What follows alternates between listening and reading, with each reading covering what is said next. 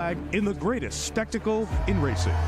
We don't fear nothing, we're kids. Delayed by 4 hours, an American sports tradition is set to begin. Drivers, start your engines. It's going to be the Indy 500 night race. No one knew they wanted, but it's going to be fun. It's time to get it started, let's get lit. This is the Indianapolis 500. Green, green, green. We don't fear nothing that exists. Scott McLaughlin leads the field of green. Got a crash at the back. Tom Blomqvist spun, and he collected Marcus Ericsson. Are you okay, Marcus? We don't fear nothing that exists. I'm pretty messy back here. Kyle Larson getting caught out. Bunch of cars outside. Trouble the rookie Linus Lundqvist slapped the outside wall. Great move, Connor Daly, side by side to the art of bricks. Good job, brother. They're going to go 4 wide, and Scott McLaughlin's going to pass 3 of them. They just moved for clean air. This is racing like the last restart of the race. Look out as they all go into turn 1. Center front here. Trouble in the short chute. Colton Herta goes into the wall. That was close. Yeah, buddy. Coming with you. Oh, it's Ryan Hunter-Ray. 6 to 2, I was going to be there. It drove me right off the track. It was over at that map. It's close. I'd say bottom. We got a spin. Marco Andretti. Save it, save it, save it, save it. Almost had it. We don't fear nothing that exists. 16 different leaders today. An Indy 500 race record. Josef Newgarden under attack. Got guys looking outside, outside, outside. Newgarden. Whoa! All right, good job there. Let's settle in here with this guy. Dixon goes by. Pato Award, is that the pass for the win? Yellow's out. Big one for Willpower. All right, Bubba? Oh, that was John. That was John. I didn't do that. We don't fear nothing that exists. Here comes Pato up the inside and Rossi on the outside. Time has come, this is it. This is a 4-way battle for the win. One more lap to go. Pato goes to the lead. Still there, still there. Newgarden around the outside of Pato Award. Josef Newgarden goes back-to-back, wins the Indianapolis 500-mile race. Time has come, this is it. Unbelievable.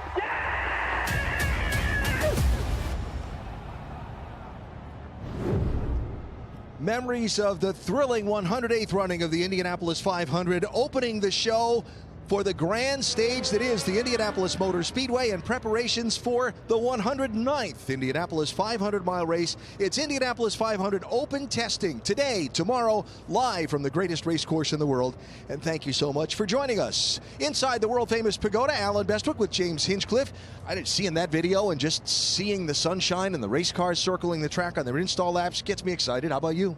It's May. I know it's not. I know it's April, but it's May. As soon as there's Indy cars out here at the Speedway, that feeling just kicks in. The energy starts to build. It's already, the anticipation is growing for the 109th running of this race. We just saw that incredible replay of last year's absolute barnstormer finish, and every single one of these drivers thinks that's going to be them come Memorial Day weekend. So here's the plan for today. Cars just went out and did their install lap. All 34 entries for the 500 are here for the test. Now the Oval veterans will get a chance to take to the track for the next little while. Then we'll have a couple-hour window for rookie orientations and refreshers for drivers who haven't competed since last May. Then all cars hit the racetrack today. Tomorrow they're going to turn up the boost, get a little Fast Friday simulation as well. That's a first time ever. A lot to be figured out in these next 48 hours from here at the Speedway. There's a lot going on down on the pit lane as well. It is a pleasure to welcome to the airwaves Georgia Henneberry. Hi, Georgia. Well, hello, Alan. Hello, James. I think the theme for the next 2 days is setting the tone for the month of May, and the excitement is through the roof, and you can really feel it down here on pit lane. I'm going to be getting you covered all weekend long, all the next 2 days for that matter, talking to drivers, team members, you name it, and getting all the scoop ahead of the month of May. Georgia, thanks. Great to have you back with us, and look forward to your conversations with the drivers as we go. So there is a lot to figure out with the new configuration of IndyCar here in these next couple days. Exactly right. The teams had an opportunity to test here back in October, being the first time on track with the hybrid system. There have been some developments since then. The teams obviously would have gone back, gone through all that data, learned about how this hybrid system is affecting the handling of the race car, how it affects the performance, straight speed, the strategies of how and when you use it, and there's actually been an increase in the energy that you're allowed to deploy, but we can get to that a little bit later in the show once we see cars on track. But mainly to your point, a lot of information that these teams want to gather, a lot of things that they want to test. You know, we don't have 2 weeks of practice like we used to, so these 2 days at the open test are crucially important. Brian Hunter-Ray, pictured there, said to me earlier he felt like this hybrid era from the testing in October, this was the biggest step in change of the IndyCar here at the Speedway in his time competing. He's been around for a little while. That's my joke. I like talking, telling Hunter Ray how old he is. But no, it's huge. You know, obviously he will have been through a couple different variations of cars, a couple different variations of body kits on the current car, the aero screen, all sorts of adjustments and modifications to this car. So for him to say that the hybrid unit is the biggest jump is something. And I think because it's giving the drivers an extra tool to play with in the race car, but a very important and very powerful one with a lot of customization available, and how each team and each driver kind of optimize and ultimately utilize this system, I think is going to be a big talking point, not just over the next 2 days, but over the next month as we head towards the 500.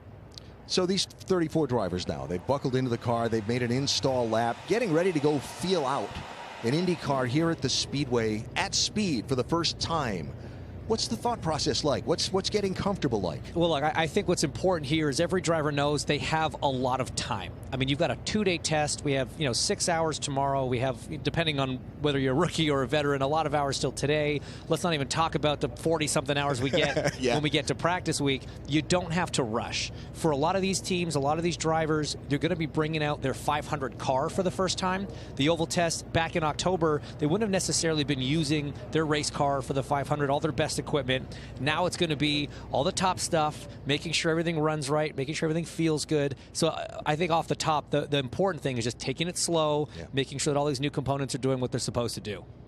They may take it a little slower than they were planning on initially. There's so many electronics involved in things. There's some connectivity issues going on between race control and some of the safety systems, which you got to have operating to turn cars loose at speed. So we're going to have a little pause before they wave the green flag and get the practice started at full speed.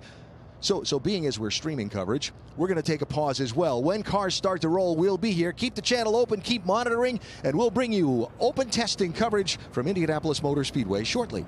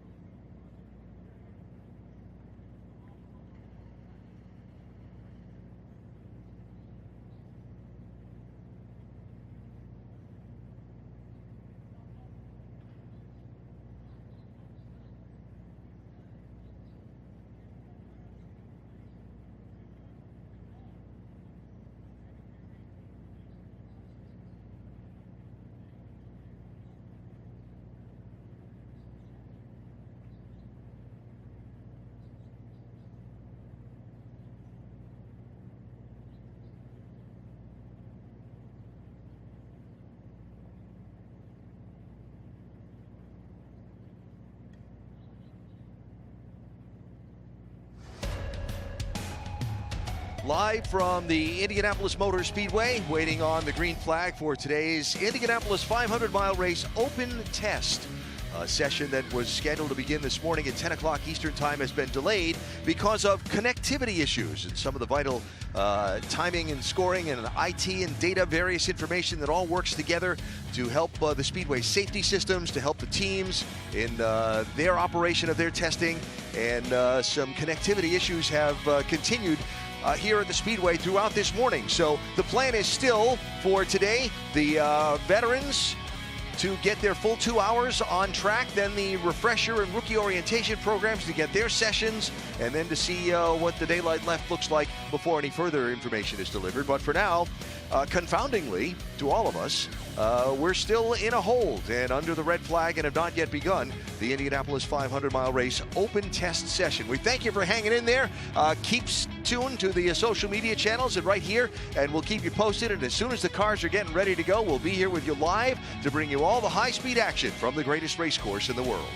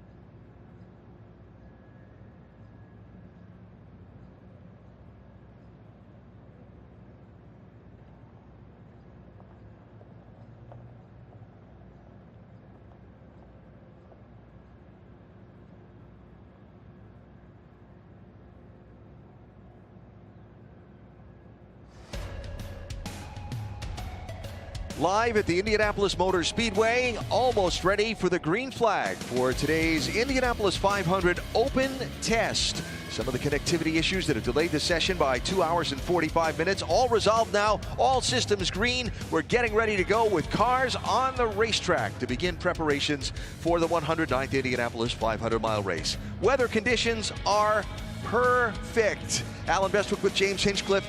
Underscore perfect weather for this. And it's so rare during the April Open Test. We have this kind of weather. All the teams, all the drivers so excited to get out there. Usually it's gloomy, it's chilly, it's often raining during these 2 days. But right now we've got some conditions that are fairly representative of what they're going to see when we come back here for practice week at the beginning of May. So this is a prime opportunity for everybody to really start dialing in their programs for the 500. The weather is so perfect. They opened the Brickyard Crossing Golf Course opening day. It's all green. It's looking beautiful. Of course, 4 holes within the infield of the Speedway. So what does a driver do when his testing is delayed by a couple of hours? Well, one driver took advantage of opening day. You could go to your engineers, do a little more briefing or debriefing, but no. Friends of ours invited Colton Herta out onto the golf course. Let's see what he's got lined up here. Good form. I'm not a big golfer. That's just a practice swing. Here's the money shot here. That proves that I don't know what I'm talking about. It looked like it went a bit left or a bit right. Well, if he's on the oval at the Speedway, he should be going a bit left versus a bit right. Yeah, that's fair. That's fair. I mean, you know, but yeah, very nice, nicely done, and a beautiful day for it. But now Colton's got to get down to business. I think he's probably happy that the golfing's done for the day, and he can now strap into his Andretti Global Honda. Yeah. And go get some laps here at Speed. So the green flag is getting ready to be waved as we put our eyes on the flag stand. And there it is. The green lights are on, and we are finally ready. The track is open for testing at Indianapolis. That's exciting. It's exciting for the drivers, exciting for the teams, exciting for us up here watching. And yes, the big thing for you and me is trying to figure out what all these new cars look like and who's driving what.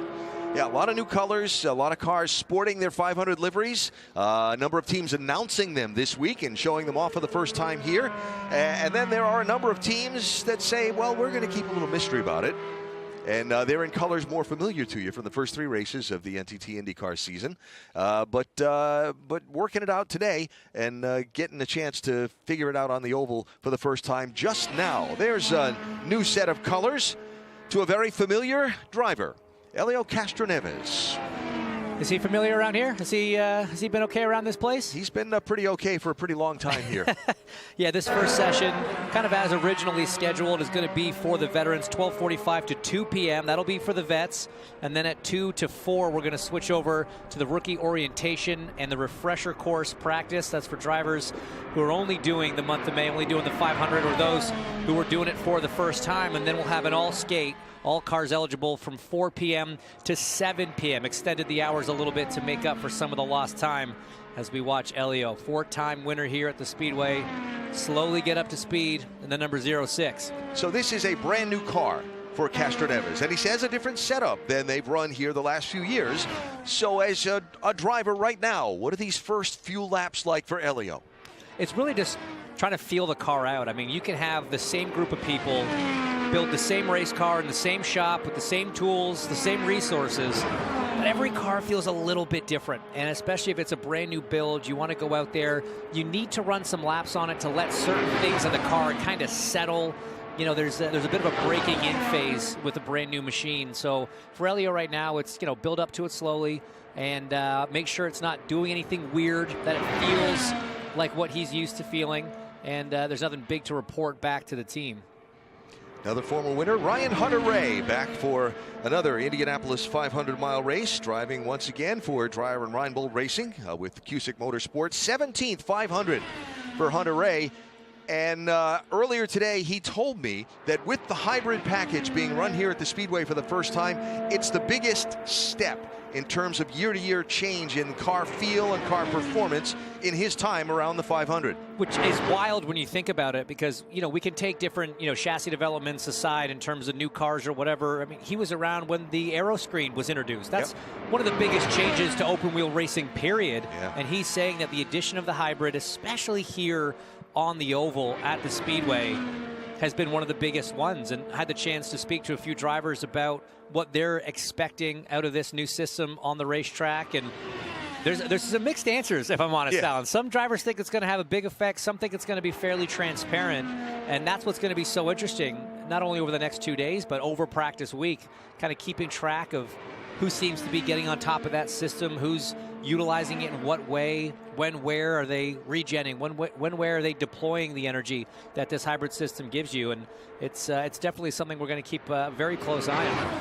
So those that follow IndyCar racing week to week, remember the hybrid system was introduced mid-season last year. The teams got a chance to test it here on the Speedway Oval last October 11th, but there were 11 drivers from 11 teams that got that chance to test it. Now everybody, with the end of last season and the beginning of this season, with the experience of having that system on the car, getting to figure it out now in oval configuration here at the Speedway, all 34 entries that'll be in this year's 500 qualifications. And it's a lot to figure. It's a lot to work through. It's a lot to figure out. But again, that's what's kind of the benefit of these first 2 days of testing. A lot of these drivers will be in their Indy 500 cars for the first time in the October test. You may have been using the road course car, not necessarily your Speedway car. So now you're back in that machinery. You got to work through all that stuff as well as on top of kind of trying to get on top of some of the challenges that this hybrid system is going to throw at them. So eyes now on Pato O'Ward out on track. This driver come so close a few times already here. This is one of the most motivated guys, I think, coming into the month of May. We'll talk about that as the day goes on and how close he has come. You see, talked about new liveries being rolled out for the different teams. The Arrow McLaren folks rolling out 3 distinctly different paint schemes for their 3 entries in this year's 500 field. And white based in the center of them. A lot of papaya on there, some sponsor-specific colors as well. But that's a sharp-looking race car. Look, they do a great job every year, this team. They have a tendency to bring out 500 specials in terms of the liveries. Always a little bit different between the different cars and different sponsors. And rarely do they miss. And this year, all 3 cars have a very similar scheme, just different colors. Where it's white across the 3. Where it's black on Pato's car, it's a bit different on Nolan's, a bit different on Christian Lundgaard's as well. But they are some sharp-looking machines. And right now, looking pretty quick, tracking down Scott McLaughlin in the wheel tracks, trying to already get a nice big draft. McLaughlin in the Team Penske Pennzoil Yellow Submarine. That is the car from a year ago that he won pole position with in that 3 machine. Obviously, it's been rubbed on and fluffed and buffed, as they say, a little bit since then to try and make it even better for this year. But Scott McLaughlin, pole winner for last year's Indianapolis 500 race, back in the same machine. And look, it's always a good feeling showing up to the Speedway when you know you're in the same car, same equipment that was fast enough to put you on the, not just the front row, but on the pole position. But at the same time, that doesn't guarantee anything. That's right. Last year was different. There are certain parts of that car that are not going to be exactly the same. And just because you could go run 232s last year doesn't necessarily mean you're guaranteed to have that kind of speed in it again. I mean, I've been in situations where a car that was on the front row one year came back, same car, same setup, same everything, and you're qualifying in the mid-teens, low 20s. You just don't know. It's the finest margins here at Indianapolis. Let's talk about same versus different. These are basically the same Speedway configuration cars that ran here a year ago. It's basically the same Firestone tires from a year ago. What's different is the hybrid system and the weight where that hybrid system is in the very back of these cars. Yeah, and IndyCar is very sensitive to weight distribution, how much of the weight of the car sits on the front axle versus the rear axle. And when you added the hybrid system into the bell housing, that's the sort of gap in between the engine and the gearbox, you're adding, a not insignificant amount of weight to the back half of the race car. So that's shifted the weight balance towards the rear. And that's something that the teams are going to have to adjust the setup around, try to fine-tune certain things to try to mitigate any changes in handling. But again, track conditions, ambient conditions, all those things have an effect on that as well. So it's not even just as simple as trying to compensate for that added weight and that change in weight distribution. What are those Brett, the first GPS things that came out of the rental cars years ago, what did they always say? Recalculating. Yes, exactly. Recalculating. Right. But it's working for Pato right now. We're working on getting timing and scoring up on the board for you, but I can tell you he is P1 right now at a 222.7 ahead of Graham Rahal, Scott McLaughlin. So these guys already finding some pretty decent speeds in the tow, as we have eyes on Christian Rasmussen.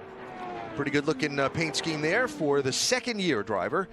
Had I'll call it an eye-opening run a year ago. Really got a lot of people's attention with some rather aggressive, unique lines around the racetrack. Speaking of getting people's attention, Josef Newgarden got a lot of people's attention. Turn 3 last lap a year ago.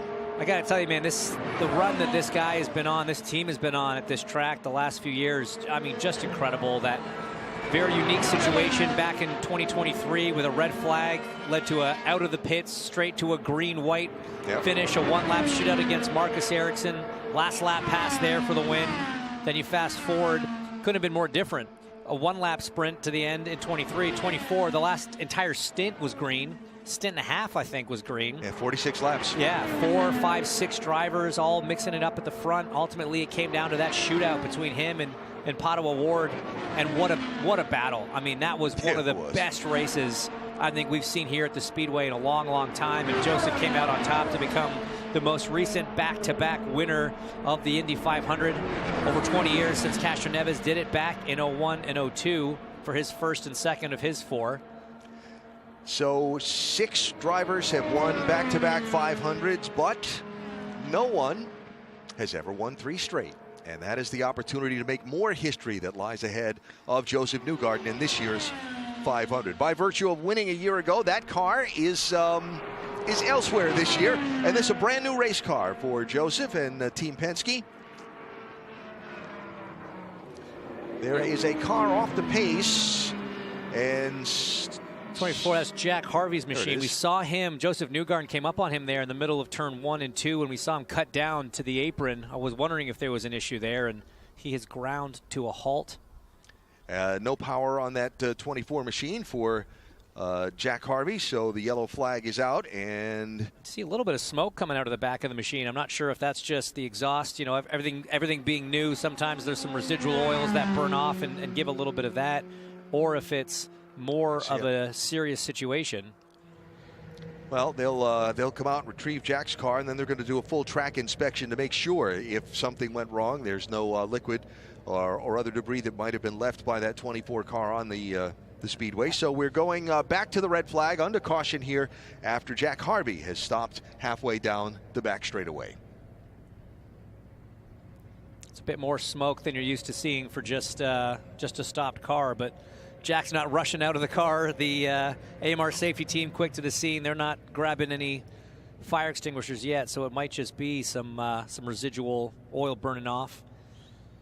Of course, Jack back aboard the cockpit for this Indianapolis 500-mile race. Been in a bit of a different role for the opening of the NTT INDYCAR Series season, working alongside you on the Fox broadcast crew down on the pit lane. Different world for him, talking to him about it, but having a lot of fun with it, and really thrilled to be back behind the wheel here for another go at the 500. Yeah, great transition for Jack. He's doing a phenomenal job on the television side, but you know, even from when that deal was announced, his eyes were still always on the beginning of May and getting back into an Indy car back here at the Speedway.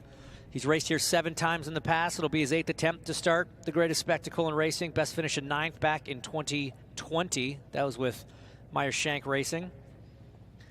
And a little conversation going on before they're able to get the tow underway on that car. So I don't know if they're having trouble finding neutral. Yeah, maybe? finding neutral or something gone wrong there. Yeah, but you see them kind of kicking the tire, trying to rock the car back and forth. Of course, these new hybrid systems do allow the drivers the functionality to restart their own cars. So clearly a bigger issue than just that, as it looks like the wheel might be coming off. They might be pulling Jack out of that car and having to flat or pick it up. Yeah, it looks like they're taking one of the machines that wraps out to put under the car to keep it from dropping any other liquid on the track. So we'll follow there as Jack Harvey begins to extricate himself from the car. And we're under the red flag on just the early moments of our Indianapolis 500 open test. Josef Newgarden goes back to back. Oh my God, unbelievable! This is the Indy 500. It's passion, drama, Graham and Rahal is out. History. Danny Sullivan spins. Tradition. Legendary. This is the Indianapolis 500. It's the best race in the world. This is nothing short of epic. You just called the Indy 500, baby! This is May.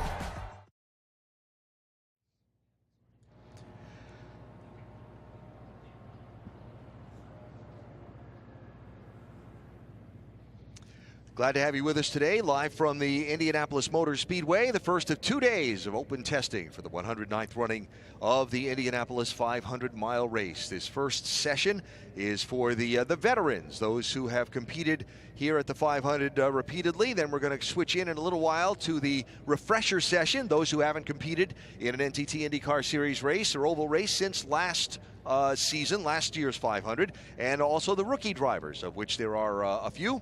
And we'll have the rookie orientation as well. That comes up later on, followed by another session for all of the eligible teams. But right now, watching Jack Harvey's car being brought back from where it lies out on the back straightaway. There's Devlin DiFrancesco, one of those back at the Speedway this year. He'll be going out for a refresher in a little while.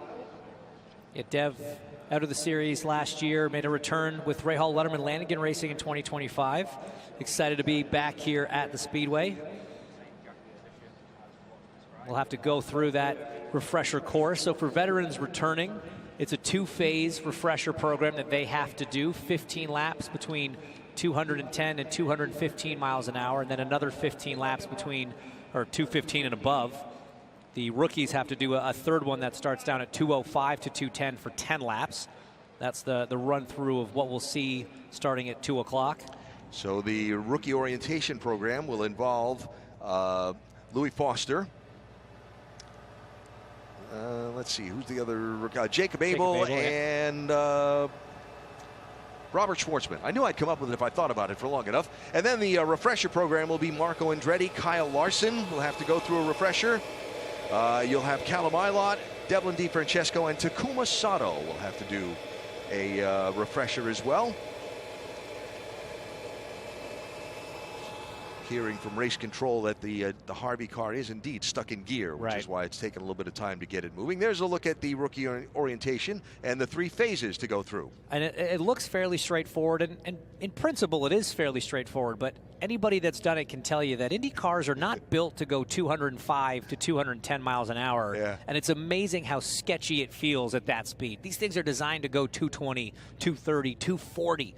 And so cruising around at 210 can actually feel a little more on edge and a little less comfortable than 10 or 15 miles an hour faster than that. So it's a bit of an experience, bit of an eye-opener for the rookies, thinking, you're driving around at 210, it doesn't feel awesome, and you think, I need to be going like 20 miles an hour faster than this when we get to qualifying day? To get everything to work like I really feel like it should feel like.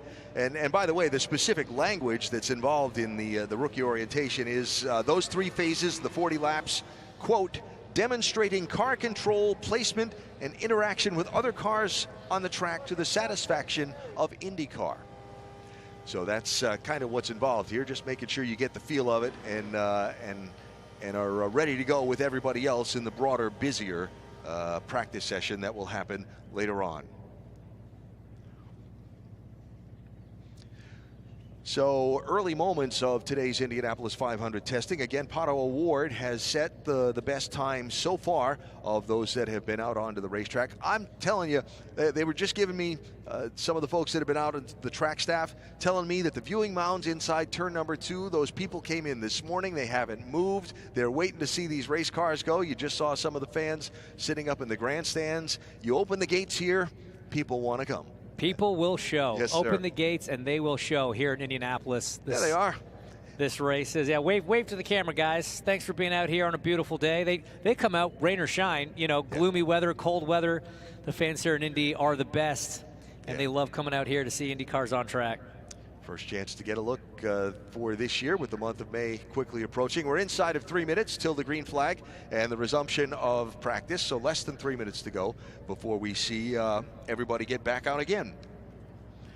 Got the new boards up on the front of the pagoda, all reinstalled and That'll be a nice re-addition as we get through into the month of May, and people begin to follow their favorites around the track.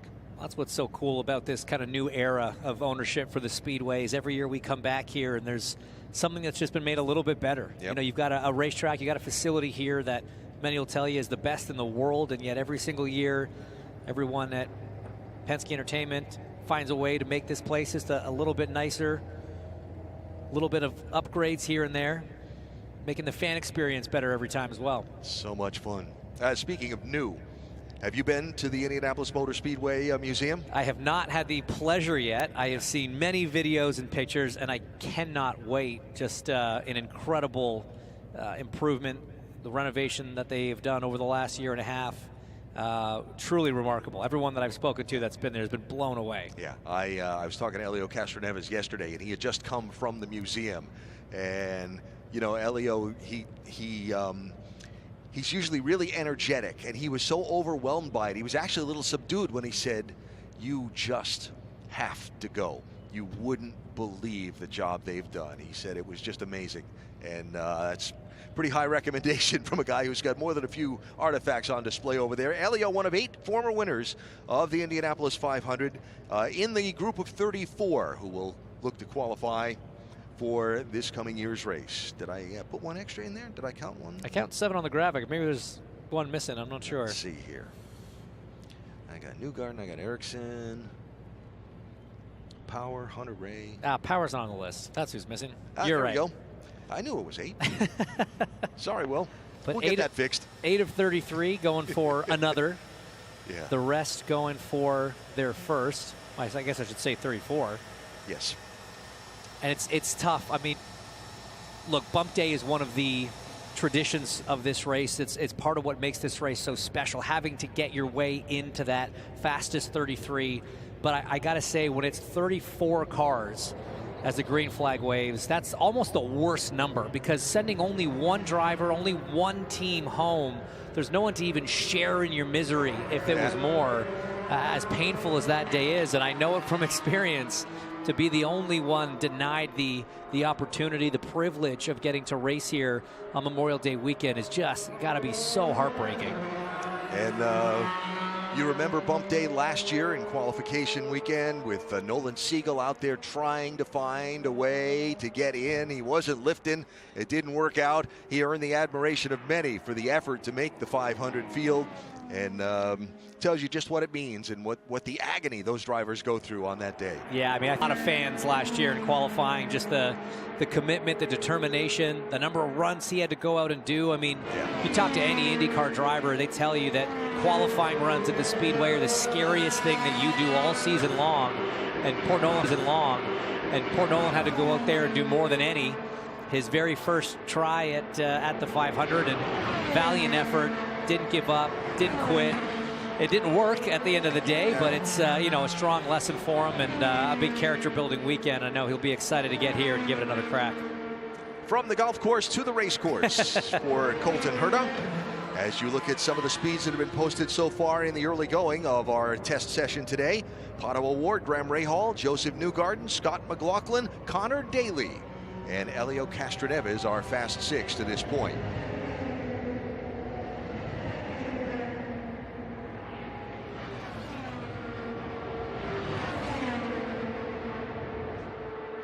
Mentioned Nolan Siegel and his efforts to grind his way into the 500 field a year ago. He's got a top 12 time in the early moments of our open test session, driving for Arrow McLaren this year. It's going to be interesting to kind of see when we get cars running out by themselves. You know, obviously everybody's in race trim right now. 2 very different setups of the car when you're doing qualifying runs versus race running. Of course, tomorrow, as in qualifying, as on Fast Friday, they get the extra boost to really see what it's going to be like. But getting a sense of what your car can do up front in clean air, leading a pack, so to speak, not in the tow, that's really important. And that's one thing that this test can actually be super, super informative on. You're going to come back once practice week starts. You're going to do a ton of laps around here. You're going to try a lot of different setups to work on the balance and the handling out front in traffic. You're going to work on in laps and out laps, all that sort of stuff. But ultimately, the pure pace that is built into one of these Indy cars, there's not a lot you can do once the whole thing's assembled. So this test is usually a really good indicator of what the raw pace of your car can be. And when you get a multi-car team, you know, we have 3-car teams, 4 cars, I think. Yes, a couple of 4 cars this year. 4 cars this year with the 500. Again, we talk about it. Same group with the same parts and the same facilities, building the same cars. There's going to be an order on every one of those teams that equal setups, equal downforce levels. There will be a fastest car, a second fastest, third fastest, and fourth fastest on each of those teams. That's just the nature of it. You hope that that gap is as small as possible, but sometimes it can be 1.5 miles an hour. It could be 2 miles an hour. You just don't know. But this test is going to give a bit of an indication to each team for that. What they can do in between now and practice week, honestly, there's not a ton. You can replace some of the bigger components that affect that, things like the floor, things like the gearbox, the uprights. But ultimately, as a driver, you leave this test kind of knowing, hey, I got a fast one, or we've got SCS, slow car syndrome. Yeah, and that's not the one you want to have. That's not what you want to have. Yeah, you want to leave here feeling, okay, we've got something we can work with here. Well, here's a guy who's had no trouble with pace so far this season, and in general here at the Speedway the last few years. Alex Palou, 3-time NTT INDYCAR Series champion, former pole winner of the 500. You know, he's done a lot of things on ovals really well, except the one he wants to do most. And that's what's so fascinating about this driver is a lot of people love to talk, and he even will say how he's not yet to win on an oval. We kind of heard that same rhetoric come out of Scott McLaughlin before he did it, a driver that was winning lots of races, contending for championships. Palou, it's not that there's an oval issue. You can see from those results, he's got races where he's run right up front. He came second here at the Indianapolis 500, only his second attempt. You mentioned the pole run back in 23, I believe it was. And, you know, he's been quick. He just hasn't had that day where it all came together. But I don't worry about this guy's oval prowess. You know, I think he's learned it very quickly. He's got one of the best in the business. It's Scott Dixon as his teammate to learn from.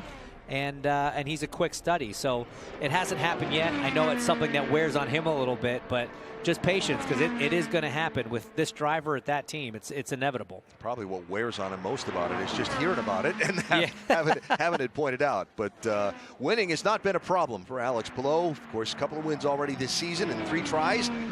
And their disappointing effort was they finished second. When your worst finish is a second, that's something. Yeah. You mentioned Scott Dixon. Here he is, former winner of the 500, making a little install lap, it looks like, and coming back in. No, he actually just posted the fastest lap and now is coming back in. Beg my pardon. 2:23.0 for Dixie up top there. It's nice to see early speed. Of course, those will be tow times at this point. But it's, you know, this is a guy who's had, I mean, the list of success is too long to even put up on a graphic, never mind talk about. And I think more than anything, what this guy would love to do is just have another 500. He's come so close so many times, a few second places after his 2008 victory here. Led so many laps here. Led so many. I think more than anyone. And has the one win to show for it, yeah. Which is kind of, you know what that tells me? It tells you just how hard it is to win the 500. It has to be a perfect day. It really does. And for this guy and this team back in 2008, it was just that. It was a perfect day. This was the season of Scott Dixon, absolutely dominant throughout the course of the year. Dominant all May. That car was a rocket ship all month long. And that was the first of what I'm sure many thought were going to be multiple 500 wins. Yeah. And that second one just hasn't come yet. But I would never, ever bet against this guy at any track. Yep. And maybe this is the year for Scott. Of course, a couple of years ago, 22, he led almost half the race, had that pit road speeding penalty right at the end that took away the chance to win. A couple other circumstantial things over the course of the year when he's had cars that look like they could be winning cars. So, you know, it takes everything, including your luck, to win this race. And is this Scott's year? Only time will tell. Yeah, I mean, one of the ones I've spoken to him about this, and one of the ones that hurts the most is back in 2020. It was a yellow flag late in the race that helped Takuma Sato make it on fuel. So that's a race that he thought he had in the bag. And like you say, Lady Luck does step in and controls the fate of this race sometimes. So fascinating combination for me this year. Alexander Rossi and ECR. Both have really solid records of being up front and contending for wins at this speedway and in this race. Yeah, put them together, it's going to be interesting to see. Yeah, I mean, you say it's an interesting combination. For me, it's an exciting combination because this team has always produced very quick race cars here for the 500, and this guy knows how to get it done. I mean, he's won this race back in 2016. The irony is that was probably one of his least impressive drives. Yeah. But Lady Luck, as we said, sometimes plays a part. So he does have his 500. He's got his baby Borg, but there are a few others that were near misses that I know eat at him because he is so capable around here. One of only 2 drivers to lead the 500 in each of his first 5 starts. Tony Kanaan, the other, who led his first 7. And, of course, talking about that 2016 victory where Brian Herta made the strategy call and they massaged the fuel. Alex kind of had not quite a full picture of what he was trying to do, but did it and coasted to the line in his first effort, winning the Indianapolis 500. This was a program that came together super late. Alex, of course, was on the Formula One grid the back half of 2015. The ride got essentially bought out from under him. Last minute switch over to IndyCar, and he was hoping to just do it for 1 year and be back in the F1 grid. 2 races into his IndyCar career, he said, I'm never going back. I'm never leaving. And that was before he had even won the race. Yep. And that's his team owner now on the track. It's fair to say that Alexander's appreciation of winning the 500 and the 500's meaning has grown over the years. Nobody has a greater appreciation of what it would mean to win this race than this driver, Ed Carpenter. I mean, you're absolutely right. Born and raised at and around the Speedway. You know, one of the few natives here. As we get close to the 45-minute mark, there's a yellow flag. Track inspection has been called for. Somebody spotted something. And as always the case, better cautious or caution than not. So we'll go into the yellow flag for a second time in this initial open testing session for this year's 109th Indianapolis 500. I just want to finish that thought on Ed Carpenter before it gets away. Listen to this for ECR. In the last 5 years, they have put 7 cars in the first 3 rows on the grid, and they've had 5 top 10 finishes. And that doesn't count the years where they were contending. Remember, Ed was so close and got taken out on a late restart a few years back. You know, that's all just the last 5 years for this team. Will it be that way this year? Time will tell, but a very intriguing group to watch. We're getting word that the yellow was for a piece of carbon that came off the brake duct of the number 27 machine. That's Kyle Kirkwood for Andretti Global. As we see team owner and driver Ed Carpenter back into his pit box. Great new look on this team after some great new sponsorship and investment, ownership in the team. Yep, brought in a new partner in the ownership, and that partner brought his companies in as well with their support and backing. And Heartland Food Products Group involved in all 3 machines in their effort here at the Indianapolis 500. So while we're under the yellow flag for the track inspection, Georgia Henneberry, it's kind of quiet down there, so you get a chance to talk to some folks. Yeah, you're absolutely right about that. We're down here in our green room setup where we'll be doing a little lengthier interviews with some drivers. And our first on the docket today, that's Callum Eilot. And we were just talking a little bit. Now, Callum, can you explain a little bit about why you are running the refresher course? So from what I understand, even though I raced this last year, because I didn't race in another oval race last year, I've been brought back to do the refreshers. I mean, it's good for me. We get an extra set or 2 of tires, so I'm not complaining. And it's a good way to get everything going with the new team. Let's talk about this new team, this new opportunity, and you rejoining IndyCar once again. What's that been like? It's been tough. We've been working super hard. It's not easy at all to start from scratch. So I think Prema have done an amazing job to get to where we are. And yeah, we have to see for the 500 how it all goes. But we're prepared really well for this. But it's a bit of a catch-up game. Once you get in the season, it's so repetitive that you don't have time to really reflect and improve. You just have to keep working forward. So, yeah, it's going to be interesting, but we've done a good job so far, and it's such an ultra-competitive championship. And, yeah, we need to work our way forwards, of course, but it was always going to be getting these first races out of the way. As a driver with a new team, do you feel like you almost get to have more input because everyone is learning so much at such a rapid rate? Yeah, I mean, there's a lot of direction needed in a lot of different areas, and especially for this event, you've got to have what you need as a driver, and obviously Robert hasn't experienced that yet. So I think me, Ryan Briscoe, and the engineers that have worked within IndyCar before, yeah, we direct what we need, and that's the kind of the baseline, and yeah, from there we'll move forward. Have you been able to give Robert any sort of advice?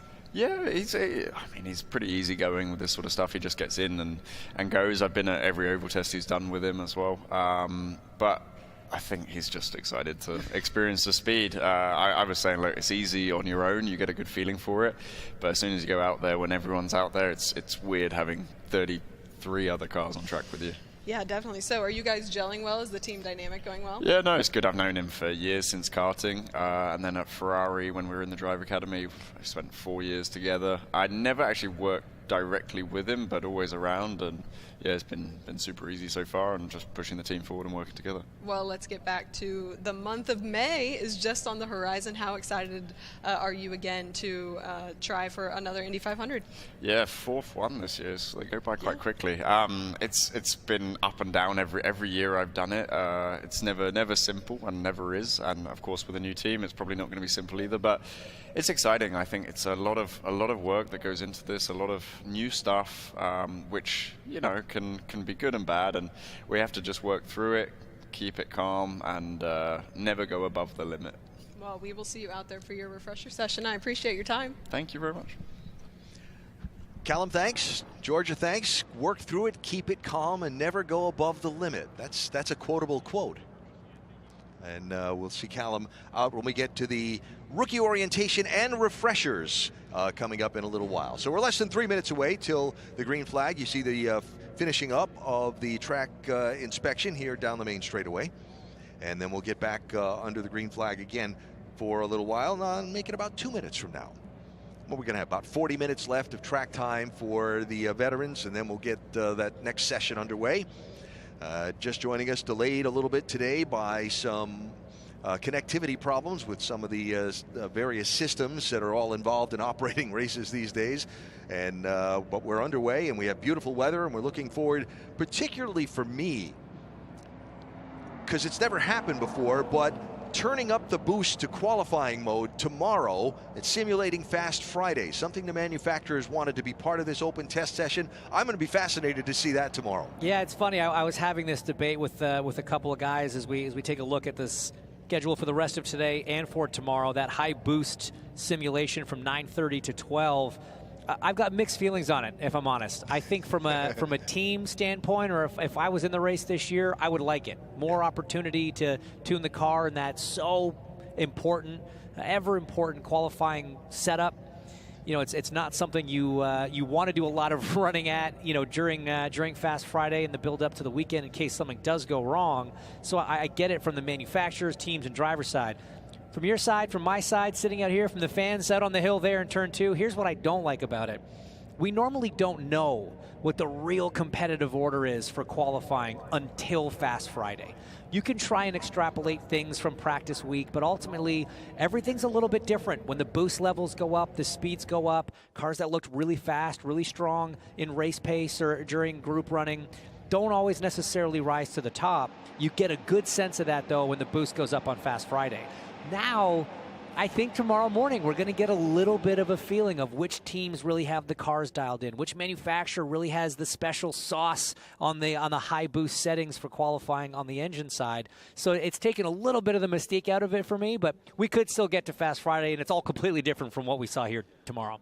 I'm going to disagree with you a little bit. Okay, I like it. Because racers being racers, will we actually see the full measure tomorrow of capabilities? Good question. The game that's played between the teams, the manufacturers, and so on. I don't know if we're going to see 100% of 100% tomorrow. but I think it's really important given the probably one of the biggest things we don't know. If I'm putting you, James Hinchcliffe, into a car for your 4-lap qualification run for the first time with this hybrid system, how are you going to deploy it? What's the best way to deploy it? What are you going to do? What's it like while you're going down the backstretch, looking at the windsock, adjusting your weight jacker, or maybe your roll bar, and you got to regen or deploy and shift gears? And I think giving some people a little taste of that is probably a really good thing. And that's definitely played into the equation of why they're allowing the high boost running here this weekend. That hybrid system does throw some complexities into the mix. And once the month starts, you only have so many sets of tires that you can commit to doing mock quali sims on Fast Friday. Yeah. And so it makes sense to give them a little bit more opportunity to try some of those different strategies, different variations of, like you say, how to regen, how to deploy. And that's going to be something we'll be keeping a very close eye on. Onboards are going to be a big deal when we get to Fast Friday. And you know, the real answer is each team and each manufacturer is going to come up with their calculations of what the best thing to do is. But the difference in that might be an added measure of fun come qualification day.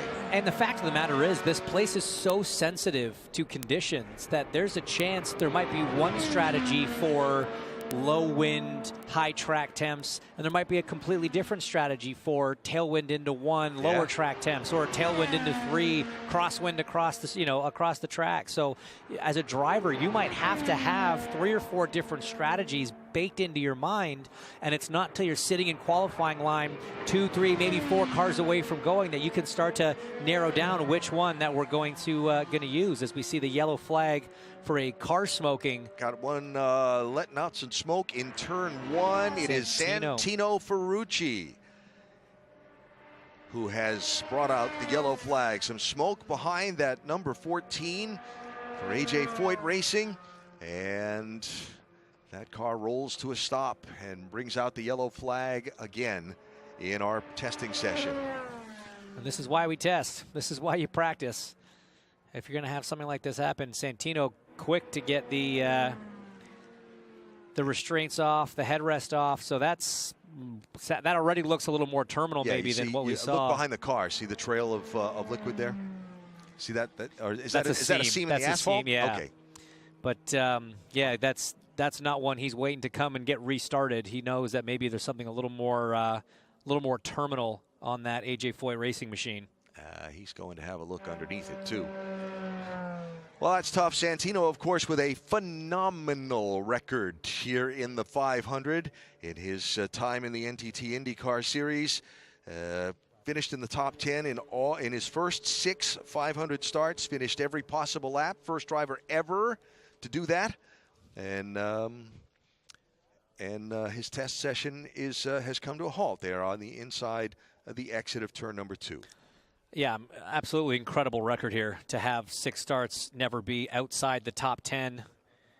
He's completed every lap that he has competed in those 6 races, and has done it with some style and some flair. We've seen some pretty impressive overtakes from Santino over the years, especially on restarts. The first guy to go up into the high line usually, not afraid to take a risk, but definitely not the start to this test that he was hoping for.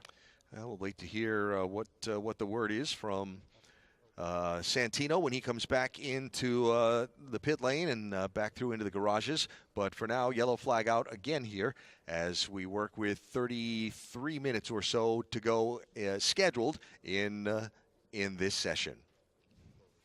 So Scott Dixon still has posted the fast lap of our opening test session.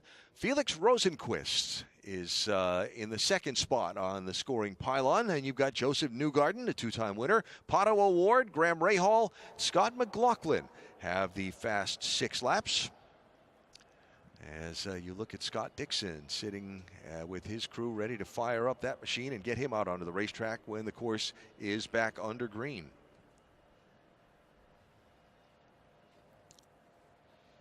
We've got 25 cars that have been on the track so far and set, at least gone around the racetrack. Competitive times from 23 of them. Jack Harvey hadn't completed a proper lap when he had his issues, which we're hearing reports may be hybrid related. Yeah, one of the new systems to figure out, and I think I'll quote you from earlier. I think you said that's why you test. That's why you test. This is why we practice, guys. Yep. And it's one of those things where, you know, yeah, fine, this could have happened opening day of practice when we're back here in May, but it also can happen on carb day. You just never know. These race cars are tuned to the nth degree. The limits are pushed to the nth degree, especially here at Indy. And every once in a while, there can just be these small gremlins that pop up. You don't see them all month long, all season long, and they can just rear their head at the worst possible moment. Luckily for Santino and the AJ Foyt crew, this is not a terrible time to have an issue like this in the grand scheme of things.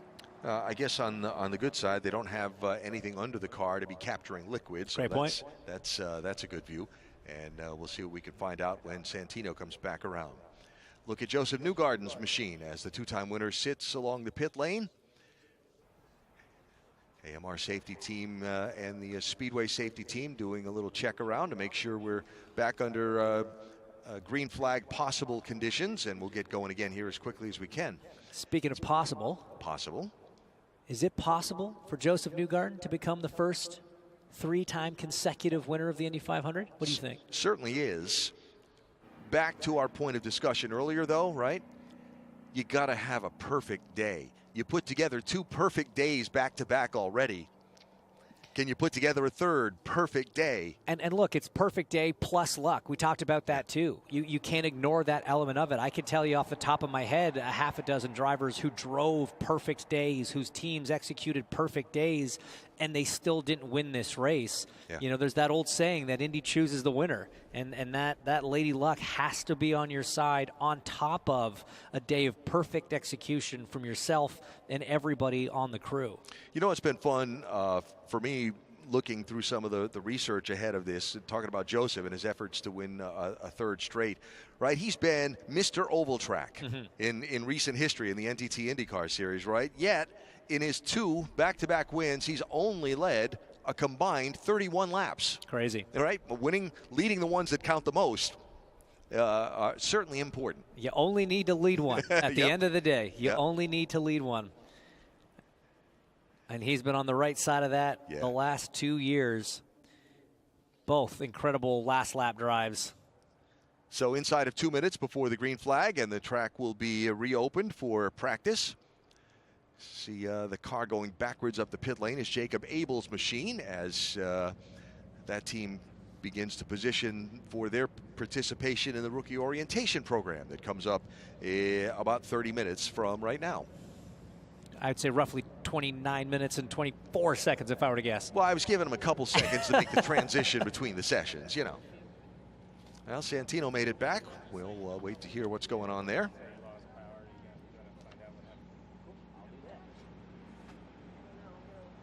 What's happening?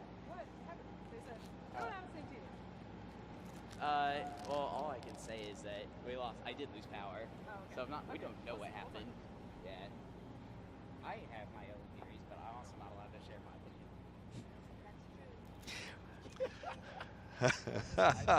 opinion. Hey, Georgia. Hey. Let's do this conversation so we can all hear. Yeah, let's do that. Hey, I'm here with Santino. He said he lost power. Can you elaborate on that a little bit? Oh man, it was definitely a little scary to lose it going into one. So I was shaking a little bit because when something goes wrong on the speedway in the car, it's never a fun thing for a driver. But no, back to the garage. Let's figure out what happened and get back out here for this afternoon session. Well, there's something about you and the Indianapolis Motor Speedway that usually gels well together. So assuming you get back out there today, what are you really going to be looking for? We're just going to try and get some consistency out of this car. It's something new to me that I haven't run in the past years here. And just obviously with the hybrid and the weight, I really like a secure car on the entry that rotates like crazy in the middle. And I currently have the inverse, and so it's not comfy. But no, I love being here. I love seeing all the fans out here. Honestly, getting out of the car and the exit at 2 and looking back and seeing a full grandstand is pretty sweet. So thank you for all of them coming out, and we'll see them later. Thanks, Andy. No, thank you. All right, back under green and a busy racetrack. There's Pato Award. White and, is that Pato or is that Christian? Yeah, I think because Pato was Christian. He was Pato white had the black those, yeah. See, we're all getting used to these new liveries here. We are. There's Lundgaard, third in points right now. He's had an incredible start to this season, switching over to McLaren from RLL, and has really just adapted to that team incredibly well. He's used a couple of different races where he went on an alternate strategy so far this year and pulled it off. Did it very well at St. Pete, did it even better at Long Beach, and then a podium on merit in Thermal. Have been a very strong start to the year. As we look at some of the finishes from his teammate. Yeah, he's jumping into a team that has really performed with strength here at the Speedway, particularly Pato Award.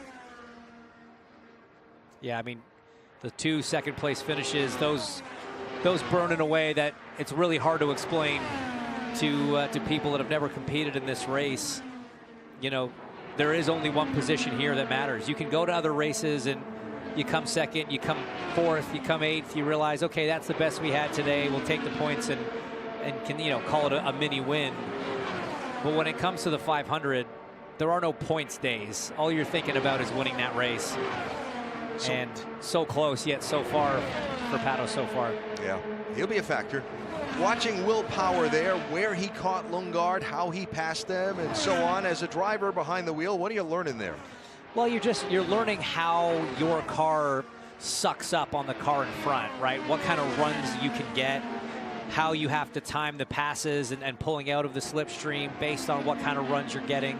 And it sounds crazy, but again, year to year, you can just have cars that pull up on other cars better than you do other years for no explicable reason. It's just one of those things that's kind of inherently built into a machine, and it's ultimately one of the things you really need to have to be able to fight for a win here at Indy, because you're not going to be able to sit out front all day long. It doesn't matter how fast you are. You're going to have to pass cars at some point, and if you've got a car that pulls up well, can run close in the corners, you're going to put yourself in a much better position. Is there an element learning going on, even in I'll call it just a simple practice run like this, of the difference between how your car performs following someone and the difference what happens when you get out with a little clear air? Absolutely.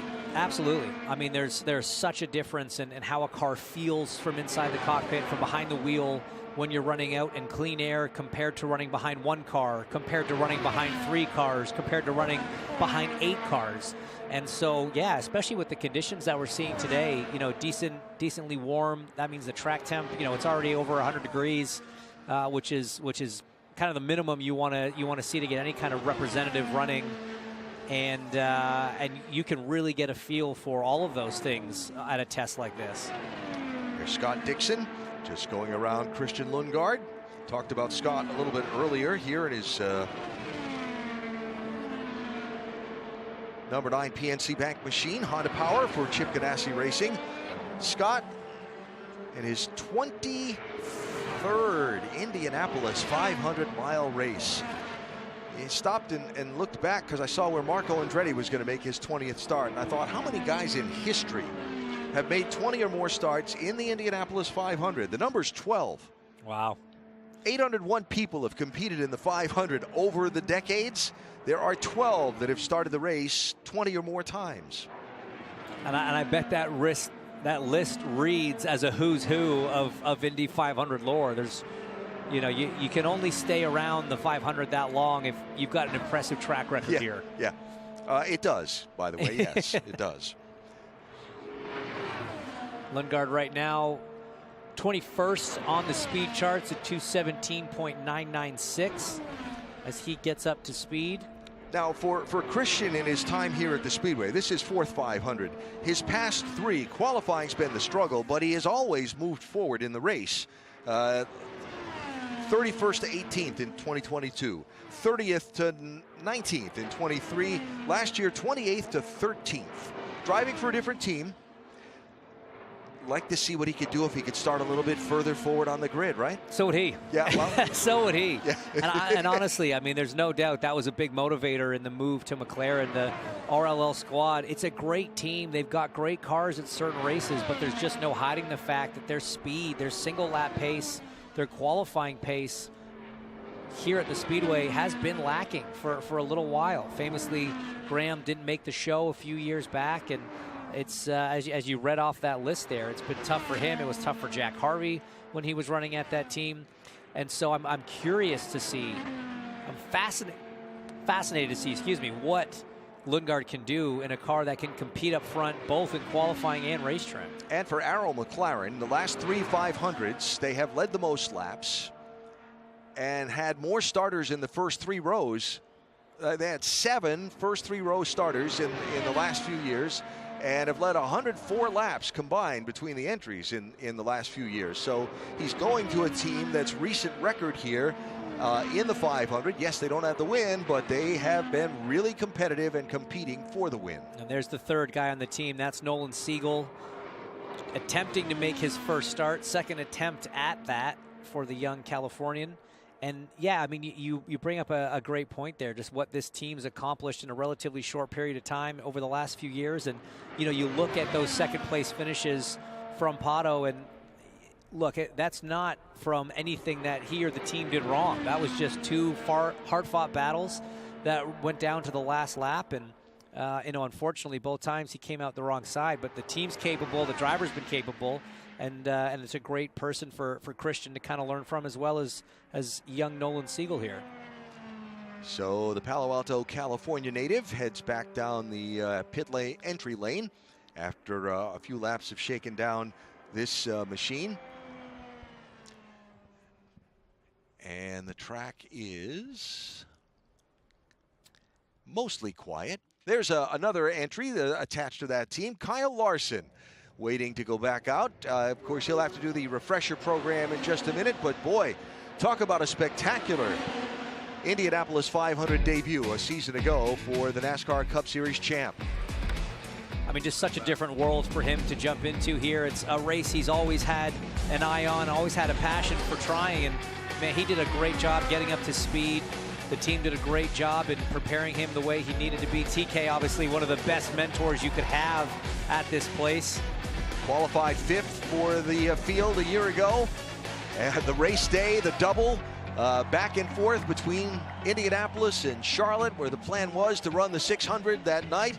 The rain delay starting the 500 a year ago, but what a drive Larson made in his 500 debut. It was honestly a really mature drive from Kyle. Not that you'd expect anything less, just 2 little hiccups. One on the restart here. You saw he got passed after being in the wrong gear, and then there was a speeding penalty on pit lane that really kind of took him out of it, but drove with a maturity that, again, shouldn't surprise you, but is unexpected for most Indy 500 rookies.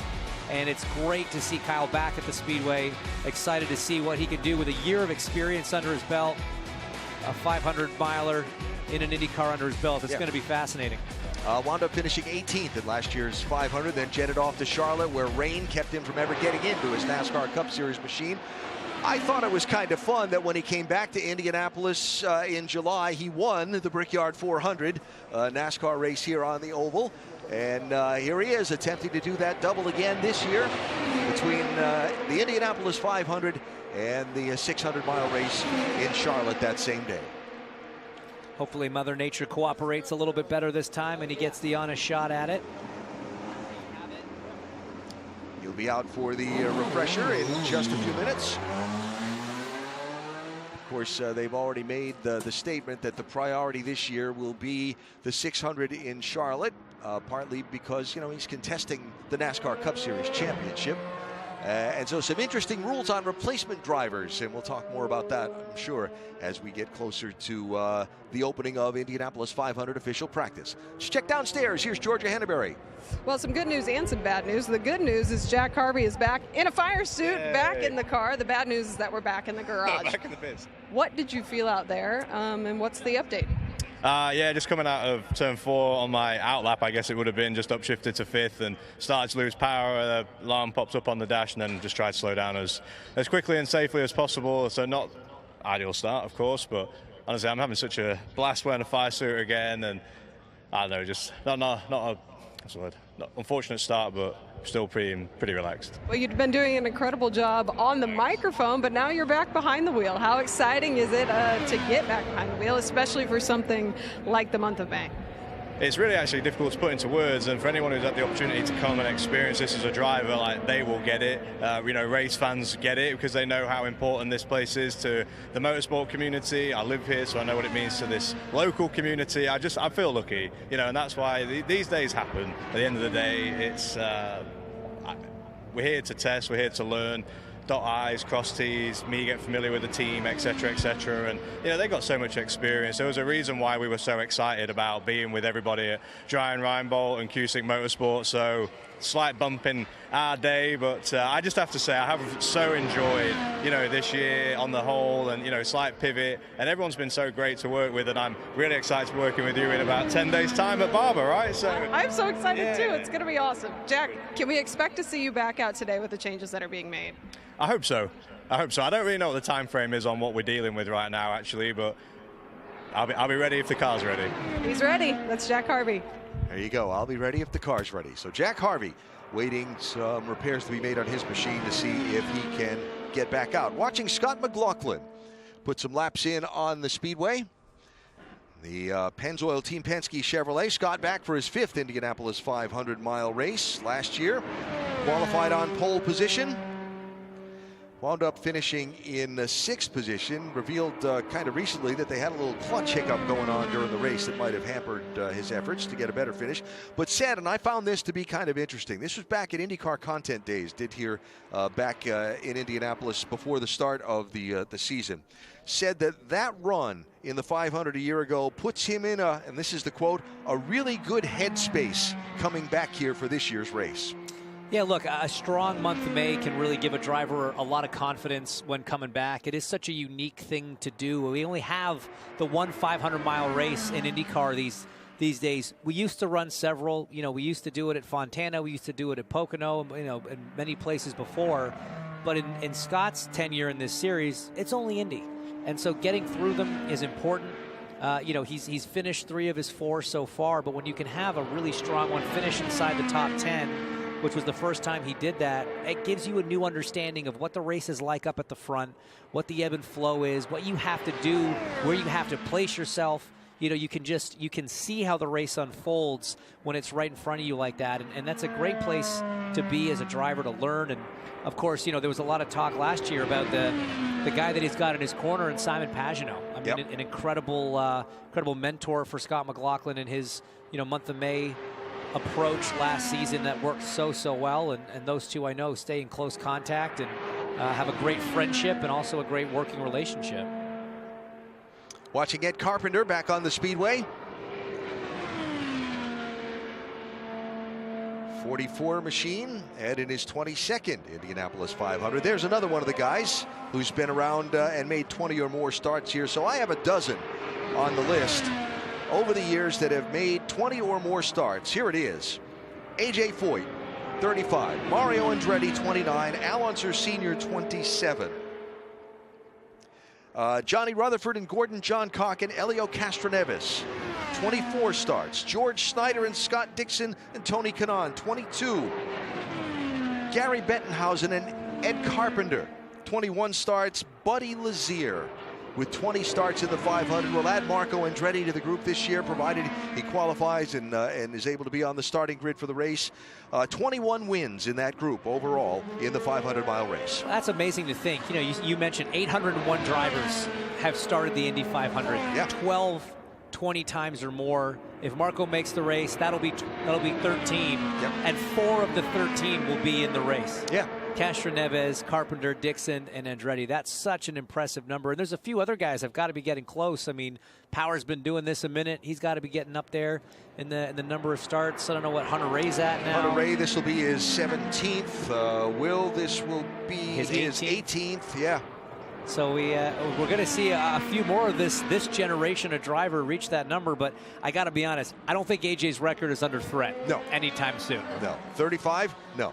That'd be a tough one to top. Yes, it would.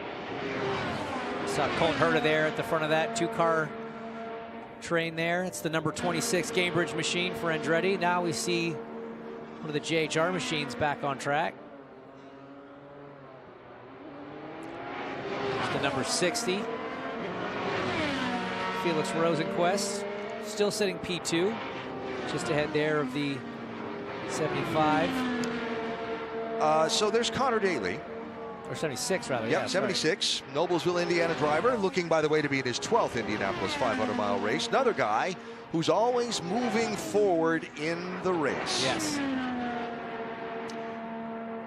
18th to 6th in 2022 with ECR, 16th to 8th 2023 with Dreyer and Reinbold. Last year for Dreyer and Reinbold again, qualified 29th, finished 10th. He's led laps in 3 of his last 4 500s. And always fascinating to see what will happen with Connor. And what's so cool about when Connor's running up front here at the Speedway, this is a born and bred Hoosier. This is a Noblesville kid. Yep. He is a fan favorite here. He's a crowd favorite. And every time Connor Daly takes the lead at the Indy 500, the crowd absolutely erupts. It is so, it doesn't matter if it's 30 laps into the race. You would think it was a cheer for the pass for the lead with 5 to go. And it's incredible to see that kind of support for this driver. He's had to fight and claw, you know, to keep his name on the side of a race car, and he's never give up. There's no quit in that kid, and it's great to see him back at the Speedway for another year. Got a new fast lap and a new number atop the pylon. It is belonging to that driver, car number 10, Alex Palou, posts the fast speed of the day. Now again in a tow behind Daly, but 223.303 for Alex Palou to go to the number 1 spot.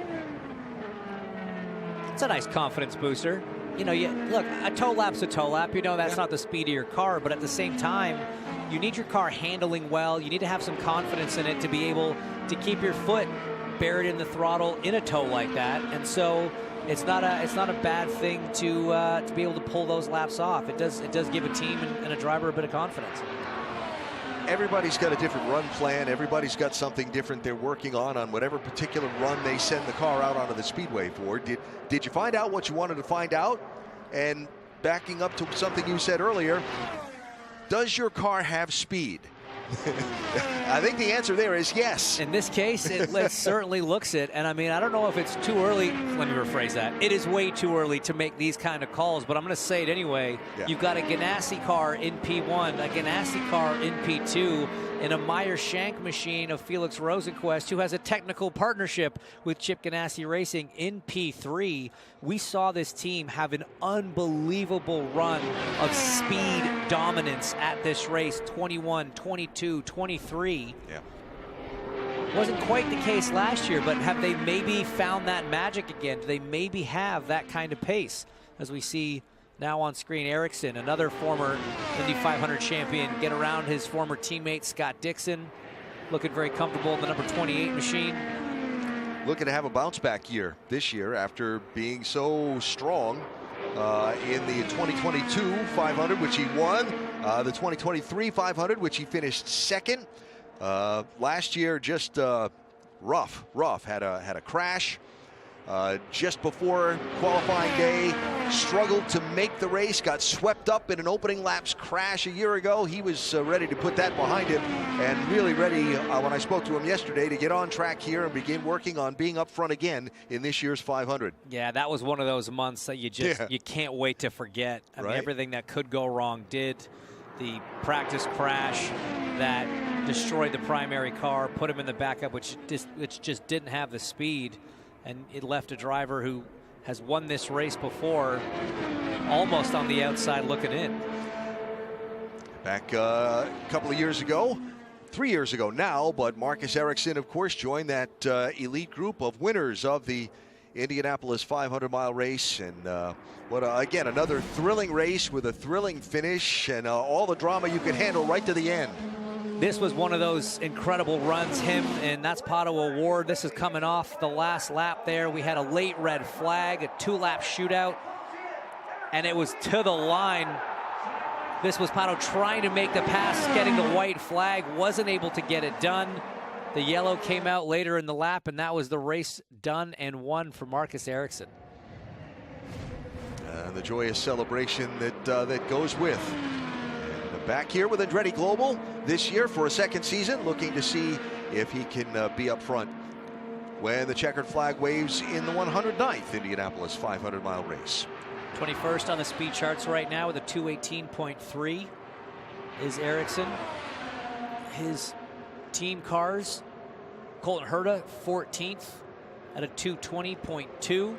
Kyle Kirkwood 12th right now at a 220.8. So bit of a difference between the 28 and the other two team cars, but again, we're not sure where that stacks up. Clean air versus tow laps. The tow around here can just be so big when it comes to determining those lap speeds. Yeah. And we try to look for something at least 8, ideally 10 seconds behind a car before you really get a sense of what the quote-unquote no-tow time would be, that no-tow speed is. But when there's open track like this and cars everywhere, it's not very often you get a lot of laps with 10 seconds of clean air in front. Yeah, you're going to have a hard time finding that. It wasn't very hard to find Helio Castroneves as we go to Georgia Henneberry. Yeah, no, it wasn't, and it was a good day so far. I mean, 6 on the board. You're back in a fire suit. How does it feel to be back on pit lane, but in a different capacity now? That drive for 5 still alive. That's true. It's great to be back. This place is always incredible. I'm glad that we were able to get some laps. Obviously, our group now start to just, you know, getting the sync, getting everybody understanding each other. So far, MSR is doing an amazing job to put this group, and we're able to run. Now we start looking to some electrical issues. Now we're going to start fixing, make sure that we run free of any problem at all, because it's a long week after we finish tomorrow as well. It's going to be a long week, a long time, so we got to make sure that every detail is on point. So, and that's the beauty. So, give myself a little bit of just like a bicycle. Yeah, now I got it. So that's how we are right now, and let's see how it goes. I was going to say, how do you kind of, no pun intended, but shift gears back into this role with the team? Well, the good news is, it's the only place I'm racing, right? So, I feel that it brings the muscle memory back, which it helps a lot. And since we have a new organization as well, technical alliance with a different team, so trying to figure it out, the lingo with them and what I like personally. Because again, in the end of the day, each car has your own setup, each car has your own things, you know. You like what, I don't like too many numbers because it gets too busy. So you just gotta make sure that what I like, it's there and combined with the others. So, but in the end of the day, it's great that we're having this day. It's great that we're gonna have tomorrow, because it helps us just to start going, you know. And then when we come back here, at least it's not gonna be our first time. Can you tell me about that session for you specifically? How was it? Yeah, no, it was going really well. Speed-wise, seems that the car is right there on top of our teammates. And but it's interesting. I feel the Chevy is playing games a little bit right now, but it's okay. There's no, it's part of the game. But I feel that right now the setup of the car feels comfortable. That's the main thing. So the basic right now, it's good. It's a great start for the rest of the month. Yeah, and that's what matters most. He's comfortable in that car. That's Helio Castroneves. Shaking out a brand new race car. Helio will make his 4th attempt at win number 5. This was that historic 4th victory, 2021. Yeah, pass around Alex Palou, who was so quick that day, and he just played the traffic perfectly, like the veteran that he is, to join one of the most elite clubs in not just motorsport, Alan, but in all of sports. Yeah. The celebration still so memorable, so emotional. And can you imagine what it might be if he can win a 5th Indianapolis 500? Possibilities to be decided when the race goes green on May 25th. Josef Newgarden has historical opportunity as well, trying to become the first driver to ever win 3 consecutive Indianapolis 500-mile races. And looking to see if he can get Team Penske their 21st win in the Indy 500. Newgarden has posted the 4th fastest lap of the session so far. That's a 2:22.787. Just looking through that list of drivers that have won Indy 500s for the captain, Roger Penske, trying to see ones that have done it multiple times. I see Rick Mears on here, obviously, all 4 of his with the captain. You got Elio doing his double. And then the 3rd one as well in 2009, Josef Newgarden with his 2. So it's a pretty short list of drivers that have managed to win multiple for this team. But that just shows you how incredible this organization is with that many different drivers getting Indy 500 wins, 20 as an owner, dating back to 1972 for that first one with Mark Donohue. That's just an unbelievable achievement. Talked about the Indianapolis Motor Speedway Museum, the exhibit that they put together displaying the excellence of Team Penske here at the Speedway over the years. Supposed to be breathtaking. I can't wait to get over there and go have a look. And look, if you want to compare that in terms of other dynasty teams in other sports, you've got the Boston Celtics. They've won 18 NBA championships, and that goes all the way back to 57. You think NHL, Montreal Canadiens, they've won 24 Stanley Cups, but that goes all the way back to 1916. 27 World Series for the Yankees, but that goes back to 1923. So when you think about how much success they've had in the time they've had it here at the Speedway, the success of Team Penske is almost unrivaled in sport. So you're from the Toronto area. Was that hard for you to mention the Montreal team? It was. We're not going to talk about anything from 1968 till present day. I'm just curious, that's all. Just curious. So Scott Dixon out on the racetrack again. He's posted the 2nd best lap. Just went around another New Zealand native, Marcus Armstrong. Dixon's best lap was his 2nd of 18 on the Speedway, 2:23.007, one of 2 drivers to top the 2:23 average speed mark around the track. That's how you know a guy's comfortable. His fastest lap was the 2nd lap, as we have a replay here. Armstrong trying to decide how much he wants to defend. Dixon trying to decide if he's got enough momentum to do it. And you saw as soon as he pulled out, Armstrong dropped the throttle, wasn't going to try to fight it, wasn't going to try to start putting cars too wide at this stage of proceedings, and slotted in nicely behind his countryman there. I want to see if Dixon pulls up behind Armstrong and keeps going here. Yeah. So again, the Meyer Shank team that Marcus Armstrong drives for, right, with engineering assistance or support program this year with Chip Ganassi Racing. So these are team cars in essence. And the checkered flag waving here from atop the starter stand, bringing this initial of our open test sessions today to a close. Let's check downstairs with Georgia. I'm here with Christian Lundgaard, and he said if you look at the times, you wouldn't be happy with it, but you said that session actually was good for you. Can you walk us through it? Well, it's great to be out here. It's great to be driving. This was the first place I got to drive the Air McLaren car in October. So it's nice to be back, but we're trying to carry the momentum that we've had the past few races and just learn as much as we can going into the month of May. And I feel like I have every opportunity ahead of me, so it's just about grabbing them. Yeah, I mean, with 2 podiums in a row, and then you head into the month of May, aside from Barber, where hopefully you can capitalize on that as well. Is your confidence any higher having such success earlier in the season? Yeah, I think traditionally I've always been fast at Barber, and we tested there earlier. We were competitive on lap times.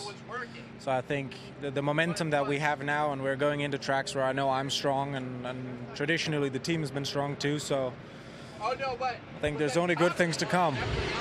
How good does it feel to be back here at the Indianapolis Motor Speedway gearing up for the month of May? It's amazing. I mean, every time you drive through the tunnel, it gives you goosebumps. Apart from not having run as much as we wanted this morning, we got nice weather, so we got that going for us, but no, it's awesome to be out there for sure. All sun here at the Indianapolis Motor Speedway, not 1 but 2 days. Thanks, Christian. Thank you. Georgia, Christian, thank you. So the veterans will get towed back through Gasoline Alley to the garage area. They'll do a quick track inspection, and then the track will go green again for the rookie orientation and refreshers session, with those drivers getting buckled in and getting ready to go here in just a couple of moments' time. And this is a nice break for the veterans. They can go back with their teams, take a look at the data collected from that first bit of running, and start really making a plan. You would have come here with a few things that you wanted to try, that you wanted to test, maybe a few different directions that you could potentially go down, and now having had a few hours of track time, they can take this break, this next 2 hours till 4 p.m. when the ROP and refreshers session ends and we switch over to an all-cars session. You can decide what direction you want to go with the car, put a big setup change on it potentially, try some new components potentially, and it's almost nice when you get these forced breaks. I know from the driver's seat, when you're just strapped in there for 6 straight hours on a practice day because the engineers don't want to stop, it's often nice to kind of get that little breather.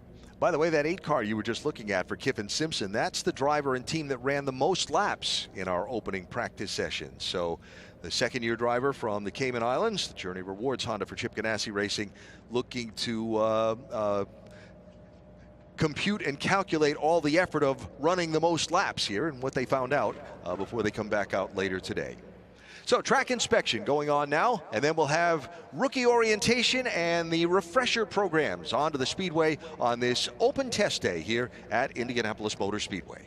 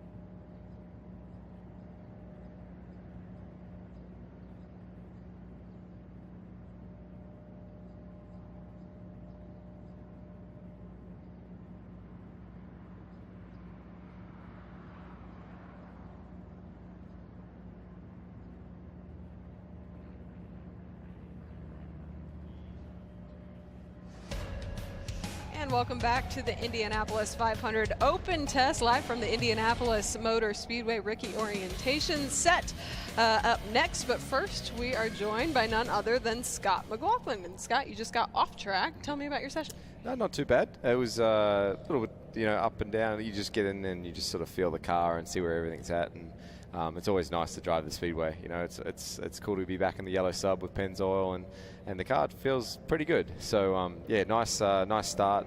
Yeah, obviously a bit of a delay this morning, unfortunately for everyone, but we got that session in that couple of hours of refreshers, and RIP will get out here now and put some more rubber on the track, and then then we'll get going in the afternoon here. Well, we know that you have speed here at the Indianapolis Motor Speedway, as you sat on the pole last year for the Indianapolis 500. Can you recount some of those feelings of just clinching that pole and then obviously leading the field to green last year? It was super cool. I mean, I remember the rain delay after, before the race, and I was like, damn, like my first time on the pole, and everyone's going to be out of the stands, going to be like half empty, and it was so amazing to see how many fans came out back for lap one there for last year's 500. But this feeling was pretty amazing. Obviously, when I first saw the time come up on lap one, I was like, just don't stuff it up, because I knew it was plenty fast. And that's the only time I had been watching other people's laps, like lap one speed, just to see where they were at. And mine was considerably quicker than it had been, and that was a really proud moment, something I'll never forget. Does it seem surreal almost? Like you look through your whole racing journey and just your career in motorsports, and then now you can look back and say, like, I sat on the pole of the Indianapolis 500. Yep. Yeah, absolutely. I peaked at the wrong Sunday, though, so I'm trying to peak the week later. But no, look, absolutely, that's one that we all talk about wanting to be on the pole here. I mean, the greatest of all time in qualifying, Will Power, hasn't been on the pole here, so I count myself very lucky to do that, and very proud of the achievement as a team to get, 1, 2, 3, like from where we had been. Like I came here in 21, and we struggled qualifying all the way up until last year, and that was my first time in the Fast 12s, Fast 6, and being a part of that Sunday qualifying was super cool. Where do you think that progression has come from 2021 to then? I think just, the way that we've worked and quantified a lot of things and gone through some procedures that the team go about, and the way that we build our cars. But I think we've got a really good idea of where we found some speed and where we can improve on as well. And that's a cool feeling. But we're not resting on any laurels. Like we certainly believe that this is IndyCar, and anything can happen. People can come back really fast, and we're trying to work just as hard as we did to get to that point last year. And it's a really good feeling. Speaking of places that you've had speed, Barber is up next. Are you excited to get back there? Yeah, going for the three-peat, which is cool. But last couple of years been really kind, been on the right side of the strategy, and obviously had a really fast car. And Good Ranchers, who have sponsored me the last couple of years, they're the only 2 wins we've had, and they're pumped for to go three-peat. So it's exciting. It's a great track. I mean, I love golf, so they call it the Augusta of motorsports. So it seems fitting that I like that place, so I really enjoy it. And Penske statistically is incredibly good there. So when you go to a track that that the team as a whole has had a lot of success to, do you just go in there with more confidence? Yeah, I think we had an okay test day there. Will was really fast. I probably was up and down a little bit with that as well, but I think we're in a really good spot. And yeah, for sure, you go there. I think every race that you come to a track as a Team Penske driver, it's a special feeling. You know that you've got a really good team behind you, great cars, and you just got to try and get up on the wheel and make it happen. And I really enjoy doing that. But you just want to be on the right side of it. Well, we will let you get back to it today. Thank you. Thanks very much. Scott. Thanks for having me. Cheers.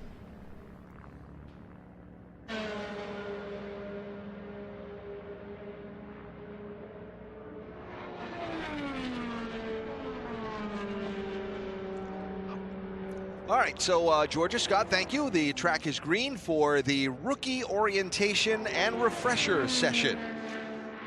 And the drivers already taken to the racetrack. 6 of them have been out. There is, it seems kind of weird to say, but 2-time Indianapolis 500-mile race winner Takuma Sato doing a refresher. I'm sure there's a logical reason to why he is doing it, but Elio didn't have to do it. I'm not sure if Elio ran the test here, the hybrid test in October, and did his refresher then. There you go. So that's why he's not out here, and he was able to go with the veterans, as Takuma Sato, very much a veteran of this racetrack, a veteran with 2 heads on two the baby board boards, yeah. So the rookie orientation program in 3 phases by way of refreshing. Phase 1, 10 laps, 205 to 210. The second phase, 15 laps, 210 to 215. The third phase, 15 laps at 215 or better. They don't have to be consecutive laps. And the refresher is the second and third parts of that orientation program as Sato goes underneath Louis Foster and swings around. So those are the steps that the drivers have to make.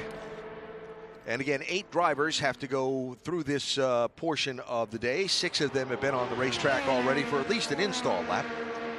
And kind of looks like Takuma's just charging right ahead here. Hey, let's get this done. Well, he's got to be careful because, you know, you've got to keep within the windows. Technically, his first segment is 210 to 215. His fast time right now is at 214.6. So he's getting right up there.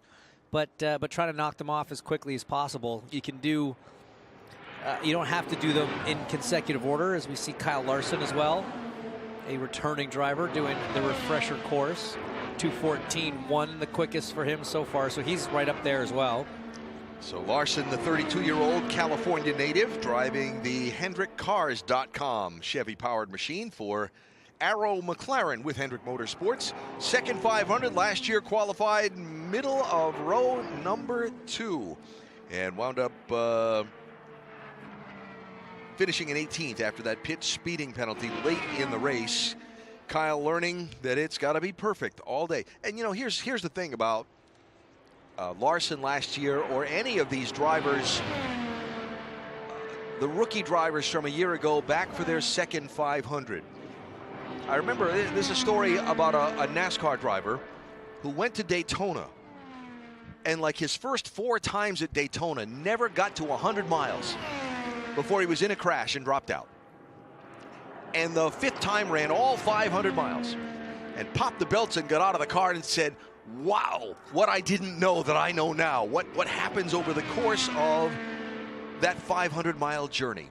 It is almost a tale of several races. You can kind of split the 500 up into 4 50-lap races.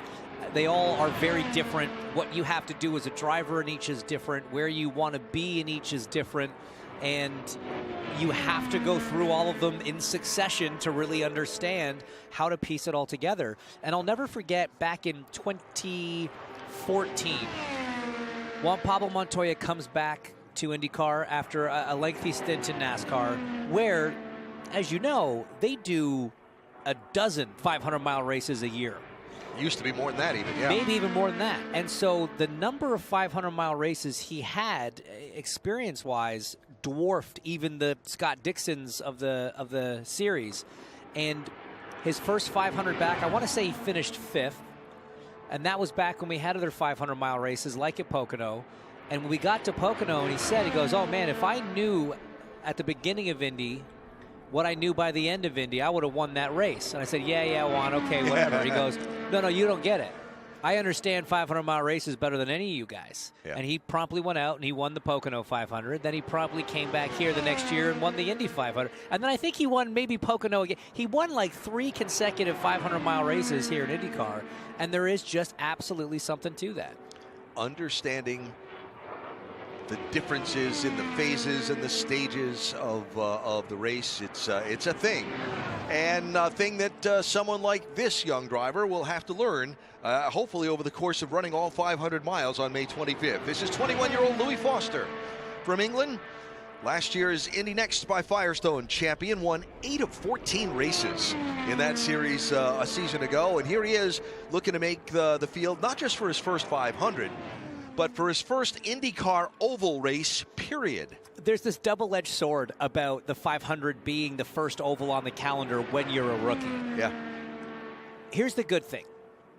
You get a whole week of practice. You get a 2-day open test a few weeks before that. You get plenty of time to build up to it and learn, at a reasonable pace. The bad news is the first time you ever actually do it, it's the biggest race in the world, and the pressure's high and the consequences even higher. So it is a bit of a mixed bag. We used to have races before Indy, and it was nice for drivers as rookies to kind of get an opportunity to feel it out and figure out what oval racing was all about. And unfortunately, that's not the case for him. You mentioned the absolute blockbuster season he had in Indy Next last year, but this is a very different deal. Indy Next don't race at the Speedway anymore. The Freedom 100 used to be a staple event during Card Day. Yep. So these are his first laps of the track, and it's a very exciting time for a young rookie.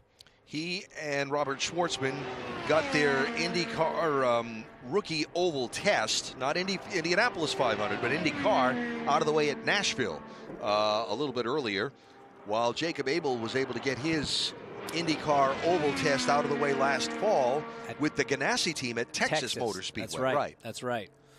Here's Devlin DeFrancesco watching.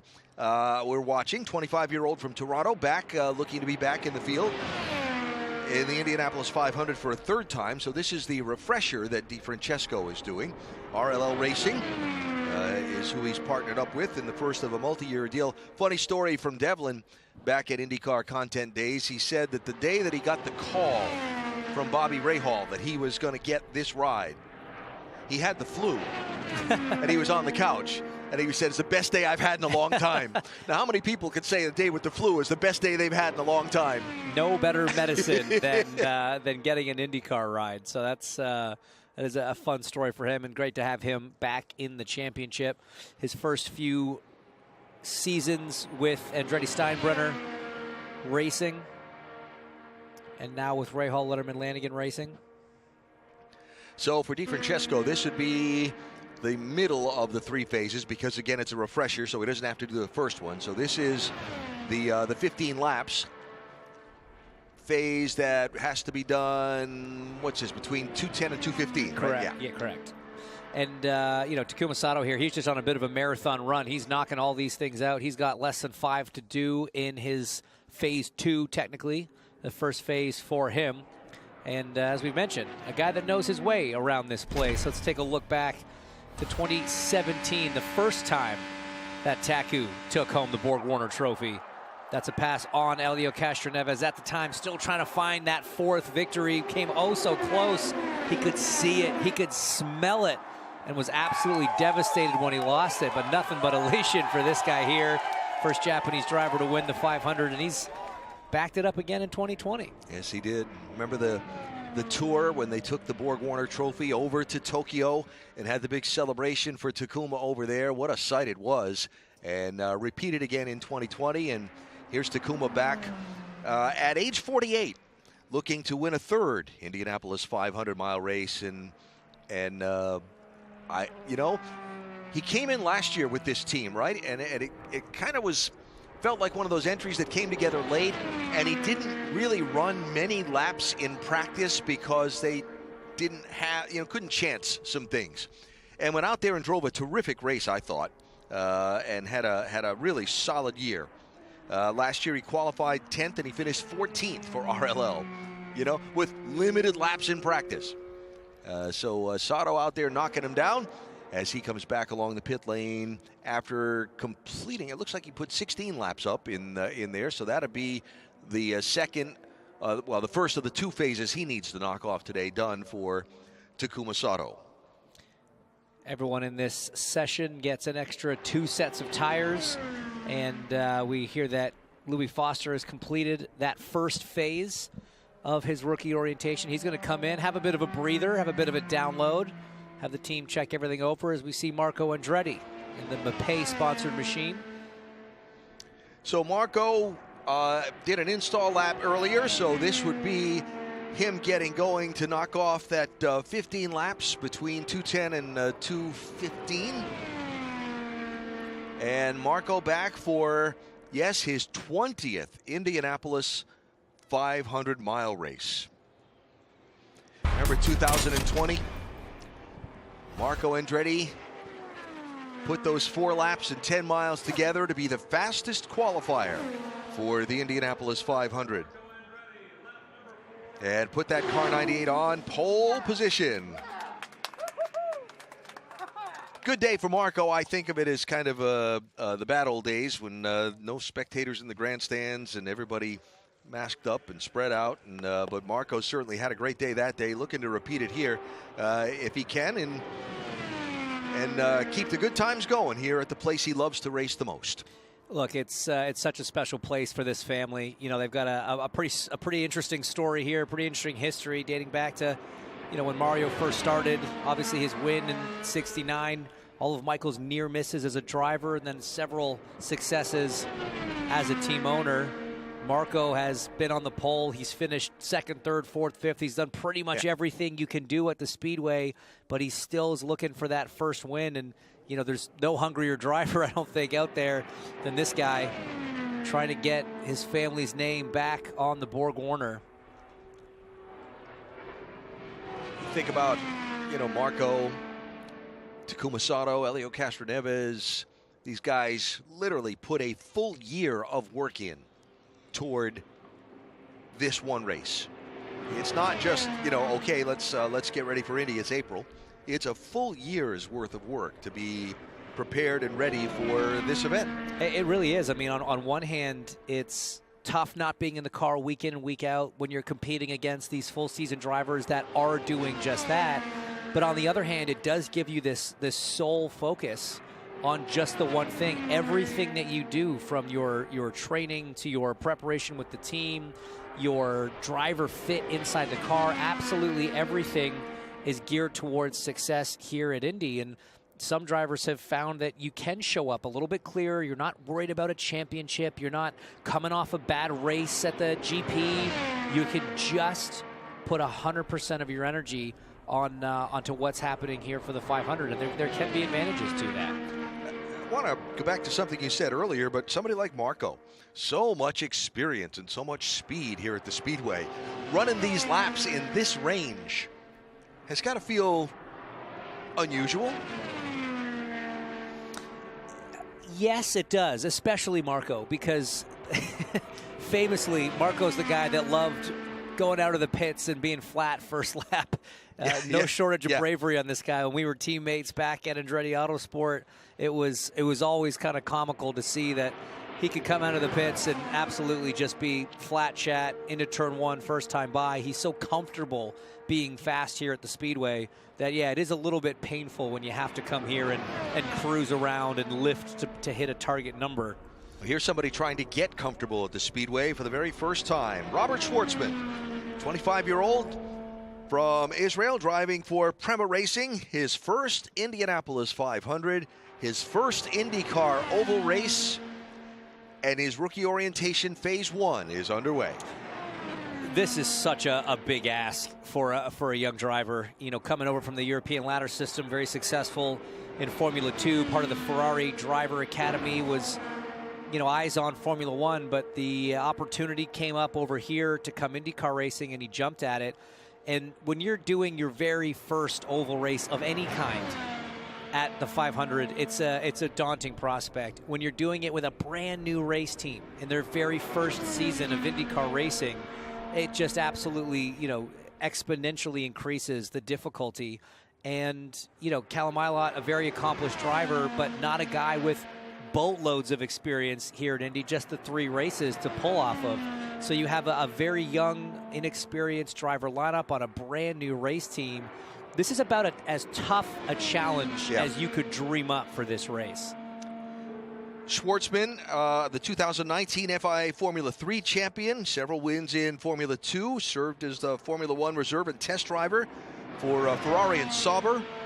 Raced for Ferrari in the FIA World Endurance Championship a season ago, but as you mentioned, jumped at the chance to go IndyCar racing with a team that he has so much experience and success with as Prema came to the U.S. to go IndyCar racing.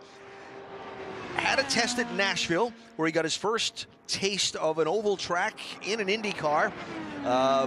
Thinking back on the interview that I saw from that day with him, it was like, wow, that was something. The speed was cool.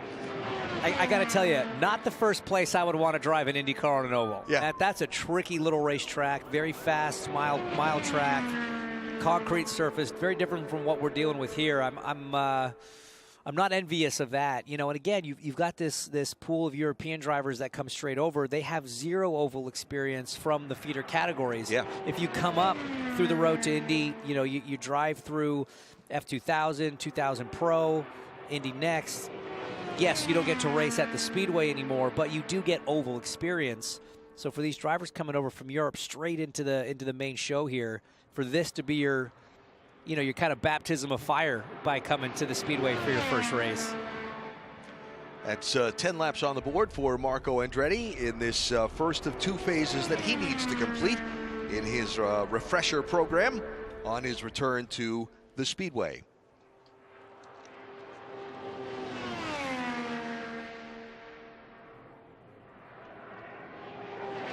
When you're a veteran driver doing one of these programs, especially one with the kind of experience that Marco has, you often just try to take this session and you make it a little bit of a game. You see how close to that maximum speed that you're allowed to have you can do each lap, because it's, you're feathering the throttle on the straights, you're trying to keep it consistent in the corners, and you are just trying to tick these laps off. And so, yeah, you can often turn it into a little bit of a game and just see how close to 2:15 you can get without going over.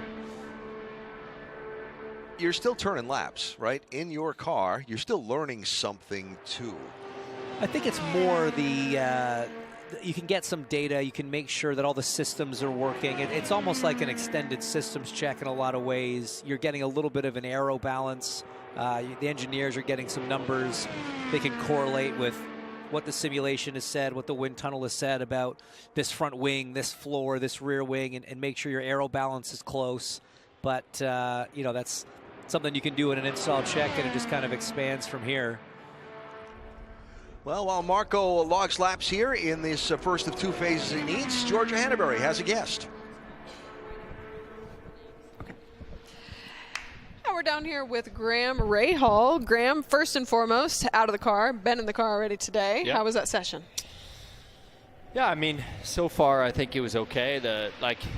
I would say decent pace right away. I mean, for us, that's important, right? Just to go out and see that the car's got a little bit of natural speed is something we've not really had here the last couple of years, making an obvious statement. And, so I think like my third lap was a 2:22. So I was pleased with that.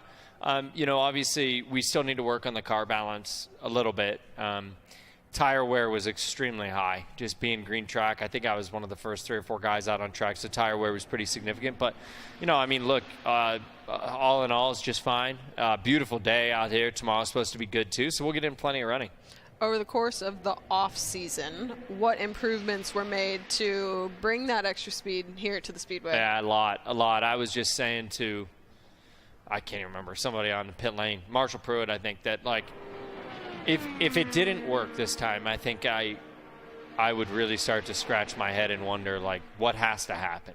Because I feel like we have turned over so many stones. I mean, that you start to just wonder, if we don't find any speed, then what can cause it? Now, I think I've been outspoken about this, that, a few years ago we had a change in the engineering core. Brought in several guys from Formula One, and unfortunately they really didn't have a good grasp on what Indianapolis is. I think people often don't understand how difficult this sport is. It's a game of millimeters, if not smaller, particularly around Indy. And, the methodology that they brought really put us in the back foot. And so we've had to kind of unearth ourselves from that a little bit. But there's also just a lot more. That it continuously evolves all the time. And you see what some of the other teams are doing with gearbox prep and upright prep and all these sorts of things. We had to do some catching up, and I feel like we've done it. So, look, there'll be more that's done before we come back here to race. I'll guarantee that, too. I mean, there's another stage of probably a lot of the things that we're doing. So we'll see how it goes. Expanding again to a 4-car team. Yeah. What does that process look like? Just getting ready to have 4 cars to try to make the big race? Well, I didn't know we were doing 4 cars till I read the announcement on social media. Oh. True statement. So we're very lucky, though, that, my longtime crew chief, Donnie, has come off the road. So he's at home all the time. So he's really leading up Takuma's car in the 75. You've got guys like Sean Ford on there. I mean, just a lot of great talent of guys with tons of experience that have been dedicated to that car. I feel like we're way more prepared now than we ever have been. for that fourth car. I think the other thing for us, and it's part of this step of why have we struggled at Indy, is the other thing I feel like we've done a great job is starting to equalize the cars, understanding why one car in the wind tunnel is good versus the other, and being able to get a lot of that data to try to make sure that all of them are closer. So actually tonight, this evening, that's one of our plans, is for every car to go run in very equal simulation to see, the speed, and hopefully that we see they're fairly close. Obviously have the addition of Louis Foster, Devlin, Takuma. How's the team dynamic going on?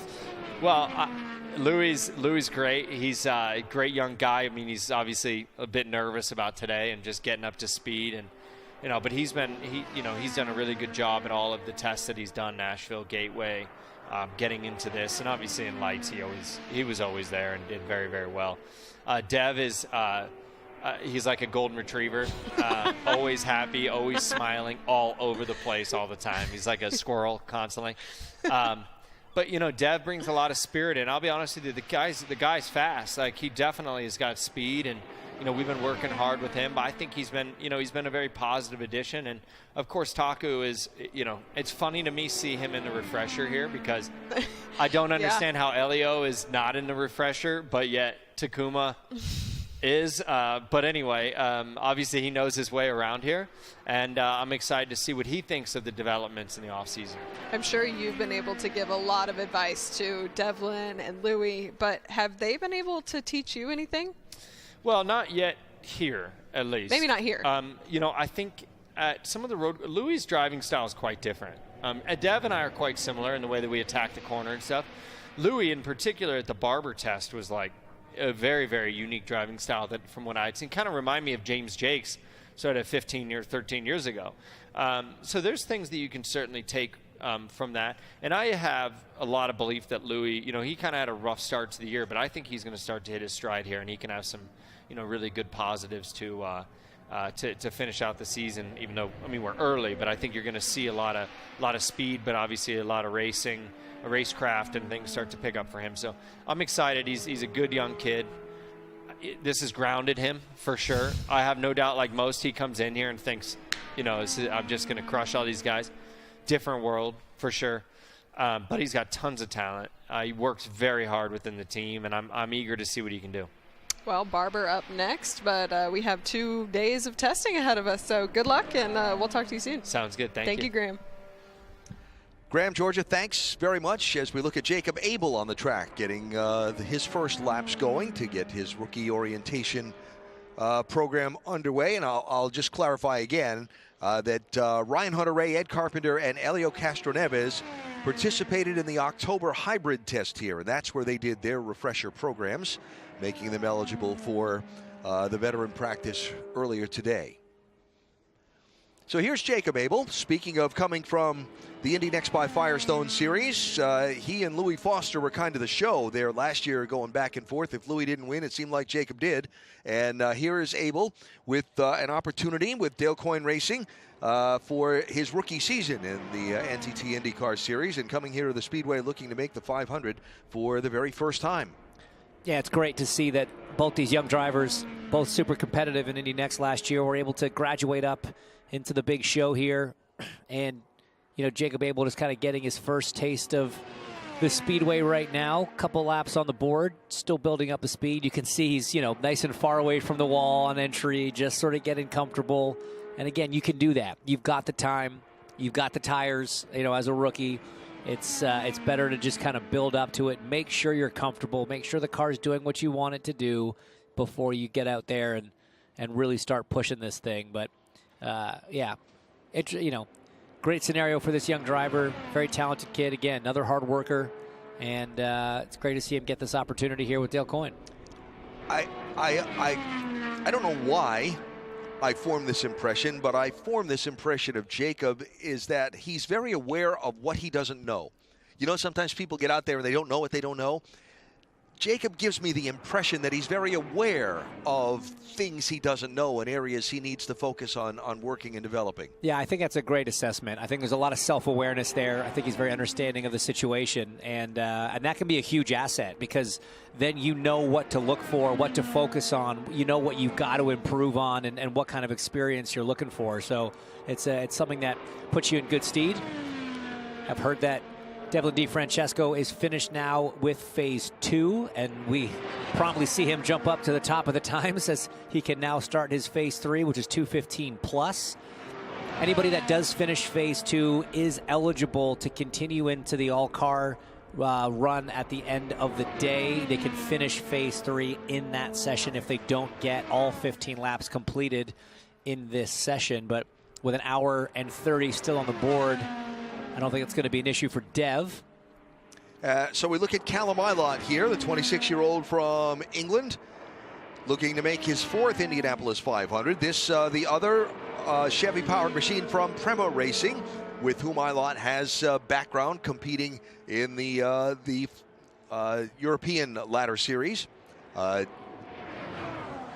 Really, I think, made an impression on a lot of people when he came to the NTT INDYCAR Series a few years ago. Of course, last year ran the 500 on short notice with Arrow McLaren, but had already made full season commitments elsewhere to the World Endurance Championship, and so was hopping back and forth across the Atlantic Ocean, fulfilling those WEC commitments while trying to practice and qualify for the 500 and on all the rest. And he'll have a little bit calmer May on the travel end of things.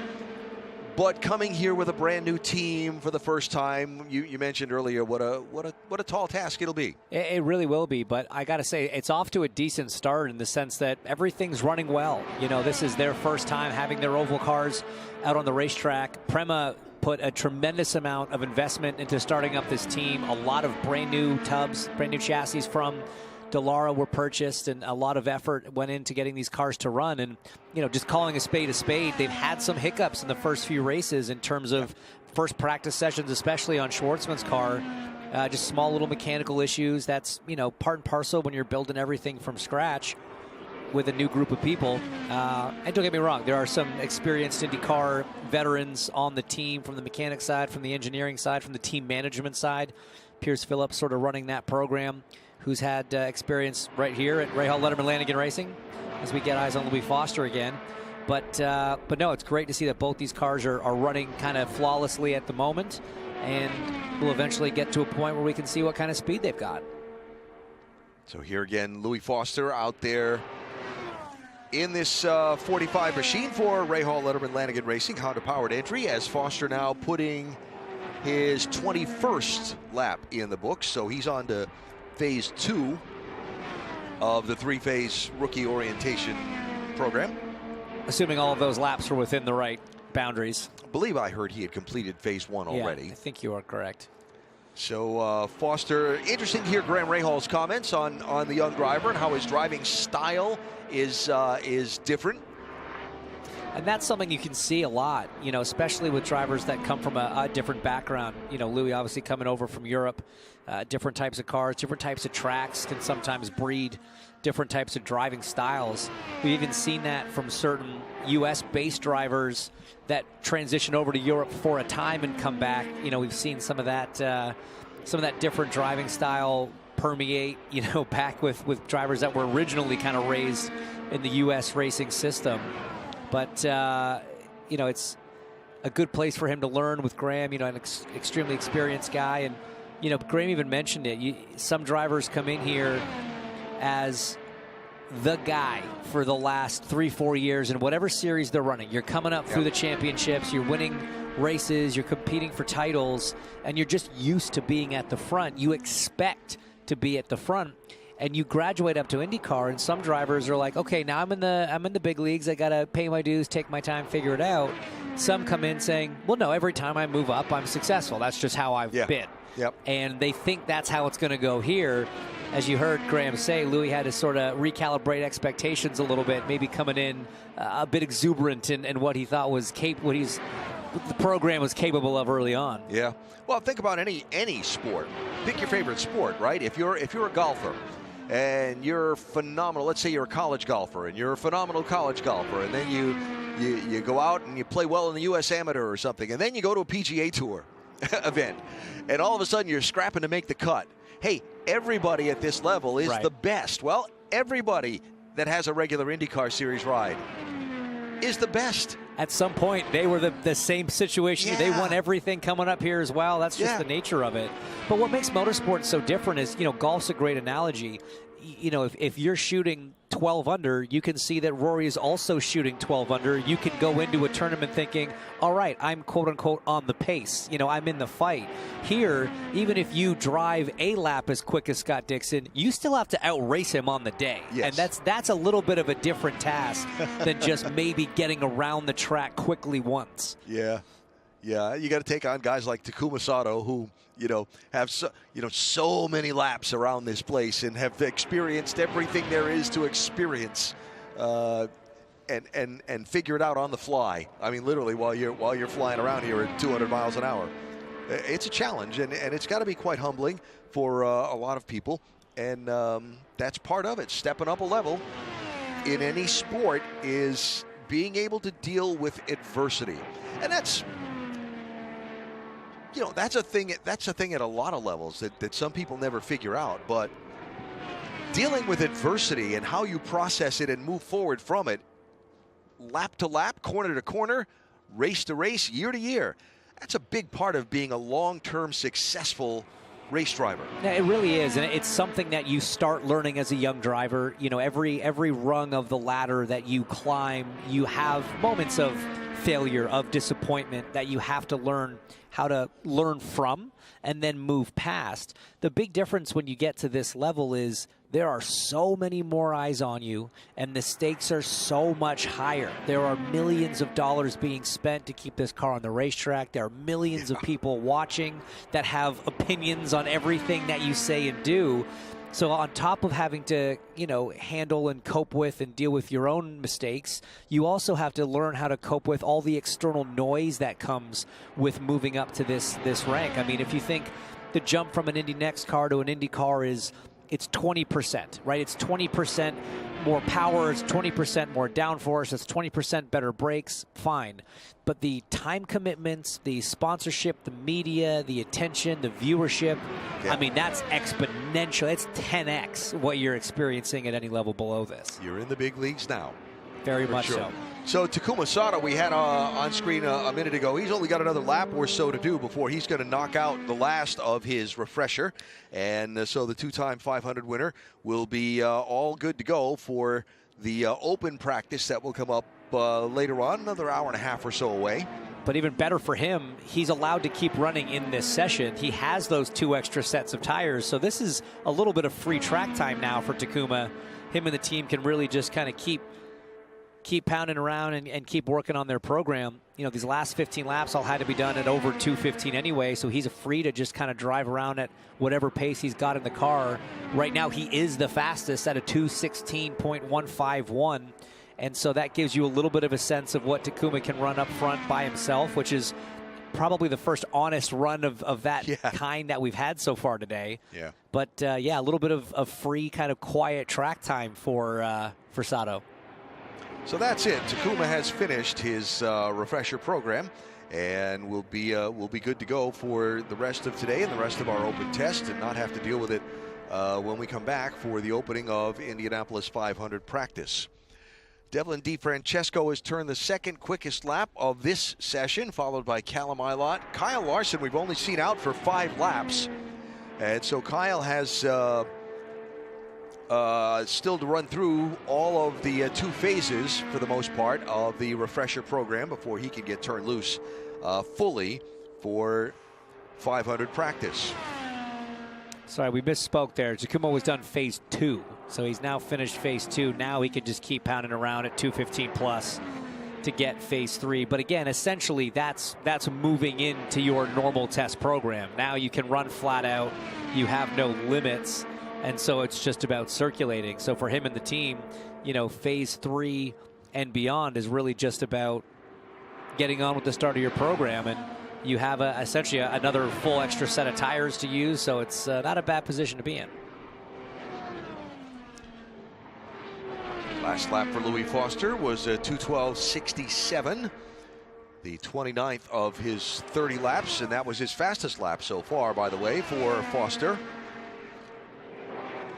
I was looking up Louis' hometown, Where is it? Odium, England. Yes. Yes. It's small. It is very small. It's a village that I've been reminded many times is the home of where Will Buxton went to school. They went to the same grammar school, I think it was. I'm sure my phone will ding now with Will correcting me if I'm wrong. But yes, very small part of the country, but a country very rich in motorsports history, obviously. And Louis just another example of that country pumping out very impressive racing drivers. And talked about how he moved to America 3 years ago with the sole purpose of making it to IndyCar. Well, here he is in his rookie season in the NTT INDYCAR Series and making his first ever laps at the Indianapolis Motor Speedway. Did that oval test, his IndyCar inaugural oval test at Nashville back on March 27th. Same day Robert Schwartzman was there.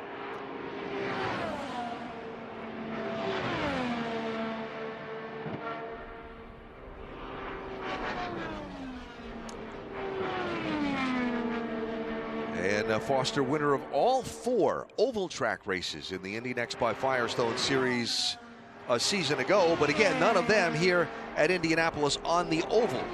So Iowa, Milwaukee, Worldwide Technology Raceway, St. Louis, and then Nashville, his 4 victories. Mostly mile tracks. Yeah, mile or slightly less in the case of Iowa. It's a good mix of racetracks as well, though. Milwaukee, obviously very flat. Iowa, very high banked.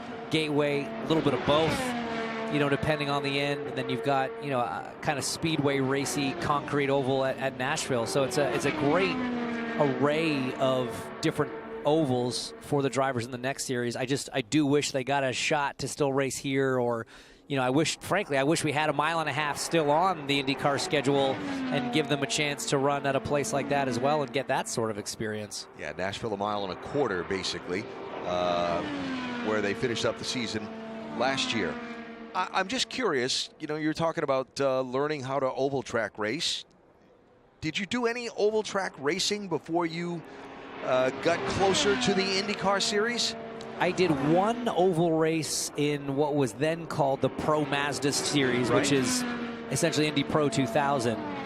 But then took a few years off as I went to different series that didn't run on ovals until I got into Indy Lights, which, you know, is now Indy Next, and that's kind of when it started. So what was it like coming from a not oval track racing background, learning how to navigate oval tracks? It was terrifying. It was terrifying, and I hated it. I mean, back in those days, you know, in the lights cars, we did run at places like Homestead, at places like Kentucky, those mile and a halves that were essentially, you know, pack races in an Indy Lights car.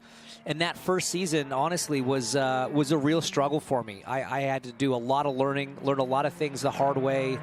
But one of the best things that I had was an incredible teammate that excelled at those types of racetracks, and that was Wade Cunningham, who had a very lengthy Indy Lights career, massively successful one, the winningest driver here at the Speedway in Indy Lights. And I learned an absolute ton off of him. And in the next year, you know, I came back for my second season of Lights, switched teams to a much smaller, you know, less success historically, you know, less resource, but with a great group of people and that experience from that first year. And then all of a sudden, I understood oval racing, I enjoyed oval racing, and I started to do okay at oval racing. So doing okay at oval racing kind of put you in the spotlight here at Indianapolis, didn't it? It sure did, and this was probably my favorite day on an oval that I've had in my career back in 2016. I mean, qualifying here is such a special thing for teams and for drivers. You know, it's a pole here is better than a win anywhere else, you know, than of course the Speedway. And coming off the back of a pretty rough 2015, it was a nice way nice way to kind of come back from it all. Everybody loves a great story, and that was a great story, but again, a great culmination of learning how to oval race. Hey, you won the pole for the Indy 500. I think you figured it out. We did. Well, yeah, I had to use every ounce of learning of the entire, you know, 10 years prior to make that one happen, because it is such a challenge around this place, and especially in qualifying trim. The car's on the absolute edge. as tricky as it's going to be to drive, all month, as fast as you're going to go all month. And that's what the thrill of qualifying is here. That's why drivers love doing it so much as they also are terrified by it. Yeah, sure.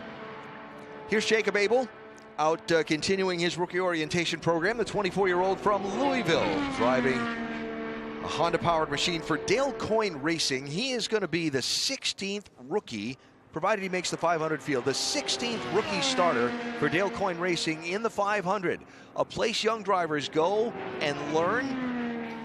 And learn well. Yeah, I mean, Dale's got such a track record for spotting talent and giving them opportunities. There's a young guy that some of you may have heard of by the name of Alex Palou that came through the Dale Coyne system that went on to some okay things in his career.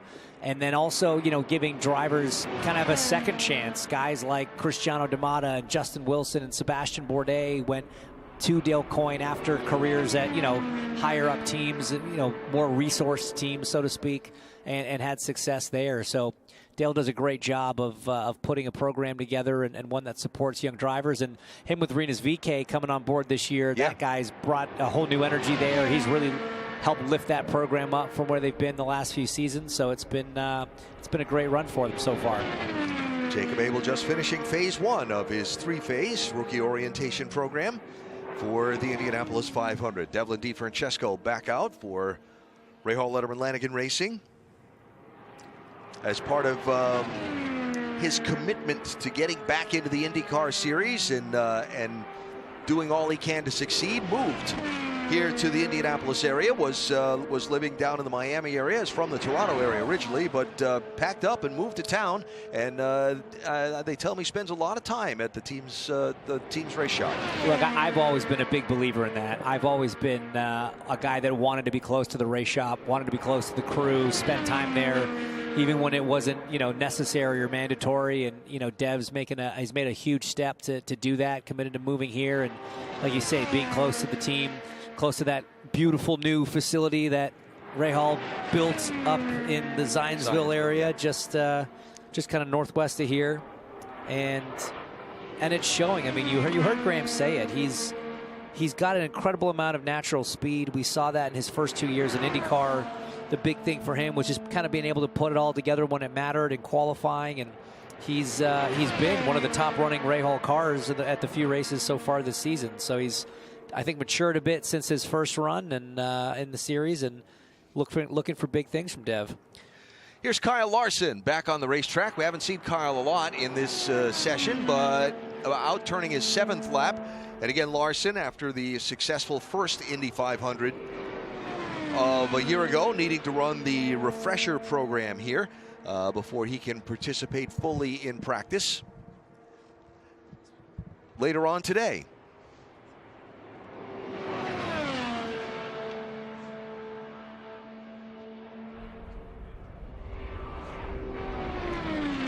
Somebody who knows a thing or three about going really fast and here at this Indianapolis Motor Speedway. Going to step in here for a couple of minutes and visit with us. Ed Carpenter is here. Ed, how you doing? Doing great. Kind of a little bit of a slow start to the day with the timing, but happy to finally be back out there and getting preparations underway for the greatest race on earth. How was your practice? It was okay. I wish we could have had kind of the normal cadence, but I wouldn't say I learned a ton yet. I'll tell you after we get back out, because we're making kind of one little quick change that was different from where we were before. But all things are okay. Didn't feel amazing. It also felt fine, so didn't really do much. Yeah. In other words, we're still trying to figure out where we stand. Exactly. Here. So where you stand is I'd imagine a lot different than it was a season ago, bringing in new partners, a new partner to the team, and coming here with 3 cars and looking to maintain what you've always shown here, which is pace at this speedway. What has this last 6 months been like for you? I mean, it's definitely been a different offseason. In a lot of ways, it reminded me of 2012, kind of 11 to 12 when we started the team, just with the amount of things that we were looking at and doing different or talking about doing different. Getting here and being in the car, I would say it doesn't feel different. Yeah. Because it is largely the same group of people in key positions. We have added some people, but not really down any roles of significance of people that you kind of deal with as point people. So it feels very much the same being in the car, but really looking forward to the future. And as you said, hopefully we'll have the same opportunities that we've had here in the past and do a little bit better job on race day. I was reading off some numbers earlier when we had your car on camera, and you guys were out practicing, of the success that you've had here and your team has had here.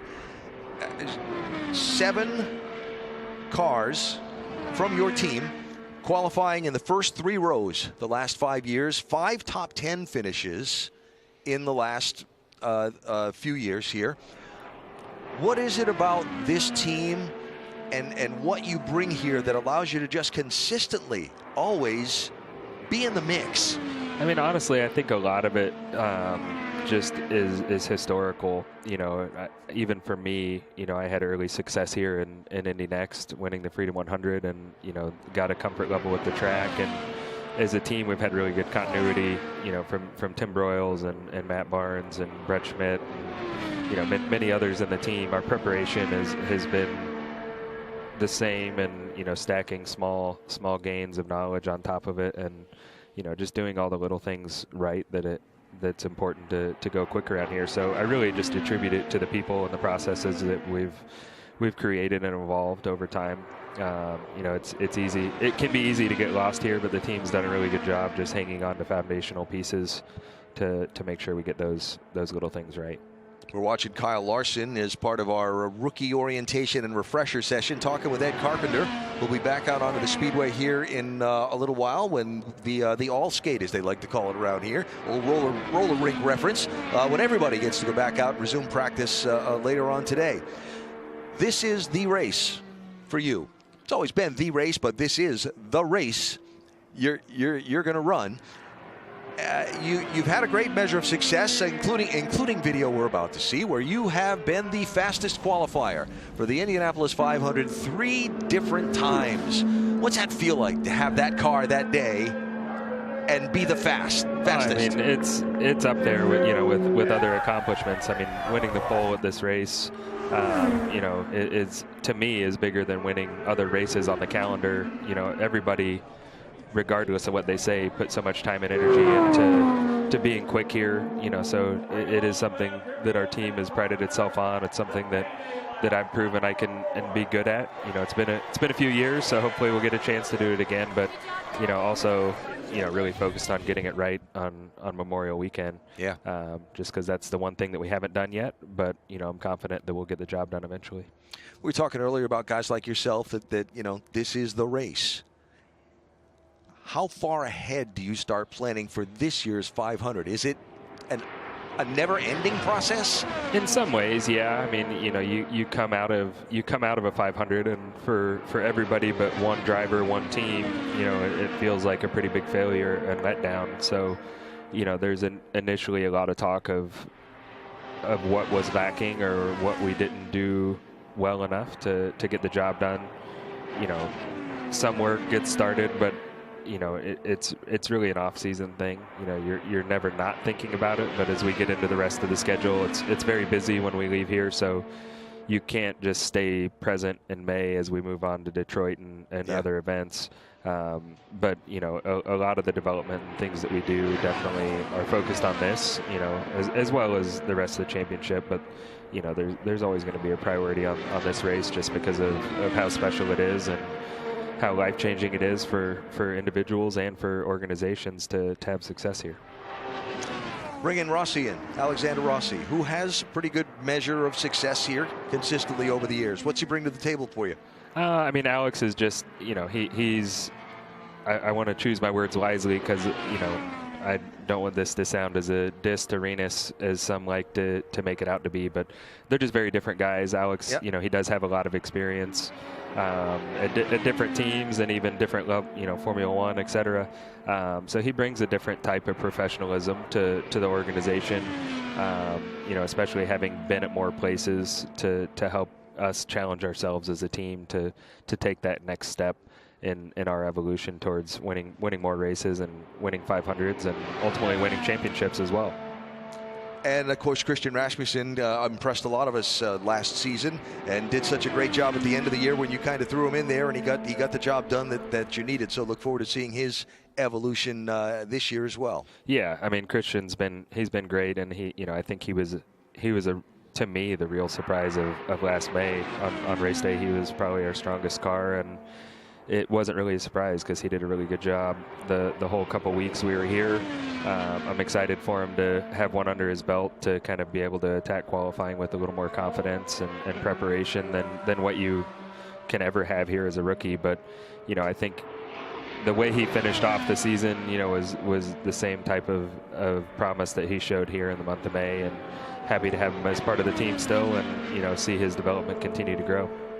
So when you finish up these 2 days, today and tomorrow, what do you want to know when you leave here? I mean, we haven't. The big change is the hybrid unit, so there's a lot of weight with that, and understanding the benefits and negatives of how you manage that.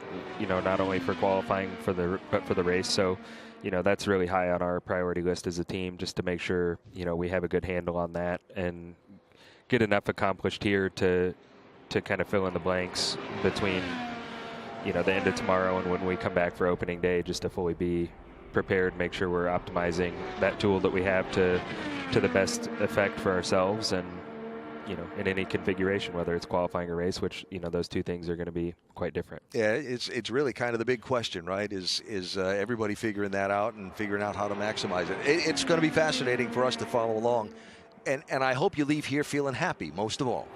I mean, I'm always happy when I'm here. Some days you're happier than others when you leave. Yeah. But it's always a great day to be at the Speedway, especially when we have beautiful weather like we have right now. And a great crowd that's turned out too to see testing. It's fabulous. How are these guys doing? Everything going smooth? So far, everybody's putting it where they're supposed to. Takuma's out there doing Sato things. It's kind of hilarious that someone like Takuma has to do this. I mean, he's amazing around here. So. Yeah, and we've actually had to explain that a couple times during the course of the day. But I get it. I mean, the rules are the rules. Yeah. Hey James, what's your password? You're getting a lot of text over here.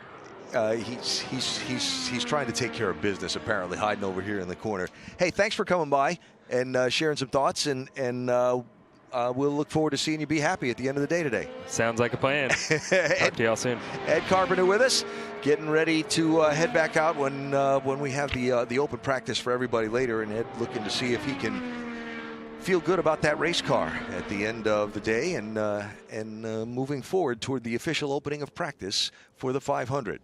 So what did I miss here? Kevin, you told me that DiFrancesco has finished the next phase of his refresher. Yes. And what else we got? We got Marco Andretti up to second fastest with a 2:21.46.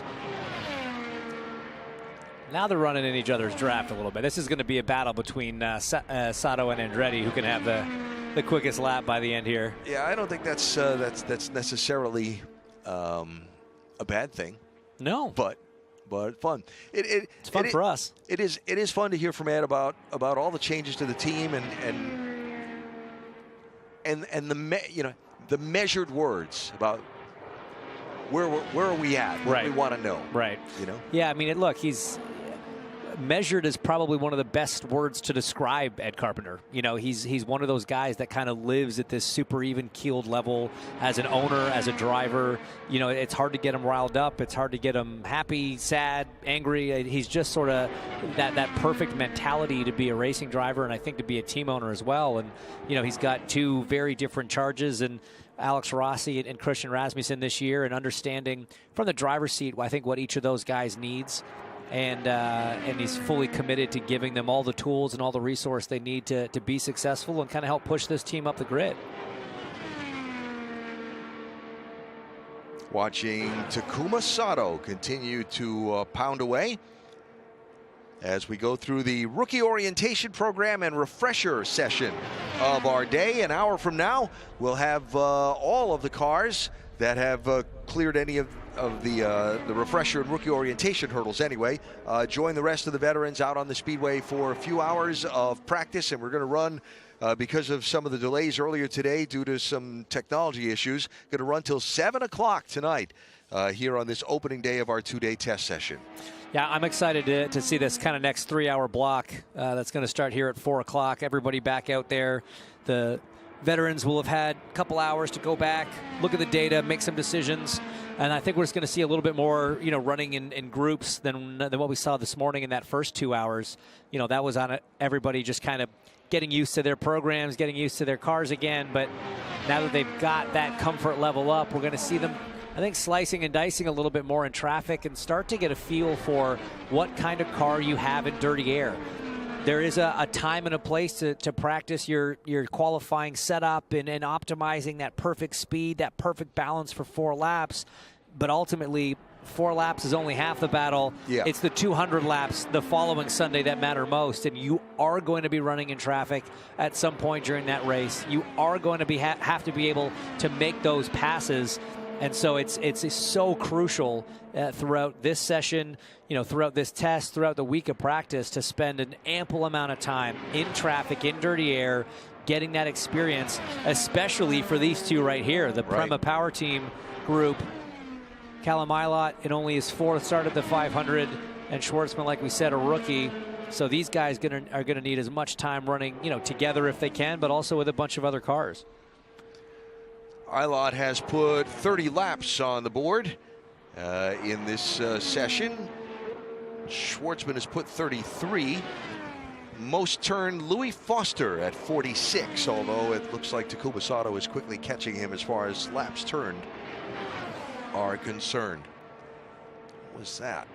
Somebody doing a burnout, leaving their pit stall. That was Kyle Larson doing his thing.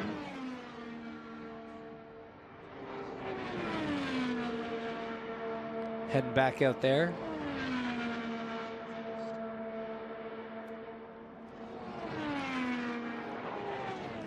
So watching Callum Ilott here,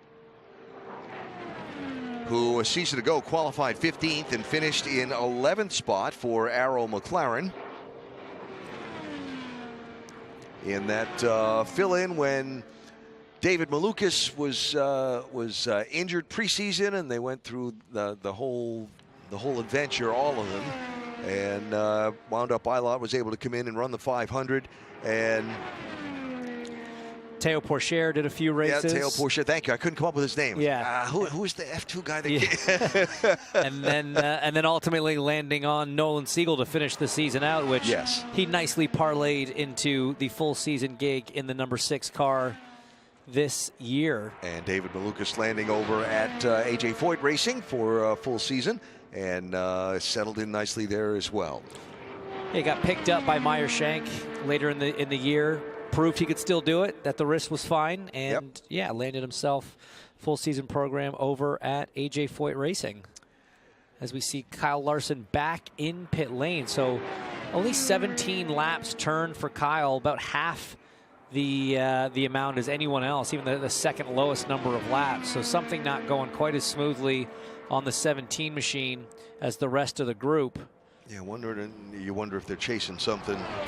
They must be, because he just left his pit box and came straight back in. So that's telling me it's not a handling thing. It's not necessarily something that Kyle's uncomfortable with. It seems more like there might be something operationally not right with that car, mechanically not right with that car. So Robert Schwartzman has just completed the 2nd of the 3 phases in the rookie orientation program.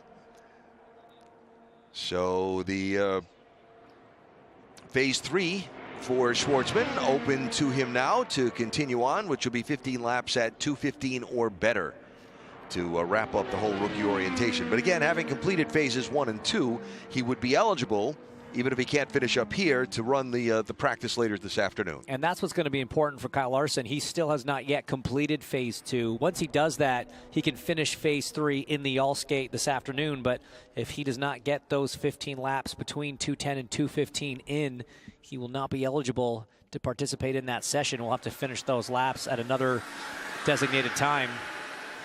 So still just under an hour to go. There's time to do it.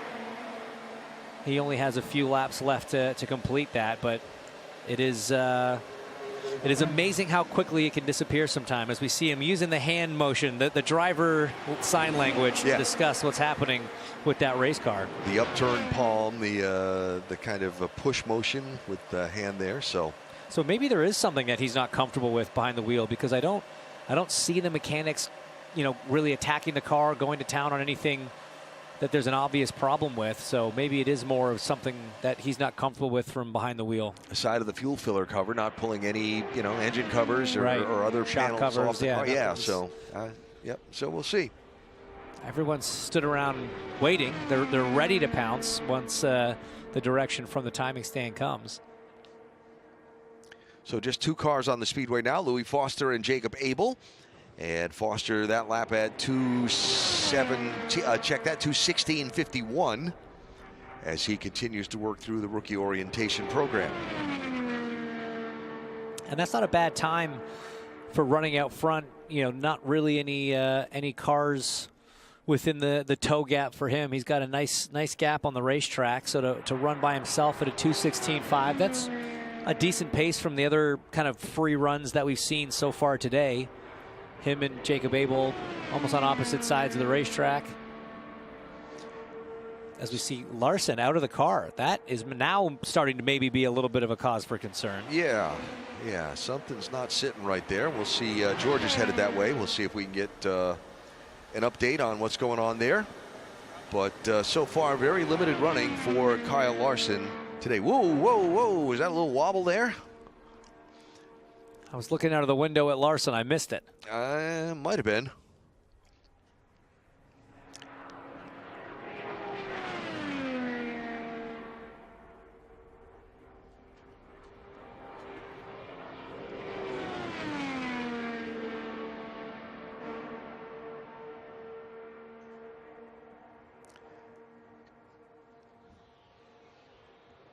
.54 laps completed by Louis Foster. 2:16.92 that last one, and his best is a 2:17.79. That's a decent pace. That's a decent pace for by yourself. And these tires are going to be getting pretty old. I mean, if he's already at 54 laps, he'll be well into the middle of that second set of tires, pushing the end of that second set of tires really. Fuel stint here usually around the 30-ish lap mark. So he's putting the time in, he's putting the miles in. And, you heard Graham Rahal allude to it, when you're this early in the month, the track's not very rubbered in, it's still quite green. The tire wear is much higher in those scenarios, those situations. But what I like for Louis Foster right now is he's getting these laps in clean air by himself. He did a 2:16.5, then a 2:16.9, then a 2:16.6. He's learning from behind the wheel where those tenths of a mile an hour come from. The car's not really changing speed. The difference in those laps are how he's entering the corners, the amount of scrub he has mid-corner, how he's opening the wheel and freeing the car up off the corner. He's learning all sorts of different things about how to find those tiny bits of time that make such a difference come qualifying. The gear strategy, when do you upshift, when do you downshift, what phase of the corner. Like I said, all the entry, everything you do with your hands from inside an IndyCar in these moments is so crucial. And there are so many small tricks and ways to find just fractions of a mile an hour. And this is a great opportunity for him on a quiet racetrack to really feel some of that stuff out and do a lot of learning. Opportunities as well to learn on these speeds. Yeah, exactly. I mean, he's used to having the roll bars. You have those front and rear at any of the road or street tracks as long as they're connected. But then for ovals, you have the weight jacker. That's another tool inside the cockpit that Louis won't have a lot of experience with. Would have tried it when he did his first oval test at Nashville. But again, this is just a great opportunity for him to kind of start playing with some of those tools in the car, start feeling what those changes do to the balance. Hopefully he's spending time looking at the windsock on the pylon going into 1, looking at the windsock at the top of the grandstand going into 3, Luckily for everybody, very quiet day on the wind side. Always nice when opening day is calm like this. I mean, we joked about how the weather's perfect. It really is. It really is. It's a great temperature. The track's warm, but the air's not too warm. The wind is died down. It's a great day to be a rookie doing your ROP here at the Speedway. Jacob Abel has completed the second phase of his 3 in rookie orientation. So Abel moving forward another step. I think I mentioned that a minute ago, but just in case, I'll repeat myself. There is Jacob, the Kentucky native, continuing to log laps. He's at 43 laps now and beginning to move the pace forward as the phases of the rookie orientation program allow. And only Kyle Larson at the moment has yet to complete phase 2. So the rest of these drivers able to move into the all skate and finish that third phase if they don't do it in the next 50 minutes. But Larson with still a few laps to run. So here is Abel heading back toward the pit lane. And that would leave just Louis Foster on the racetrack. And sounds like he's off the pace as well. So 50 minutes to go in our rookie orientation and refresher session before the track is opened for the full field. And that was just the wrap up of the entire rookie orientation for Louis Foster with that last lap. So check the box there for the young driver from England. And Foster is done with his rookie orientation. Let's check on the pit lane with Georgia. Yeah, I just got a chance to catch up with Larson, who's out of the car right now. He said the engine was stumbling a little bit, and they're trying to figure out what's going on with that, but also communication between the teams and the computers, not necessarily where they want it to be. As we know here, everything needs to be perfect here at the Indianapolis Motor Speedway, and right now they're just not able to communicate with each other how they would like to. All day been battling those communication issues, and they just want to pinpoint that before Larson gets back out in the car. Totally fair. I mean, you got to have everything kind of working seamlessly. You got to remember, this is obviously a car that's been added to this program for the month of May, so everything is new. That's a new timing stand, new computers. It's a car that hasn't been running all season like the rest of them, so it's not necessarily uncommon to have some of these small gremlins, and you see the team there kind of going to work on the number 17 machine to try to address some of those issues. Again, we still have over 45 minutes. There's still plenty of time for Kyle to get these laps logged. It is better to make sure that everything is operating as it needs to be before you send them back out at these speeds. And the nice part for Kyle is, with the year's experience under his belt from last year, he knows the feel that he should have or wants to have. And he knows, yeah, what the communication should be. Yes. And, you know, and if the engineers know that the computers need to be, you know, doing a certain thing to the car and being able to speak a certain way to the car. So you don't see any concern on that guy's face. Pretty cool customer. These are pretty complicated pieces of machinery. They here, are. and all the things that go back and forth between them. You need it all to be right for it to work right. Here's Robert Schwartzman out working now on the third phase of his rookie orientation. First 2 are done for Schwartzman, so he's working on the third phase of the ROP. There's a look at the schedule for the rest of today. Coming up top of the hour, we will have the open track for all of the veterans and everybody that's completed the refreshers and the rookie orientation phases needed. Tomorrow, 9:30 in the morning, we start here, and we're going to have the boost turned up. That Fast Friday simulation tomorrow morning should be kind of a fascinating part of it. We will be here to bring it to you live, just as we are now, and then we'll have the final everybody involved race trim, if you will, practice session tomorrow afternoon for a few hours also, and it's going to be a lot of fun. Yeah, it's such a cool thing to be a rookie here at the Speedway. To be an Indy 500 rookie is, I mean, it's, you know, look, you're so lucky to get the opportunity to do it in the first place, and then you start checking off those first. You check off those things. For a guy like Louis Foster, he's just finished his ROP.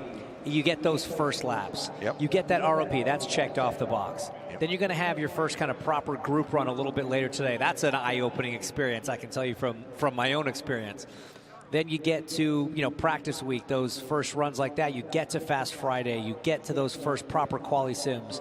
You get through the first qualifying attempts. You hopefully make the field. You get the rookie lunch. You get your first driver's parade, your first public driver's meeting, your first starter's ring. All these things, a guy like Louis Foster, a guy like Robert Schwartzman, Jacob Abel, they all have to look forward to that over the sort of next 4 weeks. And it really is a life-changing experience for each and every one of these young drivers.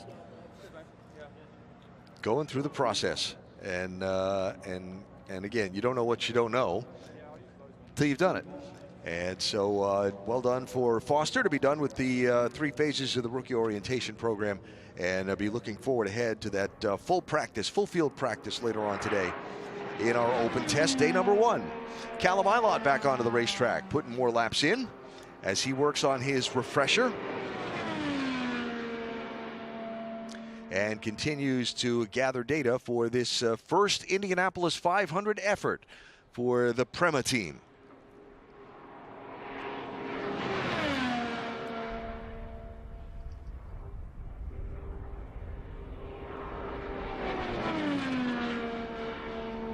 So as we continue to work toward the top of the hour, we have just the one car on the racetrack as the rookie orientation and refresher segment of open test day number 1 continues here at the Indianapolis Motor Speedway.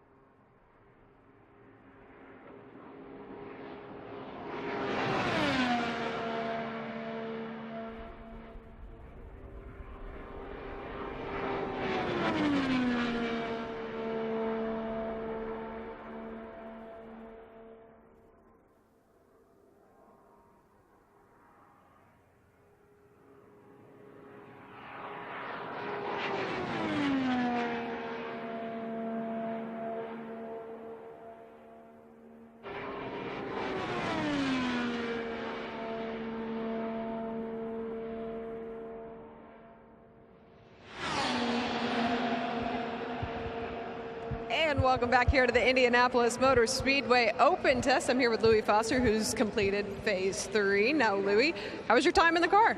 Yeah, good so far. Just getting used to it. I think it's super cool to be able to drive here. It's a super cool track. You know, I was just out there smiling the entire time. So, yeah, it's very different to what I'm used to for sure, and it takes time to get used to the speed and the balance of the car. But to finish the RP is great. I think we won rookie RP finisher, so I'll take that. But yeah, there's more time in the session, but we're going to go back, set the car up so all 4 of the RLL cars can be close, and then give it a full swing in the afternoon. Now, it's not May yet, but is it truly set in for you that you will be attempting to qualify for the Indianapolis 500? Yeah, I mean, I think the first time I came down the main straight, that's kind of when it set in. But yeah, it's super special, obviously. It's taken a very long time to get here. So, you know, to say that we're going to try and attempt to race is going to be awesome. But yeah, I'm just looking forward to it, man. Those laps were fun. I want to get a bit faster now. I think we did around 2:17, so we'll try to get up to the 20s hopefully later today and see how it goes. Absolutely. Louis Foster, good job. Cheers, thank you.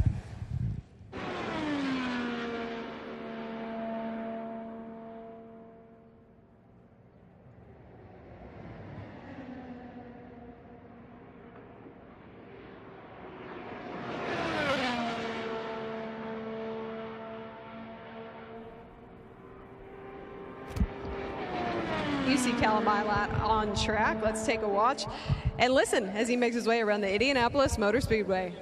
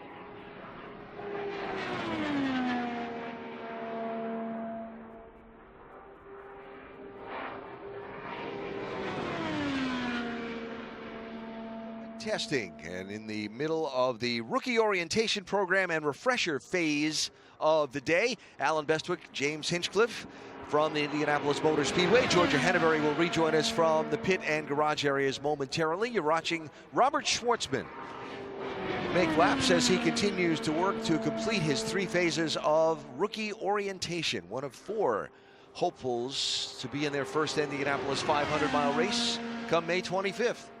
And it's going to be a tight battle. I mean, we talked about it a bit earlier, Alan. There's going to be only one team that goes home when we get to qualifying weekend. We get to bump day, to Sunday there, and it's going to be a tough break. And look, I think anyone that's a rookie is already sort of worried. That's always sitting in the back of your head. I know it certainly did for me my first year here at the track. And you just need everything to go perfect on the day. You know, one small mistake from inside the cockpit, one small mistake from someone on the team that can really compromise your ability to qualify one of these cars. And the times are so close, the gaps are so close. You really do need it all in order to be successful and to be one of those fastest 33. And you know, I've been watching Schwartzman and Abel, who until just now were the only 2 cars on track, kind of separated opposite ends, and they were sort of trading laps, all within about a 1/10 or 2 of a mile an hour of each other out front on just, you know, single car pace. And that's a close margin when you're looking at a couple of the cars that are probably in the conversation for who might be in that last row shootout. Yeah, and the other part of it too, and we saw this last year, right? Having a problem on Fast Friday. Yes. The pressure builds, because then you don't have a whole lot of time to get it right before you have to go out Saturday and put it all out there. So here's where things stand now, as we have 25 minutes and change left in this portion of our day. You see Kyle Larson is back out on the racetrack. Larson, Marco Andretti, Jacob Abel, and Robert Schwartzman are the 4 who have some laps left to do to complete the various phases of the refresher or rookie orientation that they're working to try and complete. The others, Callum Ilott, Devlin DiFrancesco, Louis Foster, and Takuma Sato, are done with whatever requirements were out there for them. So any laps you see them turning are just basically them taking advantage of the track time and trying to learn some things. Yeah, and I think in a lot of cases, as we literally watch Dev's car get wheeled back down Gasoline Alley towards the garages, they're going to take this time here to kind of go back, do a set down, make sure the car is exactly where they want it, so that way they can come back out for that all skate starting here in just under half an hour. Larson, the only driver up to now that hadn't even completed phase 2 yet. He had 3 laps left to do. His last speed was a 2:13.5, so that's 1 less. He's probably down to 2 laps before he can complete phase 2.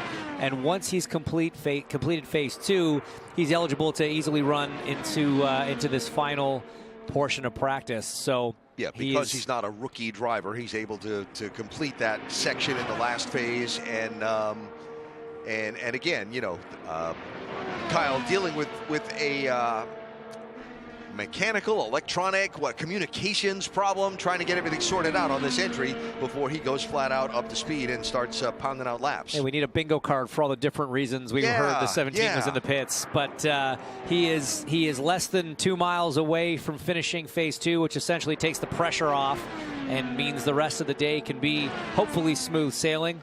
1 corner left, and Larson will be where he needs to be, as we're starting to see now more of those veteran cars start to wheel onto pit lane, because in just over 23 minutes the entire field is eligible to be out on track running. And at a 2:14.4, Kyle Larson has now completed phase 2 of the refresher course. And so Larson putting his best lap, his fastest lap of the 22 that he's turned in on that last trip around the speedway at 2:14.40, 2:14.408. Takuma Sato running the 56th lap that he has run in this session. And his best lap is the fastest that's been turned of this group, 2:22.43. That's also a pretty good lap from what we saw from the veteran practice earlier today. Yeah, I mean, look, no surprise to see Takuma competitive here at the Speedway. That's a 2-time winner, and I know it seems weird maybe to see him out in a refresher course, but again, remember, when you haven't driven an IndyCar in a year, essentially, coming back here for that first time, it's not a bad idea to sort of force drivers to build up to it slowly, not just throw them out on track with 30-plus other race cars where they can find themselves in a difficult situation early. So the likes of Takuma Sato, Marco Andretti, people that have done this before, even Kyle Larson coming off of last year, it's always good to just give them an opportunity to kind of build that speed up slowly before you throw them out into the Shark Tank with 30-plus other IndyCar drivers doing 220-plus miles an hour. That's kind of the concept behind the refresher program for these returning drivers. Even though we've seen, champions like Elio Castroneves and Ryan Hunter-Reay, we see Takuma Sato having to do it. It's kind of a tradition here at the Speedway, but it's also one that's based in some safety and some common sense.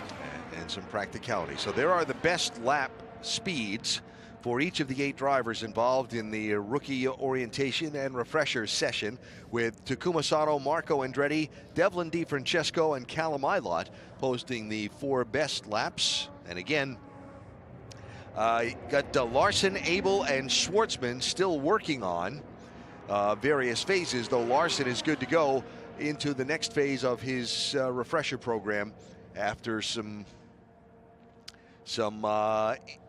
difficulties getting his car squared away in the opening moments. So there is Sato, trailed by Schwartzman. And again, just looking at Takuma Sato's pace on that last lap with relatively clear track in front of him, a 2:17.9. That's a couple mile an hour quicker than what we saw some of the other cars running earlier when they were in that clean air. So looks like maybe already early some inherent pace in that RRL machine. Again, never a surprise that it's coming from Takuma. He's just got a knack for this place. And Robert Schwartzman heads back to the pit lane after getting word he has finished his rookie orientation program. So tip of the cap to the 25-year-old who has gotten through what's no doubt a nerve-wracking first day here at the Indianapolis Speedway, and got a little success to cap off this last hour and a half or so, a couple hours for him, and a chance to move on with his learning process, getting ready for his first Indianapolis 500. So 1 car left on the Speedway, and that's Kyle Larson, who again delayed getting his session going, but now out there pounding laps away, and each one seems to be the fastest that he's turned in the session. That's like 5 laps consecutively that he's posted his best lap of the day. That last one was a 2:17.2, so again, decent pace, and he's chipping away at it. Could start to go flat out, just get comfortable doing that. Again, through phase 2, he would have been lifting. Now we see him lift off completely. Yeah. Coming down the decel lane. So maybe still something not 100%, where they want it to be, as we look at the 2-time winner, nearly 3-time winner of this race. Yeah. Sato climbing from his car after putting in a lot of work. 58 laps over the last couple of hours for the 2-time champion. And again, the best of them, 2:22.43. Pretty representative lap for Takuma Sato.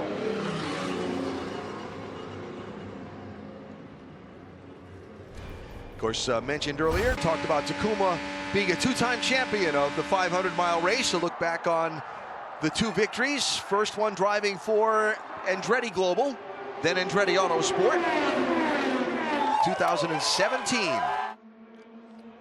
And then this epic battle in 2020, the August race with Scott Dixon, ended under caution, potentially the winning factor there for him, but another great drive. And as he said it, number 2, 2 rings, 2 impressions on the Borg Warner. And back to give it a go for a 3rd is Takuma Sato out of his car, and a job well done.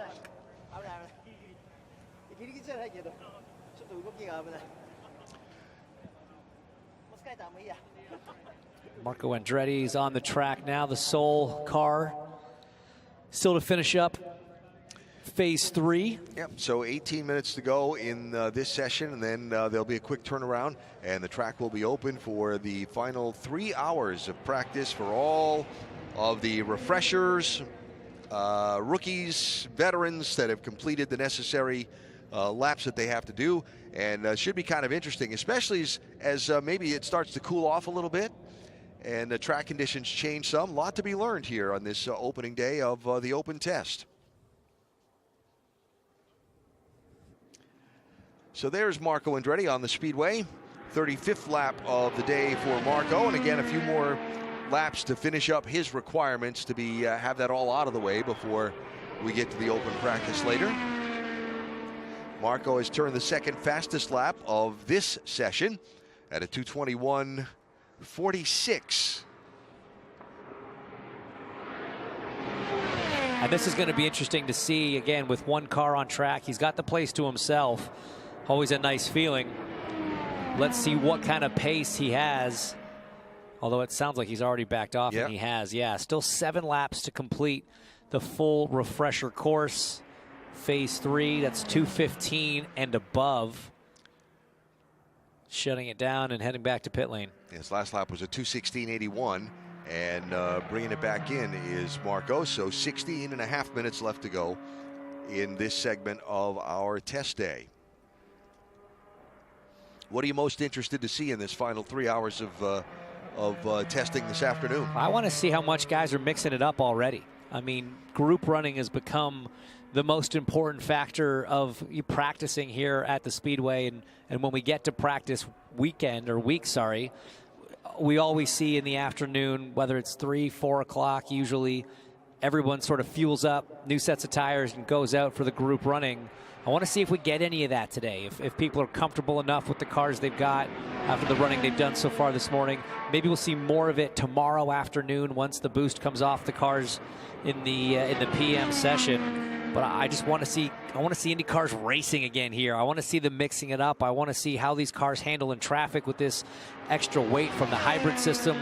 I want to see how drivers are using the hybrid system in traffic and kind of get a sense of maybe who's got a better handle on how to best utilize this new tool that the drivers have. So for me, there's a lot of fun things to try to keep an eye on. I'm getting a little bit excited, a little bit ahead of myself. We still have 400 hours of testing before we go racing here, but I'm excited to see, how it kicks off here. Every bit of it's fun. Yeah, who runs with who? Teams go out, they send their cars all out, and all of a sudden here comes an interloper, and who gets out there, runs together? Do manufacturers avoid each other? Do they run with each other? Do they just all the little subtle things that make an afternoon of practice fun here at the Speedway? Yeah, and you often got to coordinate with other teams as well, right? I mean, back in the day, Andretti had 5 cars, Ganassi's run 5 cars. When you've got that many, you can go do your own group run. You don't need to coordinate with anybody else. Yep. 3 cars, it's not quite enough. It's not quite what you need. That's what a lot of these teams have. Obviously, we've got RLL with 4, but it's going to be interesting, like you say, to see kind of who chooses to run with who. And I think a lot of it just comes down to timing. Who's ready to run around the same time? You'll see some coordination from teams there to try to get as big a group as possible because it's mutually beneficial if you can run in a bigger pack. Given the full period of time for the rookie orientation program and the refreshers, the open practice is going to begin a little bit after the top of the hour and then run until 7 o'clock tonight. So we'll be 14 minutes away from the end of this session, and then again a quick turnaround, reset the timing and scoring, and probably a little quick track inspection just based on what's happened already today, and then we'll go. As you do. Yeah, Jacob Abel out there running on his 65th lap. That's an impressive haul. I mean, they may have already dipped into the rest of their tire set, because doing 64 on the 2 sets you get for this session seems like a bit of a tall order just based on, again, usually how much more tire wear you get when the track is green. But he's putting in the miles, he's getting comfortable, and again, this is another opportunity like we talked about with Louis Foster earlier to try these little things from inside the car, try these different lines. His spotters will probably be telling him giving him some feedback. One might be a coach of sorts. Just watching the lap times and speeds. That last lap was below 2:15 if he's supposed to be in the 2:15 or better point right now. And sounded like he was rolling out of it and coming back around to the pit lane.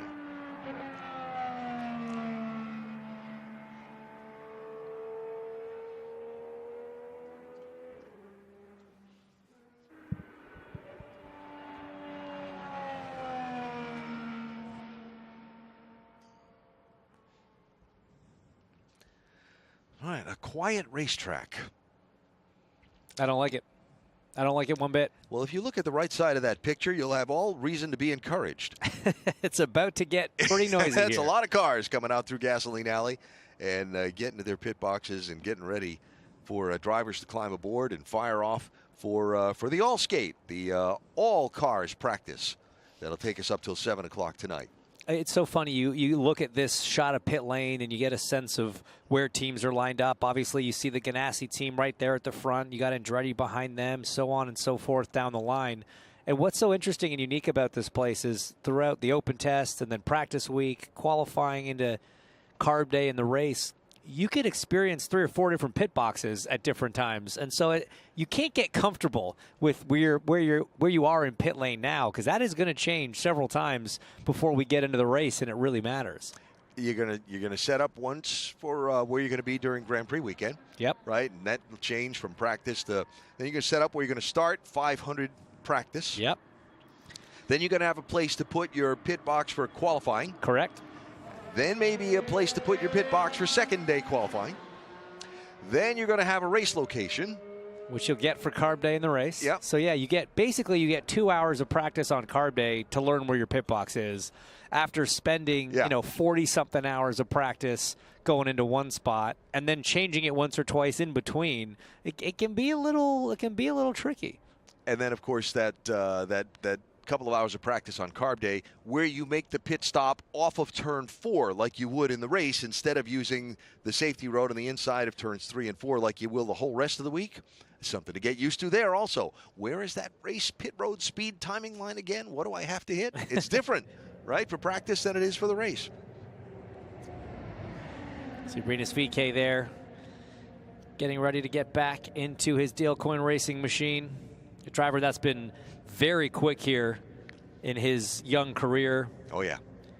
Front row starter on 3 different occasions. Never started worse than 7th in 5 races here. And by the way, when they did the hybrid test here in October, 3rd fastest in his first outing with the Dale Coyne racing team. And look, that test there was really the catalyst for this full season program coming together. Yeah. You know, Dale called him up shortly after his release from ECR, said, hey, can you drive for us in the test? They know his record. He's the kind of guy you want in the car. And they were so impressed with his feedback and his ability here at the Speedway. That kind of got conversations accelerated. I'm sure they'd already started, but accelerated towards that full-time program. And it's been a strong start to the campaign for them. Kyle Larson back on track, looking to make his 2nd start in the Indianapolis 500 and looking to do the 1,100-mile double for the first time. Of course, all intentions were to do it a year ago, and it never worked out. But we'll hope for good weather in both locations this year, and that Kyle can go and maybe become the 2nd driver to complete all 1,100 miles on the same day. Trivia says, who was the only one? It was John or it was Tony? Or was it Robbie? Oh, man. That's a good question. I should know this. I know I've read this stat probably 100 times, but I only ask it because I'm positive of the answer. It's written on the paper in front of me. Tony Stewart. It was Tony, okay. Yeah. 2001. And he tried it multiple times, right? But only managed to complete all the laps the one time. That just highlights how difficult it is. Right. I mean, Tony Stewart, no slouch in either an IndyCar nor a NASCAR, and even he could only get it done one time. Valiant efforts from Robbie Gordon, from John Andretti, from Kurt Busch over all the years. All good at what they do, right? And what they've done, but yeah, really, really challenging. So that sort of reinforces the story we were talking about when we first saw Kyle on the track earlier today, and others, but how perfect your day needs to be in the Indianapolis 500 to just run all 500 miles, let alone win the race. Well, and that's just it. Just to finish 200 laps, you need a near perfect day. To finish anywhere near the front, as a driver, you as a team have to execute an absolutely perfect day, and then just hope that the racing gods smile down on you, and yours is just that little bit more perfect than the other ones. So, given what you've seen last year from Kyle Larson here at the Speedway, we don't know yet how the different teams and their strengths and all that kind of thing. He a legit contender to win? Oh yeah, I think absolutely, because of that Montoya story we spoke about earlier. You know, the experience that a driver like Kyle Larson brings into a long race, to a 500-mile race, it is so valuable. And you know, I got to be Kurt Busch's teammate when he came and ran this race. Yeah. I was so impressed with how, not just how he managed the whole month of May, but specifically how he managed his day on race day. You know, for us, again, at that point, maybe we were doing it twice a year, but for the most part, you're doing this once a year. That year-over-year experience is really important, and you feel a difference inside the race car as a driver. He's just got so much experience running these races this length.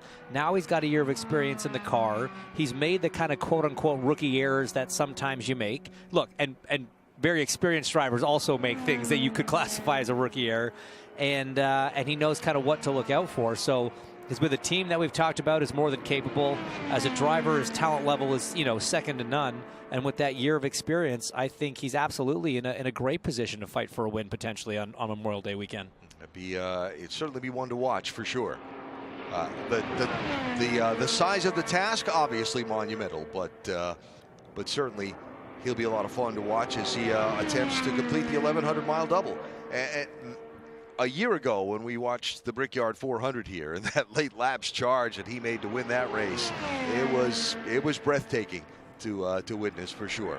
So here's Jacob Abel back out on the Speedway. A little over 5 minutes to go in this session before we get ready to turn him loose for the full field practice in a little while. Abel, 67 laps in the last couple of hours, and a best lap of 2:16.106. Robert Schwartzman also heading back out onto the Speedway.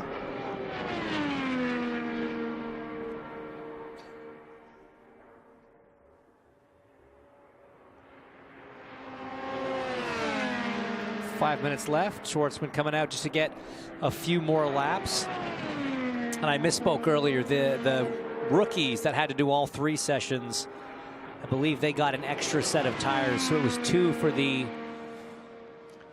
refresher and 3 for the rookies. So that'll help.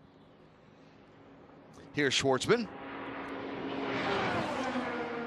62nd lap completed by Schwartzman. Best 2:17.100.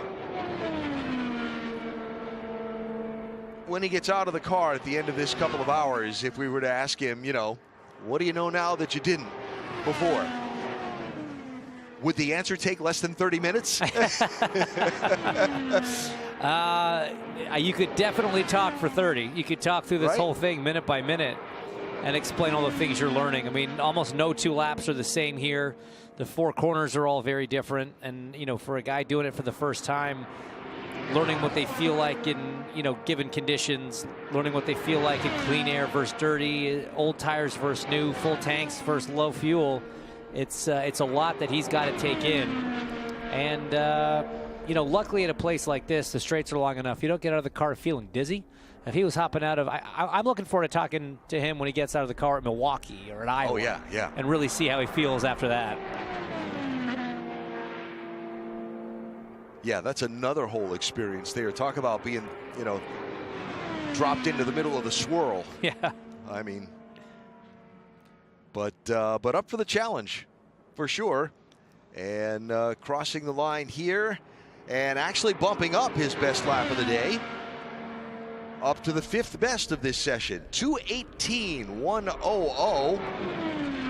I know I saw a car pull into the pits in front of him. I'm not sure how close they were during the lap, because it's a fairly sporty time if it's completely by yourself. We'll see what it is this time by, because he is the only car on track currently. So we'll get a good sense of where the pace is. He seems to have a pretty nice line so far, learning quickly. Still a little bit of room off the wall of 4. Let's see what this lap time is. And he cruises at a 2:17.1. So a nice drop off. Maybe there was a little bit of a toe on that previous lap, but still, that's a time that, based on what we've seen so far, shouldn't give you too much concern in terms of where you are at the come qualifying weekend. But still lots to go before we really see the true order of things there.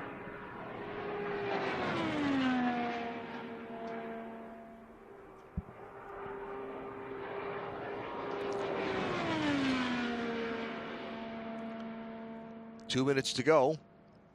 And again, the full field practice coming up shortly to wrap up day 1 of the open test for the 109th Indianapolis 500-mile race. Tomorrow we start at 9:30 in the morning with the boost turned up and get our first look in the hybrid era at a simulated Fast Friday. And then we'll have a final 3-hour practice session tomorrow afternoon. Or it's more than 3 hours, isn't it? Got to go back and check my schedule. 2 to 5, I think that's right. Yep. 3 hours, and set the stage there before the official opening of the month of May here at the Speedway. What a wake-up call tomorrow, huh?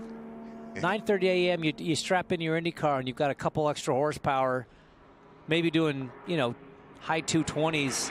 I mean, that's a way to wake up. I mean, I always felt that way about the warm-up session on Saturday. Yeah. And Sunday of qualification weekend. Right. I always felt that way too. Hey, it's 8:30 in the morning, Group 1, go. Here's the difference. By that point in the month, you've already run 1,000 laps. You've got a bunch of miles under your belt. They will have had, a day, a truncated day of running, an interrupted day of running before they go into their first attempt at the big boost. So even for the veterans, this is a bit of a new experience, going straight in full whack in the morning. It's going to be like having 10 shots of espresso first thing when you wake up.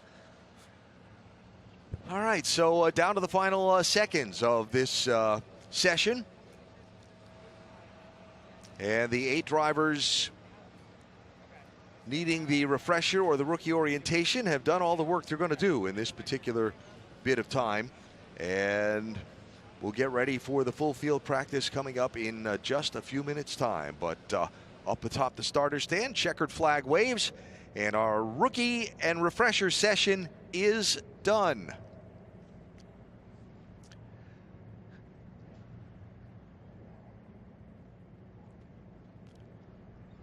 Takuma Sato turned the fastest laps of this session, and the 2-time champ is with Georgia Henneberry. He sure did. We were talking about the irony. A 2-time champ has to do the refresher session, but you actually said it's much needed. Can you elaborate on that? It sounds weird, you know, but I would say I really appreciate the IndyCar for they make me, make everyone for the program out of the car for 12 months because, you not get used to going 220 miles per hour. Yeah. Even you experience in your life, it's just like down the pit lane, blimey, it's just car is so reactive and so fast, and you get used to probably after 10 laps. But the refresher program just gives you a little bit cushion, like no pressure, and you can do it 15 laps each for the next segment. And that's I think I would say it's a really good program. Saying that, the last time I did it was a rookie orientation 15 years ago. So just to remind me, I could picture the day we went to, and it was a nice program. So what is that feeling like, the first 10 laps or so, when you haven't been in the car and you're like, wow, this is fast? It's just the excitement as well. So you need to adjust a lot of things. For example, this year, the totally new different wheels for the hybrid system, and you need to get used to. Now, of course, you don't do it for the lots of Christmas things, for the first outing, but just make sure everything's settled in, make sure you are comfortable with it, and then feed it out for the throttle. And this is what I remember, and then melt into the conditions. That's then it's just to make comfortable. That's the first step. So I think everything was very smooth, and I think I must say, team did a fantastic job for the preparation for me. How was that session specifically for you? What did you like? What did you not like? Well, what I like with hybrid, it's quite fun actually. Yeah, good. Region, deploy, a totally new experience. Now I know for the mechanism from the road cars, but in race cars I never experienced in this sensation. And you can feel the power, you can feel what's happening, and that's good. The downside is obviously weight. You know, everybody's saying that it's more than 100 pounds on the back of the car. So just the polar moment, and just when you get the sensation of getting to the corner at the back of the cars, it's just to keep rotating, which is not a positive way for me. So we need to work onto the car. It's definitely a game changer for that, because the setup we've been having competitive one is not entirely sure that 100% apply. You know, I think we have to find out a little bit more and more. So I mean, that's the name of the sport. I think I'd like to challenge, and the engineering part is doing a really good job. So I think all in all, it's great for the fans to have a tool to do something working with.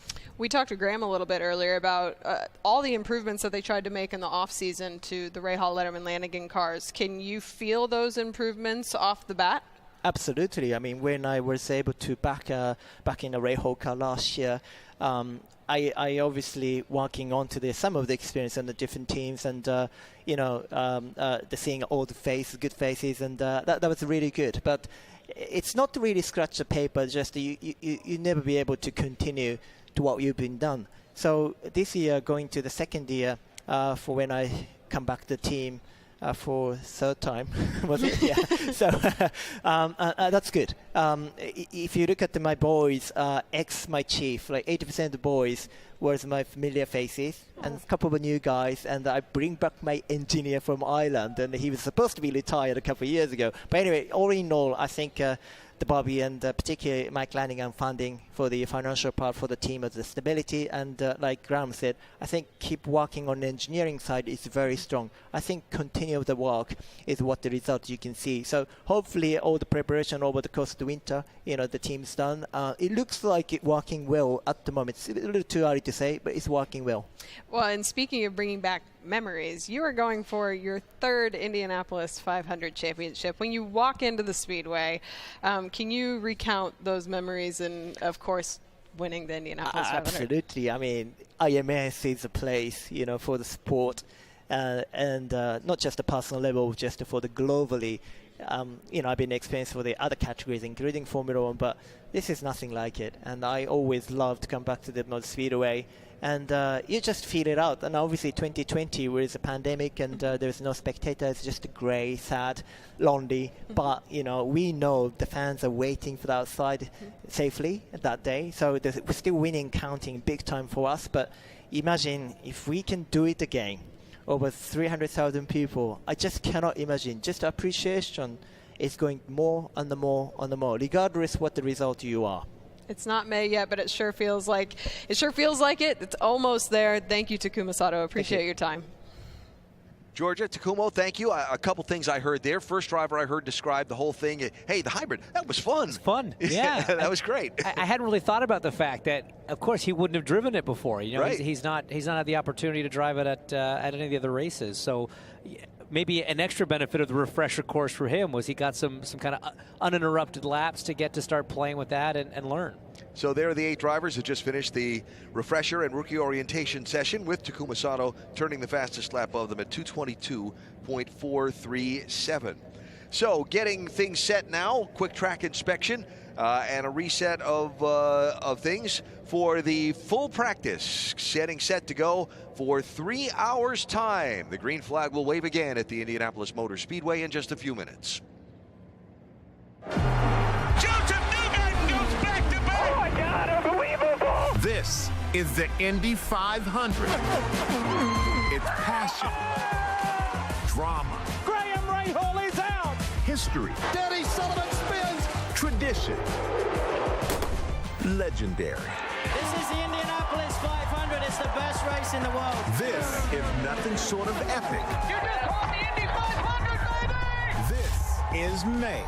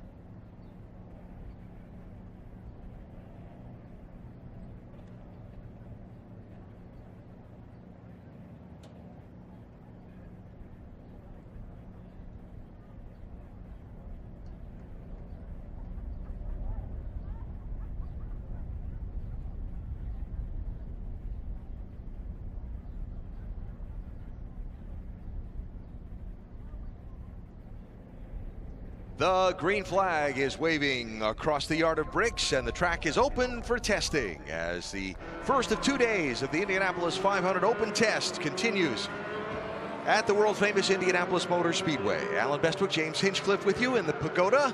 Georgia Henneberry down in the pit garage areas, and race cars on the racetrack getting ready to go here for till about 7 o'clock tonight, local time. About 2 hours and 40 minutes or so of track time available for the teams the rest of this day.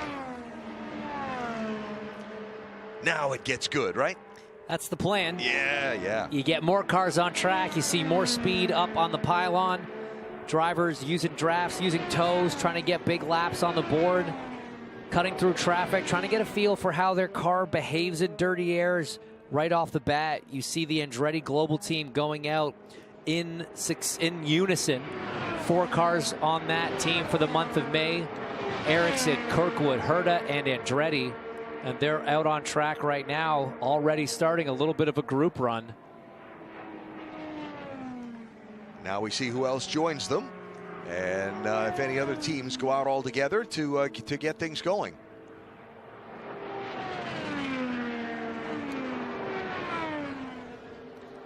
Cal Kirkwood, your most recent winner in the IndyCar Series. A pole to flag victory at Long Beach a few weeks ago. His teammates Ericsson and Andretti in tow. Andretti literally in tow, 221.1, kicking off that first lap as a flyer. And you'll see it like this, that gap between the cars right now, that's kind of where you start until you start to feel out how your car's handling. You're going to see those cars start to run closer and closer together as drivers get that little bit more comfortable in that dirty air. But Kirkwood, great start to the season. This team's been really quick on Saturdays. The best qualifying average so far. Never had a driver start outside the top 7 going into the Long Beach race. Of course, Kirkwood picked up the pole there and the win.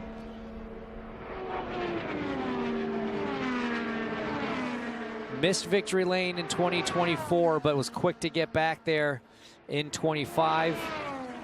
As we see Kyle now go low on the racetrack. Those two come in, Andretti stays out.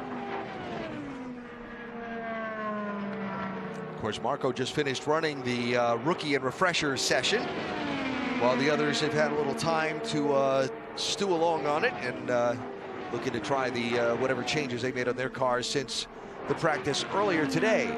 Christian Lundgaard, white and papaya. Car number 7 for Arrow McLaren, heading through turn number 4. While this little group, including Pato O'Ward, comes to the yard of bricks and heads toward turn 1. A couple Meyer-Shank entries there. 4-time winner Elio Castroneves ahead of his teammate and employee, technically, Marcus Armstrong in the 66. Elio, of course, a minority team owner at Meyer-Shank Racing now.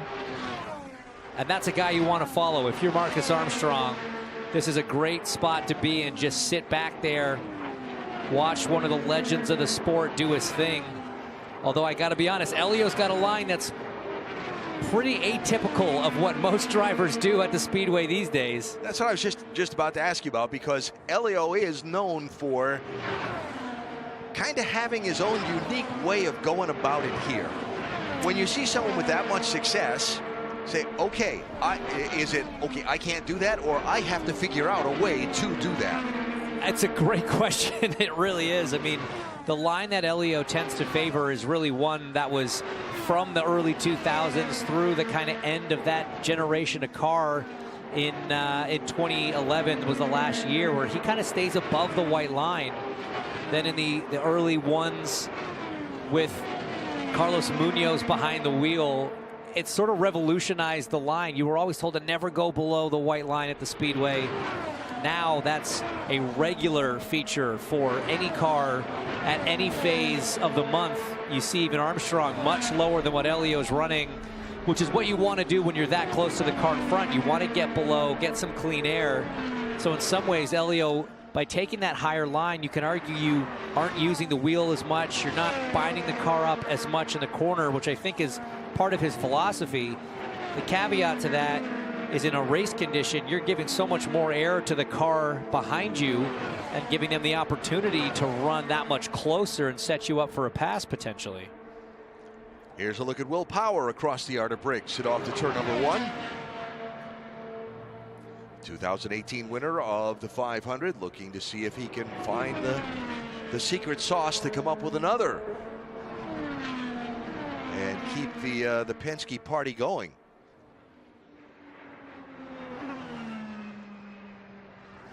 Back in 2018, this guy did what he had to do to take that victory for the captain. Just great strength in that car and the celebration. That's what I always remember, what stood out to me the most. How much winning that race meant to a guy who'd already won so much, so many things. I mean, it just shows you as we take a look at all the winners that are in the field or in the attempted field this year. It's you could have a guy that's won so many races, so many pole positions. He'd already won a championship. But this race is just something else. It really does mean so much to these drivers, and there's no amount of success you can have that would make winning a 500, a benign experience. It is just, it's such a unique thing. Many drivers would trade a championship for a 500. You have a guy like Scott Dixon that's got 6 championships, but I use air quotes, you can't see me, only won 500. He would absolutely love another. There's no way to really explain what this race means to drivers if you haven't had the privilege of being able to compete in it. 17 of the 34 cars that are here for the test session are on the Speedway or have been on the Speedway in the early moments of this session. One who has not yet. The driver is with Georgia. James, you were talking about what this race means to drivers, and I know the Indianapolis 500 means quite a bit to none other than Connor Daly from right here in Indianapolis, Indiana. Connor, what does the Indianapolis 500 mean to you? I mean, it's the greatest place on earth right here. We love it. Every day we're pretty lucky to get to do laps around here, so never take a day for granted. It's really, really cool, this experience and just being a part of this event. And yeah, we got a lot of work to do. So, this is day 1 of all the work.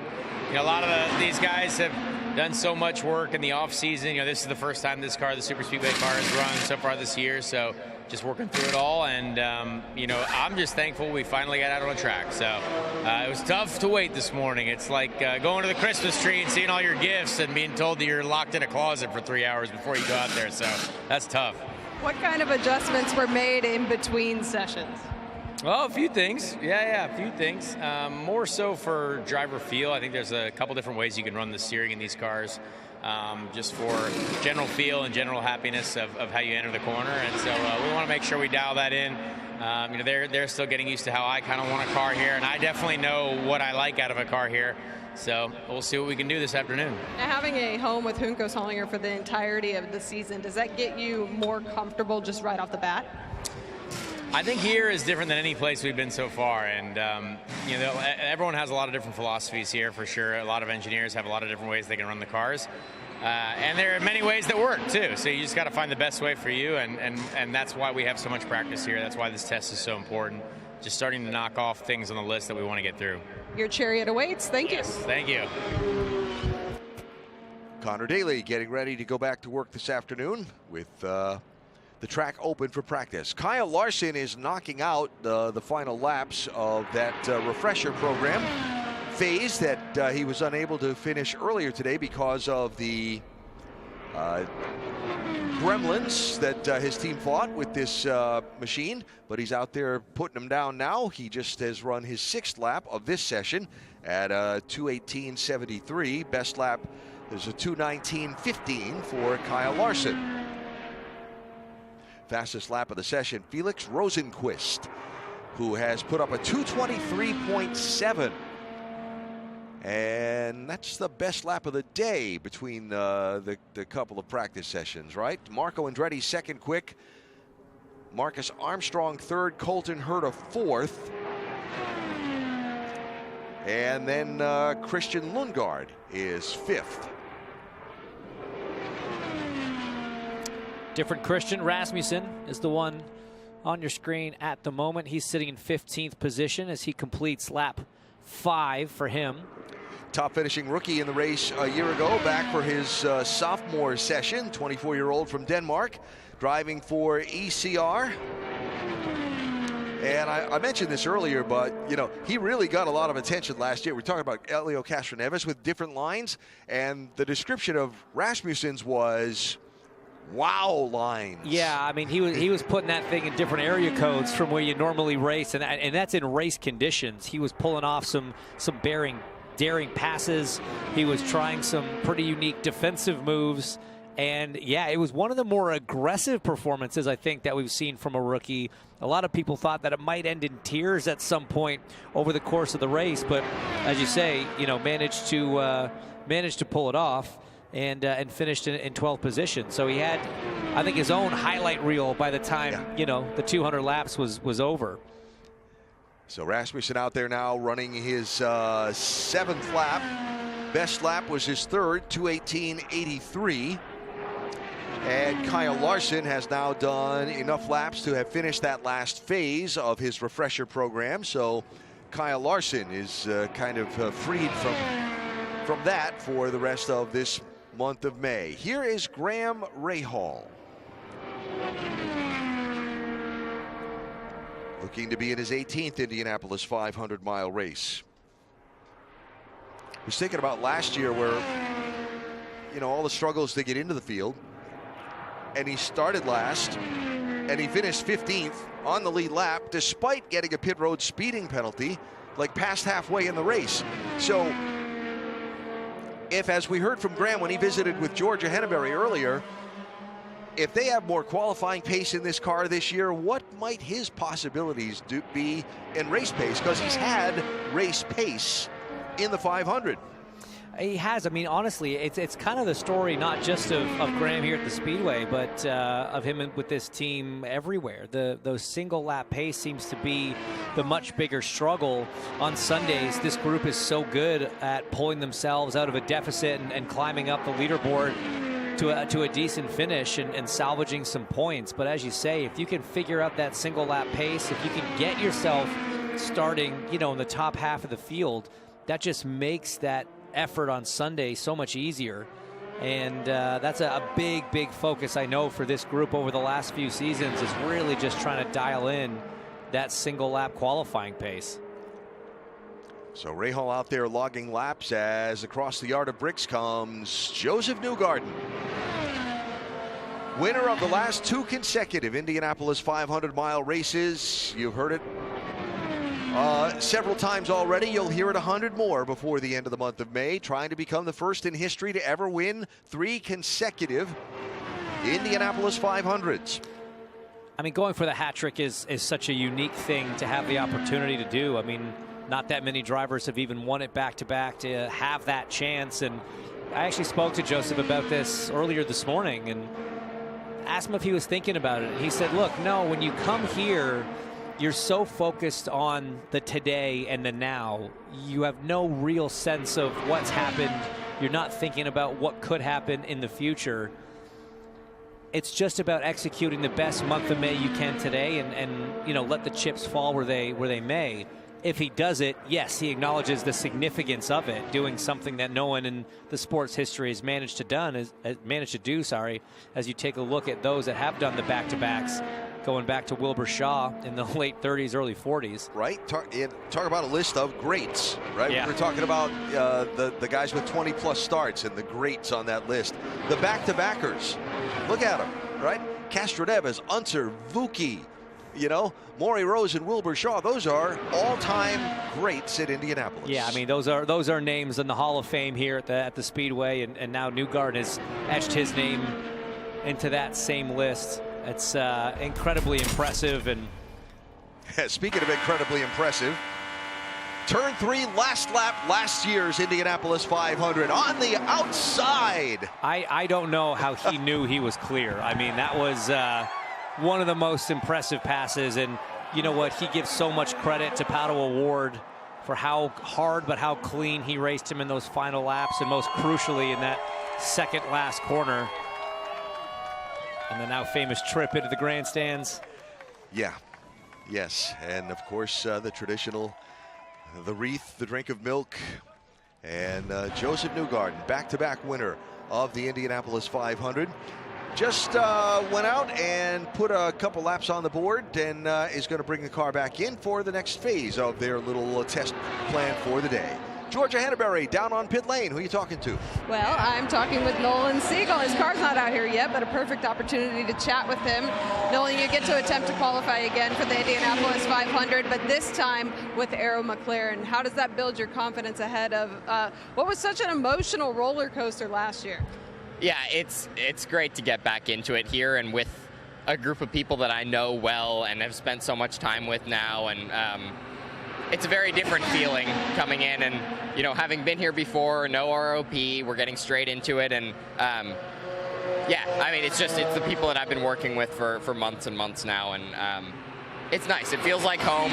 It's much calmer, and it's just not a new experience anymore, so it's different. How much more prepared do you feel this year, just with the experience that you had last year? Yeah, very, very. And while last year was difficult and not a place I wanted to be, that experience coming into this year is going to be huge. And I feel like I've been in many years worth of different situations at the Speedway, and I got it all done in 1 year, and now we're good to go. So I'm excited. Just this whole situation, the month of May, this kind of prepares for it. Now you're running the full NTT INDYCAR Series as well. A couple years ago, could you have dreamed that this was a possibility? No, to be racing full-time in IndyCar, doing the Indianapolis 500 with a top team like Arrow McLaren, and it's pretty surreal, and it feels normal now because it's my day job and it's what I do all the time, but it's pretty cool to take a step back and look at it. And even last year, you know, thinking to 1 year ago, I could never dream that I'd be here right now. So, lastly, let's talk about your session earlier today and what you're going to look to bring into this next one.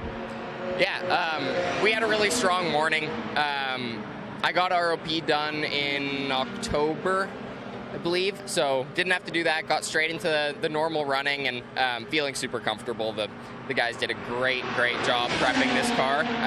It's the first time we've run the Speedway car, obviously, this year, so no issues at all. Really solid, and I was very comfortable, and we're in a happy window. So super excited to keep running, keep building. Comfort is key. Thank you, Nolan. Sorry? Thank you. Oh.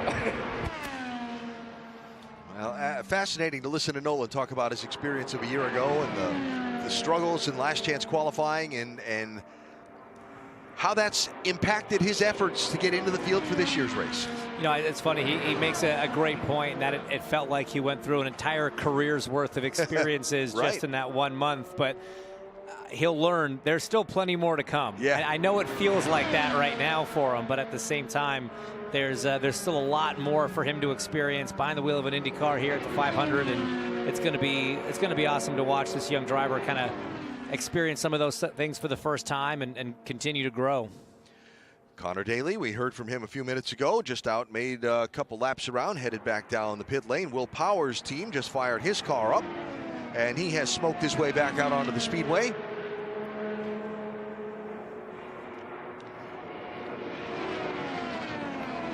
'21st season in IndyCar, 17th with Team Penske for Will Power, and looking to see if he can do a couple of things here this year. First of all, he's got the most front row starts in 500 history without a pole, where he's tied for that spot. So can he get the pole position? And then can he get that second Indianapolis 500-mile race win? Yes and yes, I think is the short answer. I mean, the pace of these Penske cars last year was unbelievable. If you can get it on the front row here, you can get it onto pole. It just takes that little bit more, that right mix of wind, sun, timing, you know, perfect execution in your 4 laps. It's but you know, it's something you can certainly do if you're Will Power. But you know, even though qualifying's been decent for him of late, the race results since his win have been tough. You know, he won in 18, was 5th in 19, but since 2020, you know, his best finish has been 14th and 3 finishes of greater than 20th. So he's had some rough afternoons here at the Speedway in the last 5 or 6 years. Including a year ago when, remember, so many people got swept up in the south end. Turns 1 and 2, almost all the incidents in a fairly incident-filled race were at that end of the Speedway last year. So see if that's a trend that continues. Fast Felix running just in front of Will Power. Felix Rosenqvist has turned the fastest lap of the session so far. That's Rosenqvist ahead of this group now. That's Castroneves, Power. I think Armstrong is the next in line. Yep, there we go. So that's now Elio wanting to fall to the back of that line. So that's good old-fashioned Indy 500 practice etiquette. Yeah. You know, I'll run up front. I'll tow you guys around for a few laps, but then I'm going to fall back and take advantage of running in that dirty air and feel how my car is in traffic. And that's what Dixon's doing now. He's at the back of this 4-car train behind a 4-time winner. Tell me about the art of timing your exit of pit road to be where you want to be on the racetrack. Right? Yeah. I want to get on the back of that group. Okay, we'll tell you when to go. It's pretty scientific these days. The teams have a software that essentially has a little dot that says if you want to exit here, leave at this time, sort of thing. And as that dot moves around, they tell you when to go. So you can get pretty good at tacking on right on the back of a train of cars. When you get it wrong, though, it is ugly, because when you're still getting up to speed into 3 and a whole train of cars at speed are coming up to you, it's a fairly uncomfortable situation. But it's a reality not just of practice, it's a reality in the race during green flag stops as well. Yeah. I love to see in practice, sometimes you're trying to keep an eye on a lot of things, but okay, how far behind the end of that group did he settle in, and does he close on him? Right. Does he catch him? How many laps does it take? What's going on here? I mean, right now, Dixon's kind of well positioned for a decent lap. He's far enough back. He should be able to keep a decent amount of throttle in it, but he's getting a big old tow of some of those Meyer-Shank cars in front. Right now, Rosenqvist first, Castroneves third, Armstrong fourth. Meyer-Shank very sporty. As Christian Lundgaard blends into that group as well, right in front of Dixon. And that lap of Dixon's brought him up into the top 6. Right. 2:21.360. And until he eased off a little bit, because Lundgaard was blending in there, he was catching the tail of that group, right? Absolutely right. Now Power getting out of it. Yeah, Will head to the pit lane. And this is what we wanted to see. This is the start of guys running in these kind of smaller groups to start. 3, 4, 5 cars. Not a bad place to kind of get that first feel of what your Indy car is like in those conditions before you start trying to find groups of 8, 10, 12. And the air that you're driving in just gets progressively worse. The car gets progressively less comfortable. So primarily watching here, Armstrong, Castroneves, Dixon, Lundgaard, and I believe that's Marcus Ericsson who's tacked on to the back of that group there. As Armstrong heads to the pit lane, there is the former winner from a few years ago, when we all dug into the geography of Kumla, Sweden. Show me where that is again. Old Kumla. Yeah. Big hockey town. I was talking about the Stanley Cup playoffs with Marcus yesterday when I saw him here. As he is a big hockey guy, even though he was at the Pacers game, I think last evening, or maybe it was the night before, with his it was last night. Andretti teammates. Big sports fan. Indianapolis resident now. He's really taken to the local community in that way.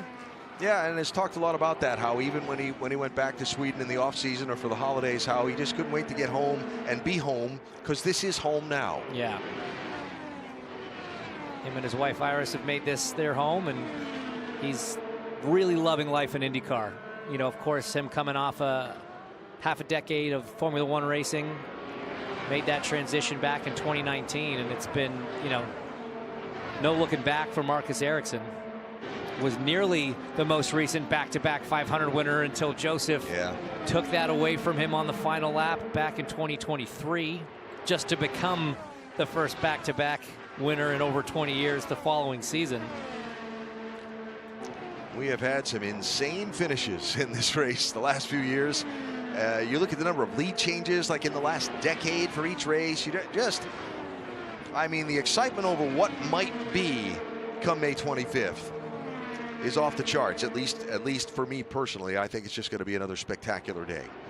Scott McLaughlin on the move around Marco Andretti. I believe that was Marco. Is that Marco? That was Marco, yeah. Marco, yeah. Getting himself up to speed. McLaughlin right now 19th on the charts, 218.26, just got knocked down to 20th. But an eventful 12 months for Scott McLaughlin. Of course, becoming a dad. And his pole here at Indianapolis. First oval win. The oval win, thank you. That was the third round I was trying to come up with. And you know, you think about the journey, right? Leaving Australia, coming to the U.S., taking on a whole new kind of racing, saying, I want to try that, and I know I can do it. And well, you know you can do it, but then you got to do it. Look, I'm not sure I can think of another example in modern racing of a driver coming from one discipline, being so successful there, switching completely to such a foreign discipline of the sport and reaching the level of success that he has here as well. The transition from a V8 supercar to an IndyCar, it's tough to overstate how different those two race cars are, how different these two series are, and the way that McLaughlin in a relatively short period of time, when you really think of it, made himself a contender, then a race winner, now a championship contender, a 500 contender. It truly is remarkable. It is a different era than the days of Mario and AJ, who could swap between a stock car one weekend, an IndyCar the next, F1 the next, sprint car the next. It is just a different world. It is much harder to make those transitions today, with everybody being so specialized in whichever brand of motorsports you're speaking of. This guy here left V8 supercars when he was the benchmark in one of the most dominant runs that series has seen. Came here, and by his second year was winning races. Absolutely phenomenal achievement when you consider how competitive this field can be.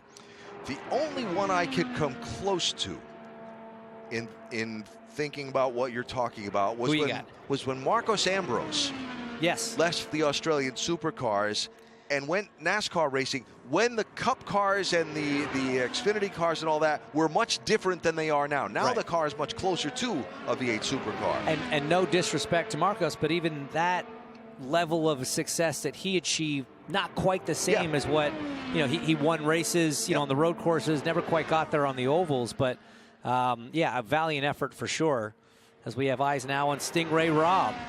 Speaking of valiant efforts, last race for the NTT INDYCAR Series out at Long Beach, 19th to 9th for the Juncos Hollinger Racing Team for Stingray Robb.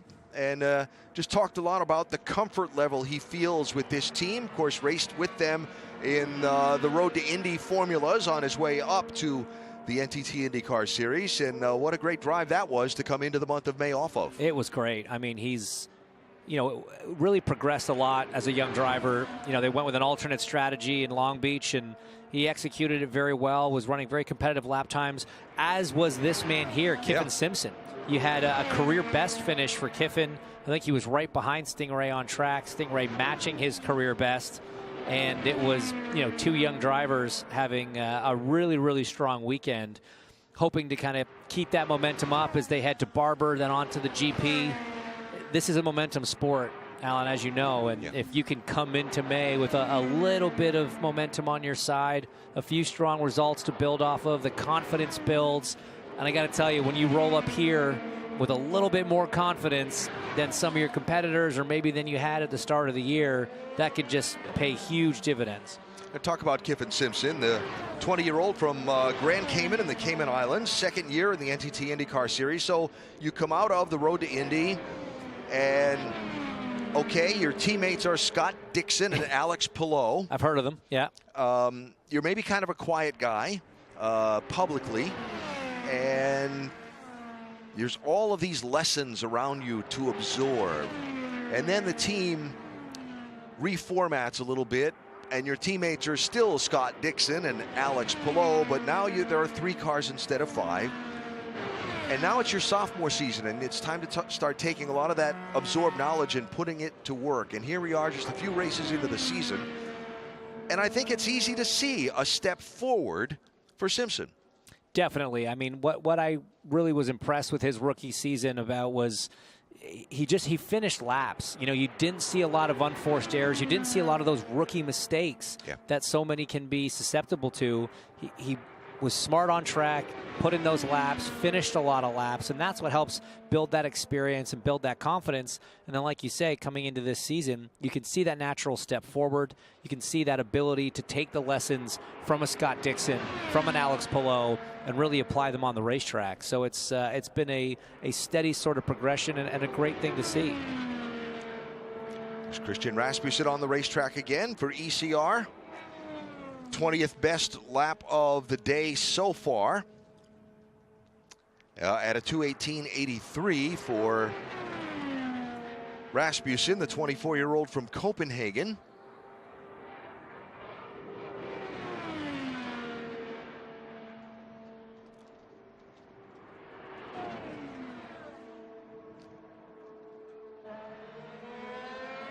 One, two, three, four, 5 cars on the racetrack at the moment. Rasmussen, Connor Daly's back out. Kyle Larson is out. Kiffin Simpson is still turning laps, though he looks like he's maybe coming back down the pit lane shortly. And Marcus Armstrong back out for a go in this Honda-powered machine for Meyer Shank Racing. Last year qualified in 16th position for his first Indianapolis 500. Guy who first came to the NTT INDYCAR Series just racing the road and street courses, then took on the oval tracks and built into that skill set. He's had a really strong start to the season from a pace standpoint. Saturdays have been very strong. Hasn't started worse than 7th so far. Been a little bit more of a struggle on race day. You know, had an incident in St. Pete. Finished where he started at Thermal, 7th place, and then again Long Beach fell down from a 7th place start to a 14th place finish.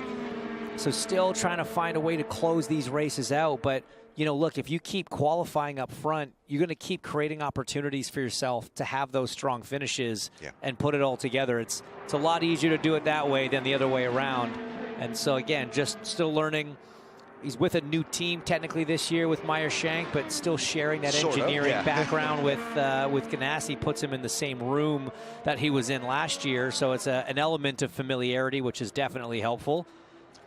Going to make the move around Will Power here as they link up in the draft, not far behind a couple of other cars.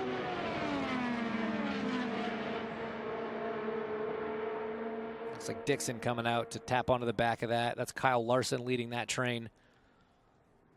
So you've got a McLaren, you've got a Shank, you've got a Penske, you've got a Ganassi. Everybody playing with everybody right now. You got a Hunter Ray. You got a Hunter Ray. Ryan Hunter-Ray, 44-year-old former winner of the 500 back in 2014. He did that. Ryan Reinbold Racing with Cusick Motorsports and their Chevy-powered machine. Ryan saying being back with this team again this year, you know, this team works full year round at their month of May effort. And said it felt comfortable, felt good, felt solid, felt prepared. Another thrilling late laps duel in this victory he had over Helio Castroneves. Still can't believe he made that one stick. That was such an insane pass. One of the best ones I've seen in 500 history.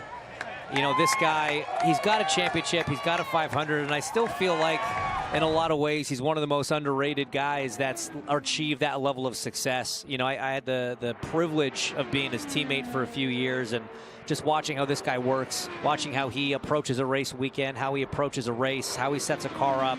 An absolute professional. And, you know, kind of like we were talking about earlier, the drivers that are one-offs for May, you can focus 100% of your attention on just that one thing, 100% of your energy on just that one thing. Most of them are doing it as a third car here or a fourth car there. But that same philosophy applies to the Dreyer Reinbold Racing team. This is the only thing that team focuses on 365 days of the year, and that can come with its advantages as well. So this is a program that has had some very strong cars and some very strong runs in the past, and with Jack Harvey and Ryan Hunter-Reay behind the wheel of both those machines, poised for what could be one of their strongest months of May. Another fascinating group to keep an eye on as we watch Will Power here. Work in behind Kyle Larson and just ahead of Scott Dixon.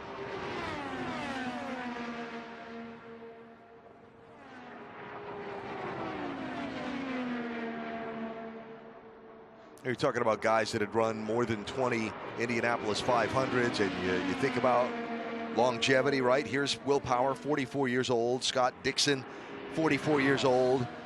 And yet, there's no question of the fact that they're still on top of the game as much as ever. Absolutely no question. I mean, both these guys were winning races last year in the IndyCar Series, which is, as anyone will tell you, is so difficult to do. Their pace is still there. It was only a few years ago Will was champion, breaking the all-time pole record. Yep. And at the same time, this is a driver that's in a contract year with Penske. Desperately needs to have a strong start to the year to kind of try to solidify that opportunity there and make sure his butt stays in that seat. And a strong month of May, we know how much that means to Roger Penske and that team. Yeah. So Will coming in here with, I don't want to say added pressure, but maybe a little, added determination. Added determination is probably a good way of putting it. If it's possible for Will Power to have any more added determination than he carries on a daily basis. True. True. There's Josef Newgarden tagging in on this group. See if Joseph's able to run down those cars a little bit of a gap in front of him. There's Pato O'Ward coming to the Yard of Bricks ahead of this group also. Watching this, where cars catch each other in the draft and how they time the end of those straightaways and that kind of thing, that's always something fascinating to watch in the practice sessions also. It's fascinating to watch, and it's also hard to judge because in these sessions, unlike what we see in the race itself, occasionally guys are trying to fall back. They're going to lift and crack the throttle and almost force a pass on themselves that you wouldn't otherwise see. So it can also be a little bit misleading for drivers. You might think you're a little bit stronger than you actually are, not realizing that the cars that you're working around might be holding back a little bit. And like I say, forcing the issue, letting you go by when they want you to go by. And of course, let's see, we've gone an hour without mentioning it, but learning the hybrid, where to deploy, how that might play into the passing or the blocking situation, as it were. And I think right now that's what these drivers, especially these experienced guys, are spending the most time thinking about and worrying about, as we see Newgarden now using that draft to jump up to the top. P1 at a 224.038. It's all about, in these traffic situations, learning when to regenerate the pack, when to deploy the energy, how you ebb and flow. I mean, the cars are so tunable in terms of how they regen. Do you want to leave it fully manual and leave it up to the driver? Do you want to have situations where on a part throttle lift when you're in traffic it can regen a little bit? Do you want to have situations where it's only when you're 100% off throttle you can adjust how aggressively it regens when you're part throttle? And there are so many things you can tailor to each driver and each team, and some of those different strategies, I think, are what these groups are going to be running through, not just today and tomorrow, but all through practice week. So much stuff. So much stuff to have in a driver's head as he's getting ready to go race 500 miles in traffic. You know, I always get a kick out of when you hear some of the radio traffic of, plan A, plan B. Okay, which one is that again? Is it easier to remember a lot of that stuff? Does it become muscle memory than I might perhaps think? I think it's different for every driver. I think if you have a natural, propensity for being able to remember thing. If you did well on tests in school, you're probably going to be, a little more apt at managing some of that stuff. But no, the short answer is it's not easy, because when you are out there, your brain's in a completely different mode than when you're sitting in an engineering office, reading through a debrief sheet. As we see Newgarden there clearing Rasmussen into turn 1 in a nice clean move. But it is something that's so important. And I think that those drivers that have that little bit of extra mental capacity while they are driving at this pace tend to have a little bit of an advantage, because they can work those scenarios a little bit smoother, maybe a little bit quicker, make those decisions or change plans from A to C that little bit quicker. Every little thing is an advantage when the field is as close as it is right now. Sure. Newgarden, Rasmussen, Rossi, first 3 in that group. Rossi up in P6 at the moment, 222.692. Obviously, these are all toe laps that we're seeing these big times for, but it's less about the speed. What I'm looking for is how closely are these cars able to follow in the corners? How well are guys able to time their passes? These are the kinds of things that by the time we get to carb day, you are dialed in. And how to time the pass. At that point, you've maximized your car balance. You've done everything you can. Now you have that added element of the hybrid, like you say. But just taking a look at how close is Rasmussen running to Newgarden? How close is Rossi running to Rasmussen? Then you got Herta chasing the whole field, trying to get a nice big draft off 4 cars in front. And Graham Rahal, the other car in that group. So let's see, Newgarden with the fastest lap of the day at 2:24.0. That compares to the October 11th test here, where Newgarden was second fastest, and Alex Palou turned the fast lap of that day, which was 2:24.3. Different weather conditions, not as many cars. Yeah, not as many cars at the October test, and I would say better weather conditions in terms of trying to go fast. Speed, yeah. A little bit cooler. It's a little bit warmer here. Track temp is, I think, significantly up from what they saw in the October test. So to have times kind of in that same range, I think it means they've been pretty consistent. The aforementioned Alex Palou with his first lap of this afternoon session. Whose helmet hose is flapping around pretty aggressively. Seems to have come disconnected from the car there. That's he must be able to feel and hear that. But I'm surprised he's not coming in to get that sorted. Not only is it annoying, it is not particularly aerodynamically efficient. It looks like it's popped off the helmet, so it's still attached to the car, and it's not flapping around off his head. It's going back through the roll hoop. Sometimes that connection is either done through magnet, or it can just be a sort of beveled connector. And it can pop off under the incredible pressure that goes through there when you're doing 220 miles an hour. Doesn't seem to be bothering him, though. Well, probably not. And the speed of this car will not bother him either, because he's always fast. And had a very good lap posted earlier this morning as far as overall speeds are concerned. Trying to see if he's got anybody close to him on the racetrack that he's getting a toe off of. No, it looks pretty clean. So he's coming off of 4 now. We'll see what this time is as he crosses the line. So that's a 220.1, which for running by yourself is pretty sporty. Granted, with a few cars on track, there is that swirl effect. It is definitely a little faster than if you were just on a racetrack in isolation. But still, Ganassi potentially showing that they've once again shown up with some rockets here at the Speedway, as we see Graham Rahal lining up Rossi, Dixon lining up McLaughlin into turn 1.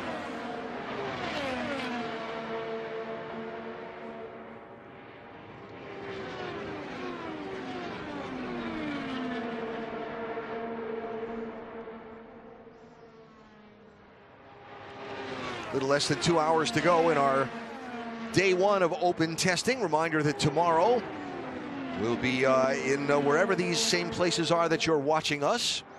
IndyCar.com, Indianapolis Motor Speedway.com, the YouTube feeds of them, both. And start at 9:30 in the morning Eastern time with the boost turned up and the qualifying simulated, the Fast Friday, if you will, tomorrow, 9:30 in the morning. And then there'll be a couple-hour break while the teams reconfigure the cars, and we'll have a 3-hour final test day before the month of May for all cars tomorrow afternoon from 2 to 5 o'clock Eastern time. Weather forecast is great, and look forward to a very interesting day, too, here at the open test for the 109th Indianapolis 500-mile race. I mean, just looking at these cars right now, McLaughlin on the back of Dixon, reaching almost 230 miles an hour already in the draft. So impressive. Again, picking and choosing when to charge the hybrid, when to deploy the hybrid. Do you use it to get the run on the straight before you make the pass? Do you do it off of 2 or off of 4 when you're going for the move? So many different scenarios that these drivers have to experience and play with, and just kind of build up that database so that when they're in the heat of the moment in a race situation, they know what move to default to in a given situation. Now, talking to a lot of people about the hybrid and how that might factor into things, when you do regen, it does take a little speed from the car.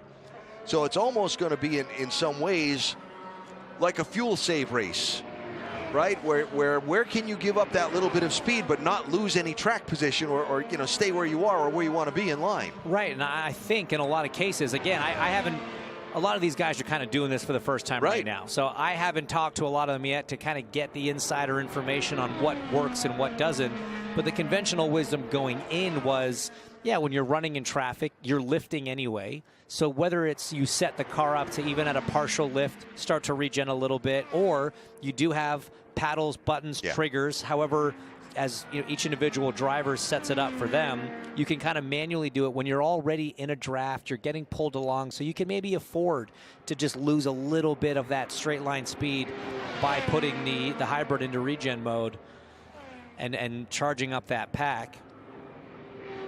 So again, there's so much to do behind the wheel. You're focusing on, you know, how you're regenning, how you're deploying, where's the front bar, where's the rear bar, how do I adjust the weight jacker, what engine mode do I need to be in, all while balancing the car on the edge in dirty air, trying to time a pass. I mean, it is like flying a fighter jet while doing calculus with walls all around. It takes a special skill set. It takes a special kind of crazy to do this. I'll say that. Kirkwood coming to the Yard of Bricks. Picked up the win at the Acura Grand Prix of Long Beach last time out for the NTT INDYCAR Series. Very impressive weekend for him. And if you just looked at the box score, started on pole, finished first, you'd say, yeah, okay, but no, that was a race that really required a precision drive and a precision execution of a strategy to make it work. It really did. I mean, first of all, you got to get through a start at Long Beach, which is never an easy thing to do. And then, yeah, you had to call that tire strategy perfectly, when to pit. The team did a great job on that side. And then Kyle really earned that win, you know, through that last pit cycle on the outlap. Alex Palou, series champion, championship leader on hot tires, chasing you down. And he was absolutely picture perfect, millimeter perfect, did not put a foot wrong at any point, and then drove away from the field. So he was the class. I even spoke to Palou afterwards. He said, yeah, we had nothing for him. We're not going to pretend like this was something that got out of our hands or got away from us. That was all Kyle's day.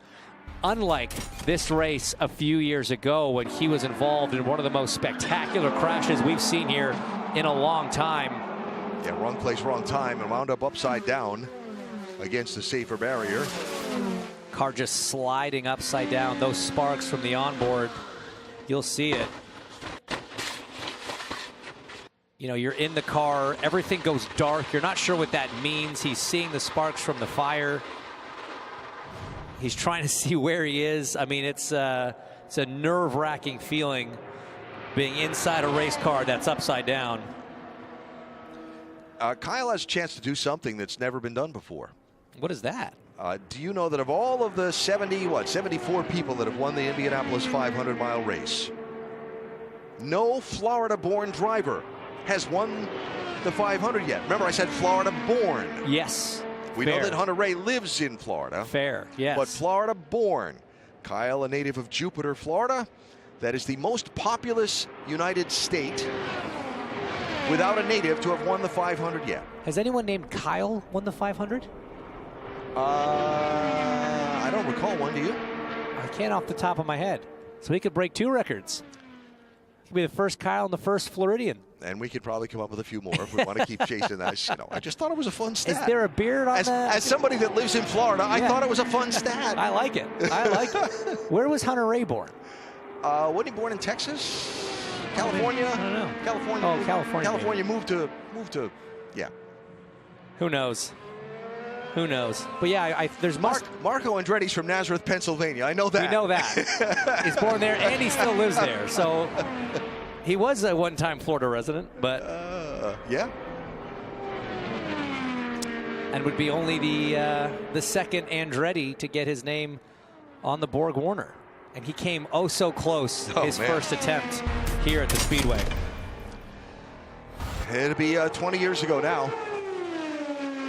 As Marco was right there. Right there. And that much was the difference. I mean, I've never seen a comeback like it. The block that Marco put on Sam with 1 to go, I thought he had more than enough space. I remember watching that race on TV. I was racing against Marco the year before in the junior categories and just could not believe that comeback from Sam Hornish to win by inches. And, you know, credit to Marco for no dirty tricks there, coming off of 4 and potentially causing an accident.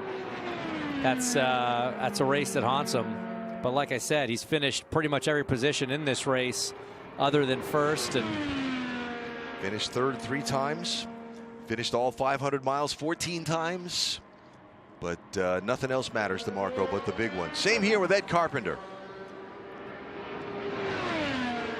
Ed visiting with us earlier.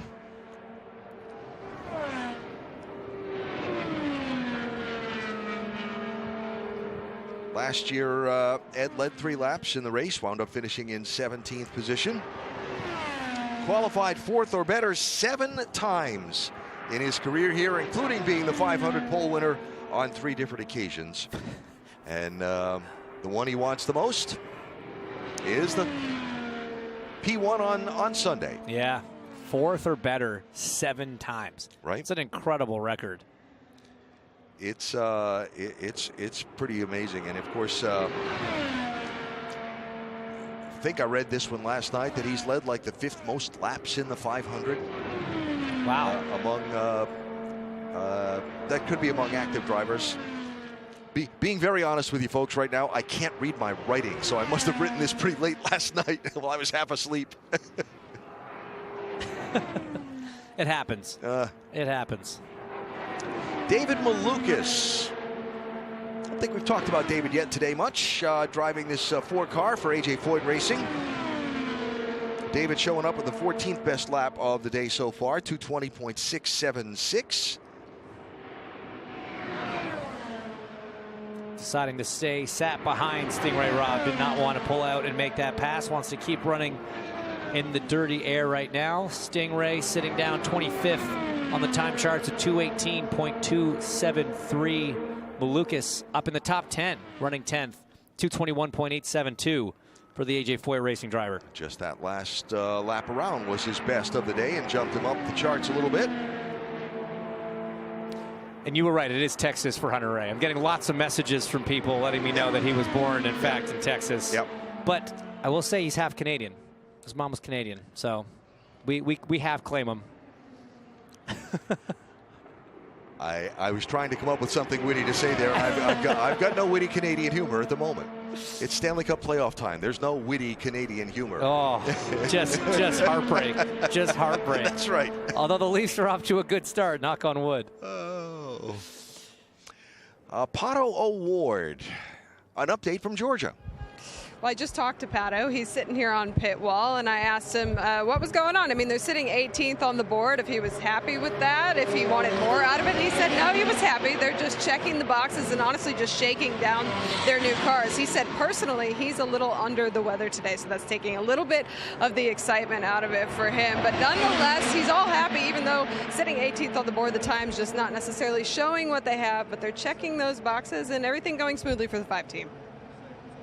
Georgia, thanks. Really, it's all about checking boxes and making your way through a test plan, right? And, you know, you'll find people here that are going to finish the day up near the top of the speed chart and not be very happy, and people that are going to be kind of a little buried down the list a little bit and going to be really happy with how their day went. Yeah, polish it, put it away. We'll go again tomorrow. It is so tough to kind of look at the time charts and try to read too much into it. This is more about, you know, how the car feels, and you know, as a team, you're able to sort of extrapolate where you really stand better than what the final time charts will say. Well, we heard from Takuma Sato at the end of the rookie orientation and refresher session after he posted the fast lap during that couple of hours. Here are his first laps now back out in the full field practice session for the two-time winner. Just getting her up to speed here. And running by himself. This will be a very good no-toe look at Sato. Yeah, we saw a few of those laps during the tail end of the refresher course time slot. And again, the car looked fairly competitive, which is no surprise here for Takuma Sato. A few drivers yet to make laps. 29 of the 34 have run laps in this all-skate session. It's got about an hour down, hour 46 left to go. Among them, Louis Foster, who was in that last session, and put a lot of laps in. As was Devlin DiFrancesco, who has yet to run in this latest session. Haven't seen Santino Ferrucci. Remember, his car rolled to a stop earlier in the first session of the day. And has Jack Harvey made it back out? I don't think I see Jack on the timing charts either. Scanning. No. Remember, Jack had a problem where his car coasted to a stop earlier. So a few guys having some issues. That's costing them some track time. We talked about Sato and what kind of pace he could do out on his own. Last lap was a 2:19.0. which again is one of the quicker kind of single car laps that we've seen. So some real pace. And a 2:19.4 on that lap. That's the fastest lap he's run. That's 23rd on the charts, but one of the fastest single car laps that we've seen. No toe. So Takuma getting right up to speed. Hybrid system, as he mentioned when chatting to Georgia. That's the second best no-toe speed for Sato. Alex Palou has the best no-toe speed at a 220.354 of this session. Yeah, we were luckily watching him when that happened. We kind of clocked that one. Yeah. And again, first blood. Helmet hose and all. Yeah. There's at least a 10th of a mile an hour in aero drag in that helmet hose. A nice little group forming up. This should be fun to watch. Got Ray Hall and Power. And Marco, McLaughlin, Dixon, and then a few more behind. Got some experience there. It's happy hour, guys. I think it might be official. The sun is starting to set. A little over an hour and a half left. This is when things start to get a little spicy at the Speedway. It is after 5 o'clock, so with a normal practice during 500 prep week, where 5 to 6 p.m. is happy hour. It's 5 o'clock right here. I imagine that the hill in turn 2 is nicely full, and hopefully they are being nicely thirst quenched with a nice beverage. And entertained. And entertained by the on-track action as we see Power go down behind McLaughlin. Dixon stays in line, but this is much closer to the gapping that you see once we're to race running. You notice how much closer they're running than when we first started this afternoon session with those Andretti cars 15, 20 car lengths apart. Now you're looking at 4 or 5, Dixon even 2 off of the gearbox of Power. Is that a building up to making sure your car, all right, when you're that 5-10 car lengths back, making sure it's going to stick the way you want it to. And Absolutely. Absolutely. I mean, look, you could probably go out on lap 1 or 2 and ride a guy's, gearbox 5 car lengths back, and maybe it'll hold. But if it doesn't, you're going to feel pretty silly. But hope is not a good strategy. So, yeah.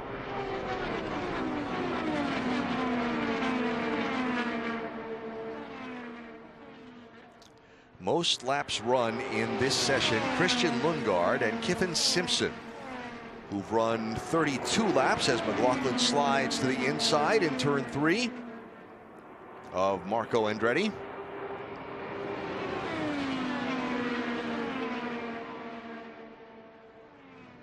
And we'll lead this group to the yard of bricks again. Here's Will Power now as Marco slips back in behind Power's machine.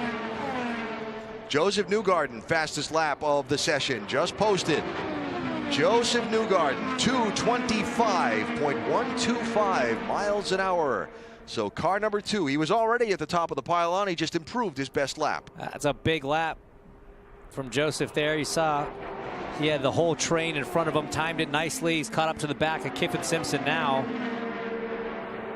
But, again, I'm looking just at the front of that line with still Scott McLaughlin. I'm thinking back to this hybrid question. Yep. Let's say you've burned your hybrid to get up to the front, but to recharge it at all requires you to either lift or manually regen, which does add some drag into the powertrain and takes away some top speed. So if you're out front running flat out, do you want to sacrifice that speed to get the pack so that you can use it in defense or a return offense if somebody tries to make a move? This is all super fascinating stuff. Yes.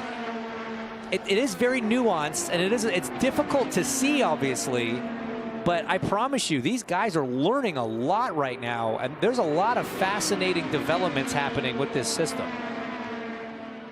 And when we get to 500 Sunday, it will be interesting to see what kind of radio communication might go from the timing stand out to a particular car, because the driver's going to get busy in traffic. And maybe reminders or suggestions or that kind of thing. Some people take suggestions and reminders better than others, right?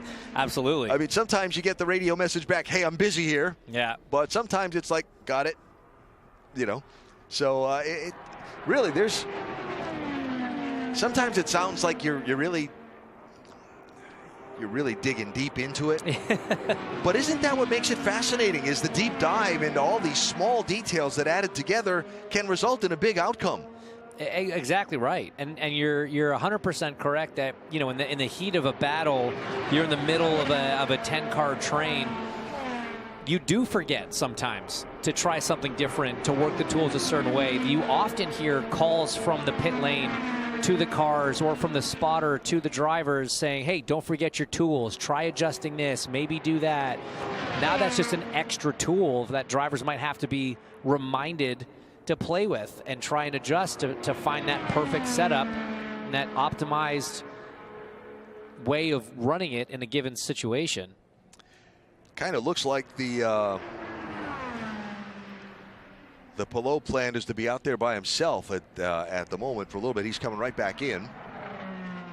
8 laps in total in this session for Alex Palou, and again 220.354, the best of the no-toe speeds in our afternoon test session. And he just backed it up with a 220.085, so that's proving he still has that kind of pace, which is pretty impressive. Newgarden up front, his no-toe best is a 218.2. That ranks him P7. Yeah. Yep, 7th on the no-toes. So we saw Sato running well. We mentioned that. Andretti, 3rd on the no-toe list right now. Then you got Graham Rahal, Kiffin Simpson, Scott Dixon, and then Josef Newgarden, Ed Carpenter, and Kyle Larson. Christian Rasmussen is 10th in the no-toe speeds.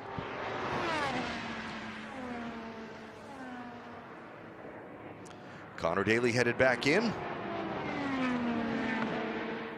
19 laps on the board. Best of them 219.11 for Connor.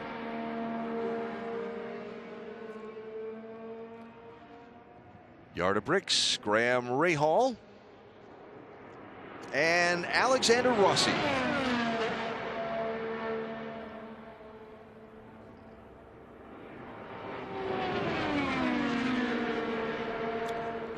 Just some other random things as they've unfolded through the afternoon so far. Top 10 best laps.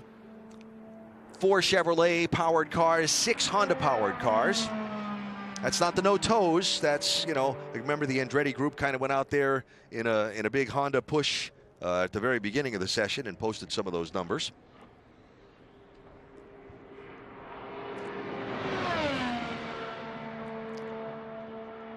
And watching Christian Lundgaard with a little over an hour and a half to go in day 1 of the Indianapolis 500 test.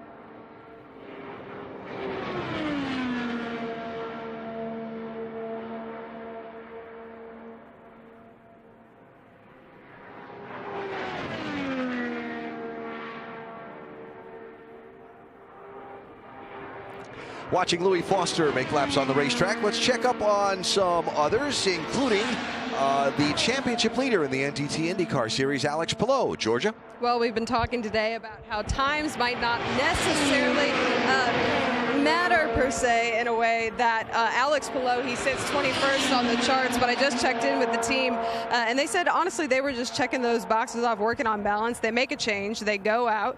If they don't like it, they just come right back in, and that's what we've been seeing Alex Palou do. He just goes out, makes a few laps, comes back in, small tweaks, and right now they're just really focused on pinpointing the balance of that race car. So he sits on pit lane right now, but it looks like they've made a couple adjustments and he's about to head right back out. All right, Georgia, thanks.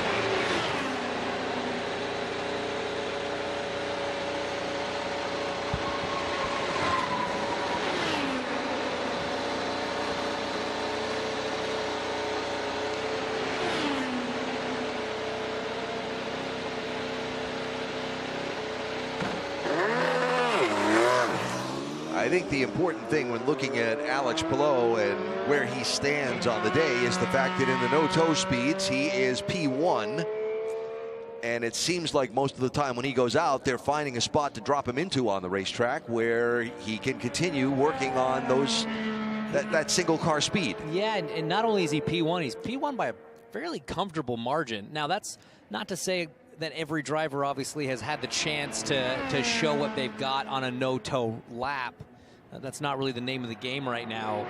But either way, you know, they're taking this kind of slow and steady approach that Georgia just explained. He's out there on a new set of tires right now. And, you know, once again, he's kind of gone out by himself. There are a handful of cars on track, but none of them are immediately in front of the championship leader. So it's very interesting, the approach that they've taken to this test. It's very much a test session for this group, which is the right way to do it when you know you still have so much practice to kind of work on the race car later in the month. Always fun to look around at who has the different approach and what the majority is, what the other thinking is. And of course, wouldn't be the first time a multi-car team split the strategies among its drivers and teams as well to work on different things. No, that's a great approach to have, you know, is use the advantage, take the advantage of having multiple cars, split up some of that workload. That's going to happen all throughout practice week. One car will focus on aero, one car will focus on, you know, mechanical, be it maybe springs, geometries, then another car might focus on damper work, as we see now a slew of cars coming out as a few cars try to steal a little bit of a draft there, but that's a nice little train forming. I was just about to ask you to define how many is a slew, but I'll let's call it 5. Being afraid of the answer, I'll stay away.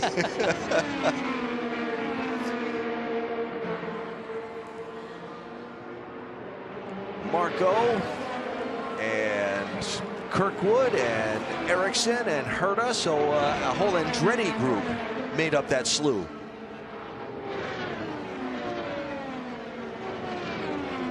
And suddenly a big rush to the speedway as well. Got a lot of cars out there right now. Look at it. That yeah, just that's lit great. up. We went from 4 or 5 cars on track to now 15 plus. That's a busy racetrack. And again, this is that time of day when people love throwing on a set of stickers, filling up the tanks, and seeing how long you can last. You see Palou out there, and it's interesting because he's jumped up now as the swirl kicks in and there's more cars in front. All the way up to 13th.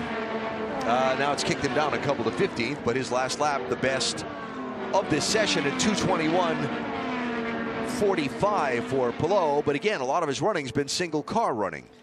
And now you get this interesting mix where drivers are coming out of the pits. Some are on full tanks and new tires. Some are on half tanks with half-stinted tires. You never really know what everybody's running. Teammates will try to probably run a similar program just to keep it consistent and make sure everybody knows what they're doing. But you could be driving around a guy and think you look really strong, pass him and pull away and think, oh, we're great, and not realize that he was on, 15 lap older tires than you and can give you a false sense of security. Likewise, you can also get into a tailspin panic very easily if you start falling back a line of cars, not realizing that your tires are 12 to 15 laps older. Less than an hour and a half to go in our opening day testing at Indianapolis Motor Speedway for the 109th Indianapolis 500-mile race coming up on May the 25th. It's going to be a lot of this, I think, for the rest of the hour and a half that we've got. So I think no-toe times pretty much stop here in terms of even having the opportunity to set one. But what we will see is some big speeds. We will see some big trap speeds. Right now, I've got Scott McLaughlin at the highest trap speed, 232.3 heading into turn 3. There goes Palou back down the pit lane as Graham Rahal and Scott Dixon lead this group off of turn 4 toward the yard of bricks.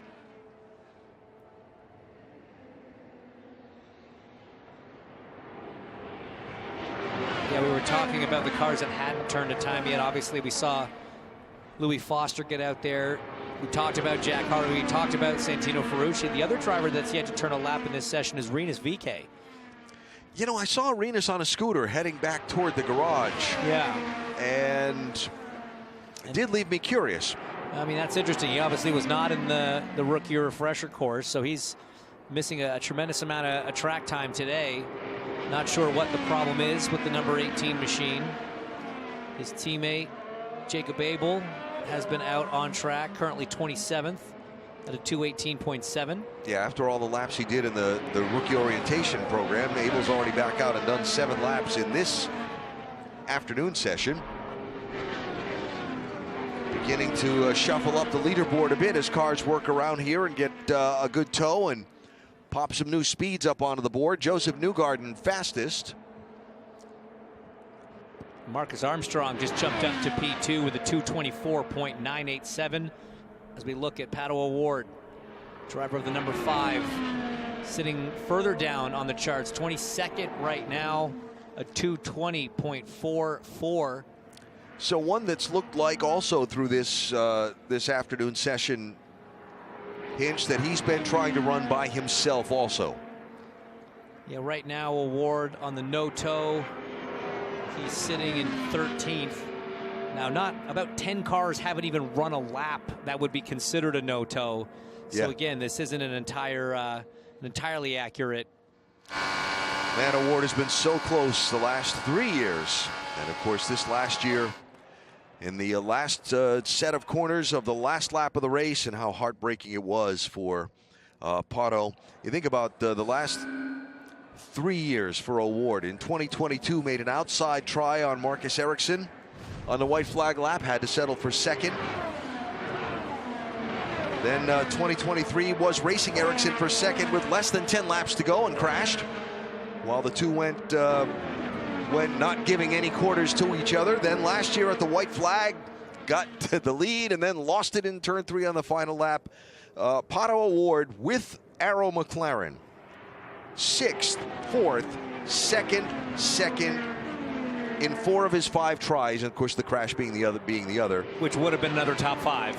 He is a factor in the finish every year he's been with this team, and no reason to expect he won't be a factor at the finish this year with this team again.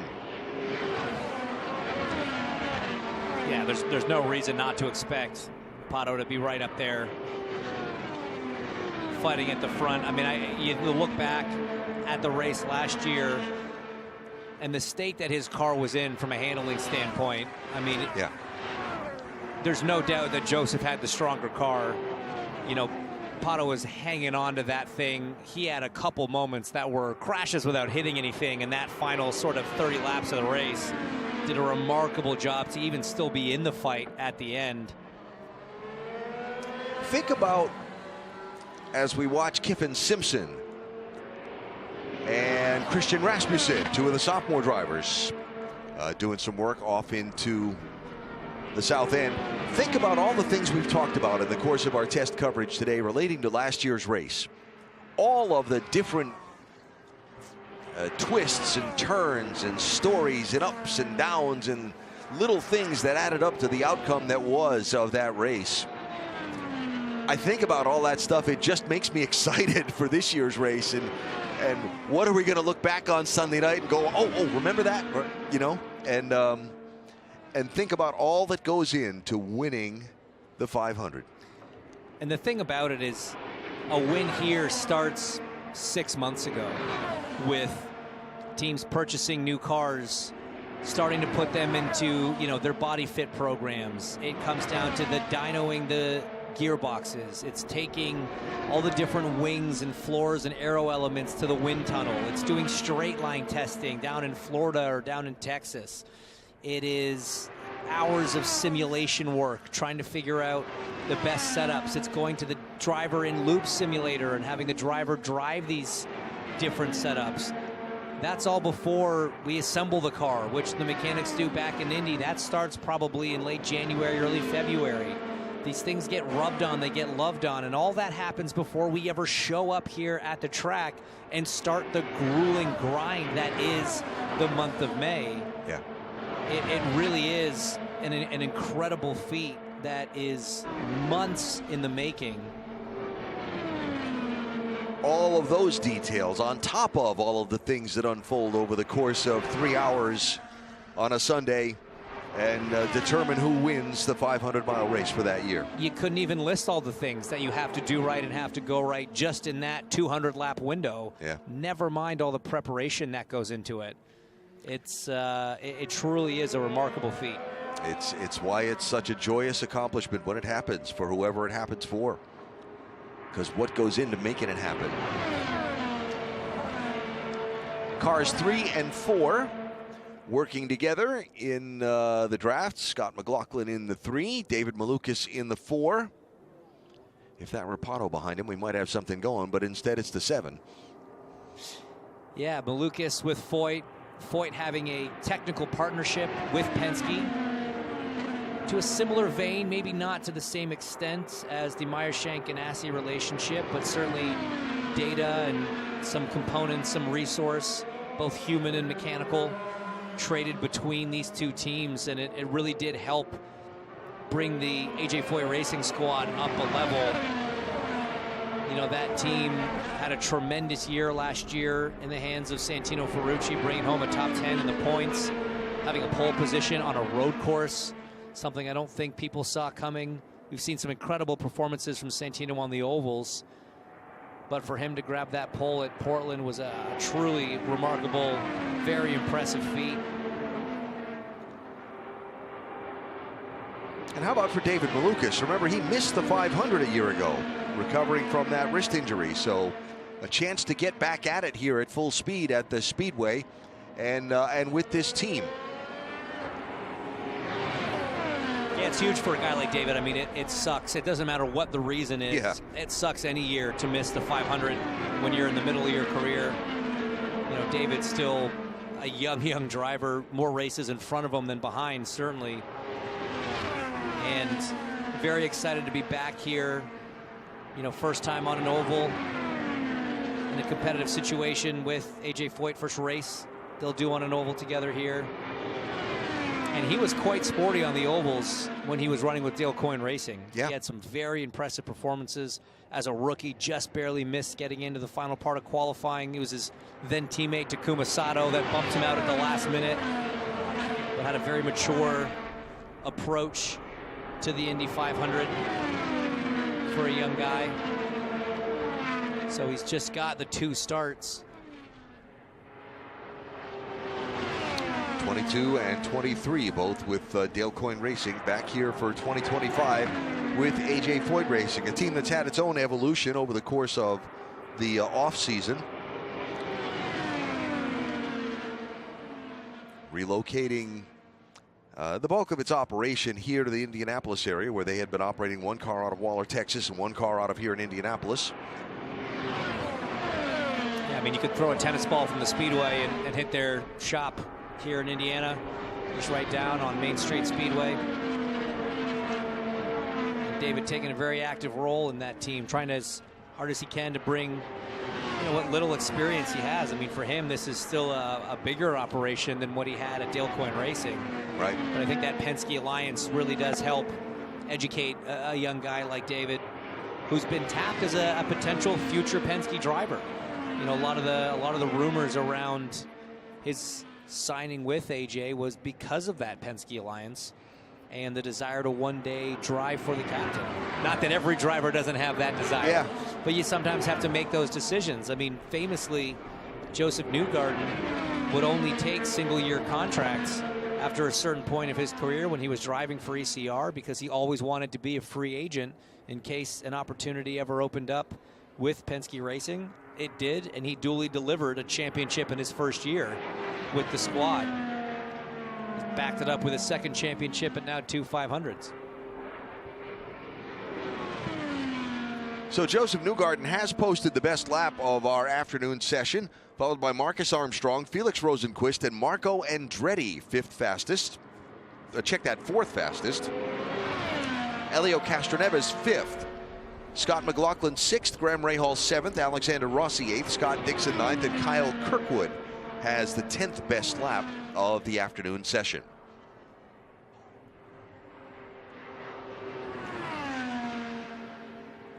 Devlin DiFrancesco, remember we hadn't seen him since the refresher session.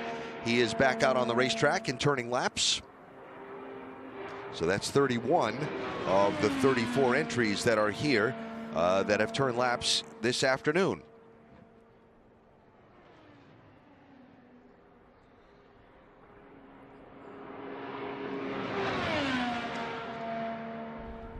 Now you got me curious about the VK thing. Yeah, there's something going on there. Yeah. Him, Ferrucci we know, and Harvey we know had problems, and then add in VK, the only 3 drivers yet to set a time in this afternoon session. So some sort of issue on the 18, and a serious one, because this has been a long time down. Now you got me curious and wanting to go back and look and see if he was out this morning in the first session. It's a great call. I have to look it up. Stand by.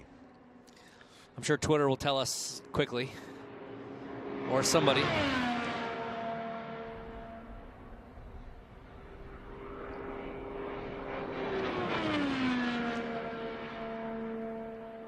Lundgaard out there getting the laps in, sitting 21st on the time charts, 220.477.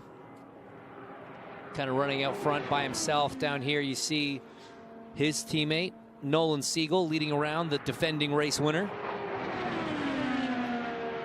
Josef Newgarden, who's also P1 on the charts right now.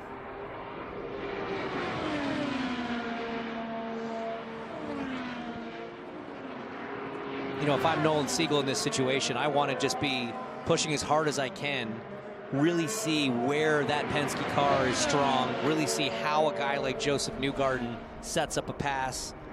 Where does he position his car? How does he time it? Then once he gets around, quickly turn it into, okay, how can I learn from him? Where does he place his car when he's out front? If they catch another car, they catch some more traffic, how does he respond? There's a lot that you can learn by watching the drivers that have been very successful around here navigate this place. And you don't get a better view of it than when you're right behind the rear wing of that car. Just behind them, Ericsson and Hunter-Reay. Hunter-Reay just made a little jump up the charts. He was kind of down near the bottom. He's up at 25th in the minute, 220.273. Obviously, that's in this tow. That's in this draft. Drivers working through their programs. 8 sets of tires were available for all the veterans.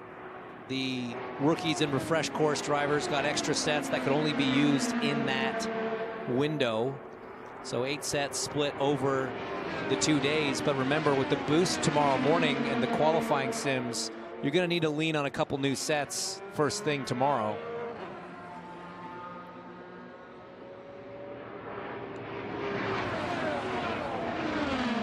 Ooh, that was a late one. Is that Raz? That was Rossi.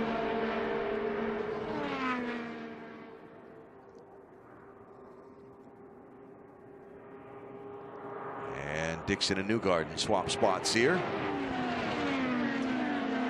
That'll be a fun little group.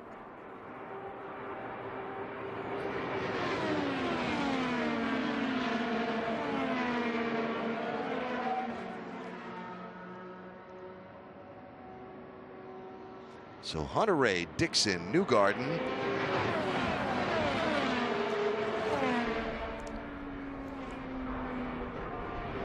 Rossi at the back end of that train. Yeah, and Rossi all taking the measure.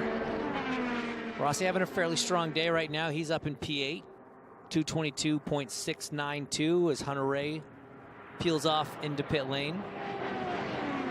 Running out front, not the best speeds that we've seen from cars up front out of that number 23 machine.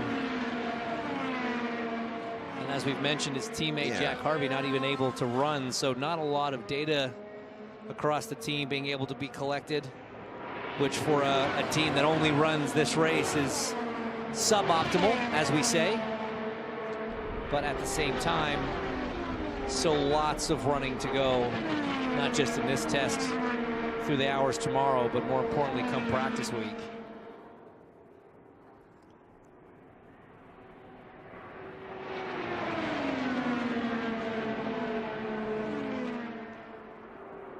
And this is very typical for what we're going to see when we're back here for practice this time of day. You know, we run till 6 p.m. on a normal practice day. This last sort of 2 hours is when you really start seeing these group runs happen, which is a little funny. It's always been a bit funny to me because although it was the case last year after the rain delay, the race is usually well done and dusted by this point. So it's always seemed funny to me that teams and drivers always kind of defaulted to a time of day, and as a result of track condition that was not really indicative of what they were going to be racing in. Herta with a big jump up to P3, 224.857, running in the wheel tracks of his teammate Marcus Ericsson. Ericsson in 13th at the moment at a 222.024.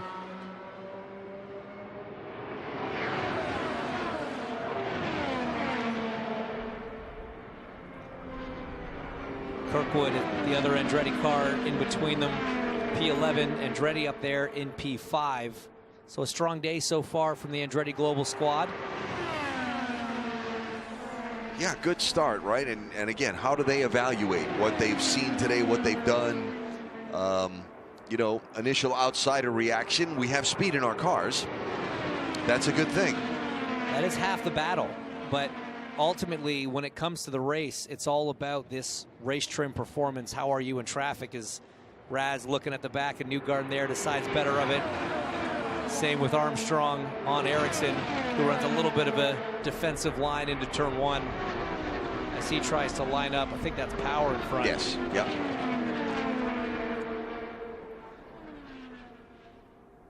But yeah, I mean, we've seen cars that are not the fastest win this race. I mean, Josef, I think, qualified 17th when he won the first time. I remember Ryan Hunter-Reay when he won in 2014. Wasn't that like 19th he started, 19th. I think? 18th or 19th? Yeah. You know, we talked about the whole SCS, the slow car syndrome, at the top of the show. And in 2014, I can tell you, of the 4 or 5 Andretti cars we had that year, his was by far the slowest over a lap, consistently, all month long. And he cut a pretty disconsolate figure in the paddock knowing that he had the slowest car in the team. But I can tell you at 4:30 p.m. every day when we went out group running, that guy could drive through anybody. And I told him, I said, hey, look, man, if you want to trade cars, I would do that today. Yeah. Because I had a pretty quick car, but his car in traffic was just on fire. And he used it to absolutely phenomenal effect on race day and drove his way up from 19th to the win. So this is... Speed is important, but it is only half the battle here.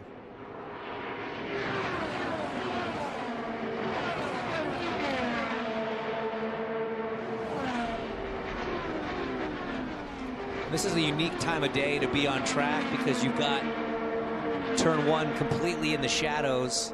Track temp starts to fall, while 2, 3, depending on the time of day, part of 4 still very much in the heat of the sun. Track temps high.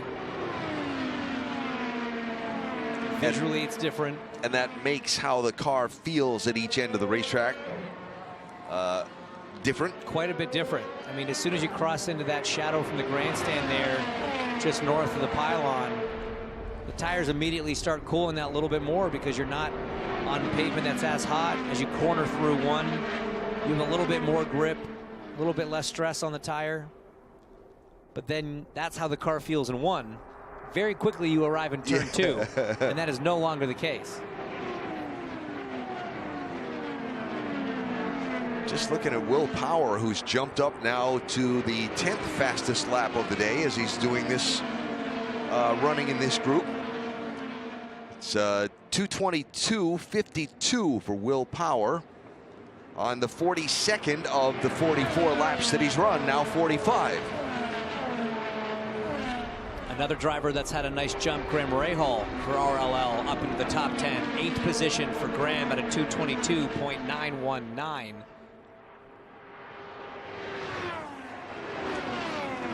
Again, still not sure what the single car pace is for RLL, but for Graham to be able to, for the time being, throw a lap time up in the top 10, that shows his car feels pretty good in traffic. He's confident to keep his foot in it when pulling up on other cars.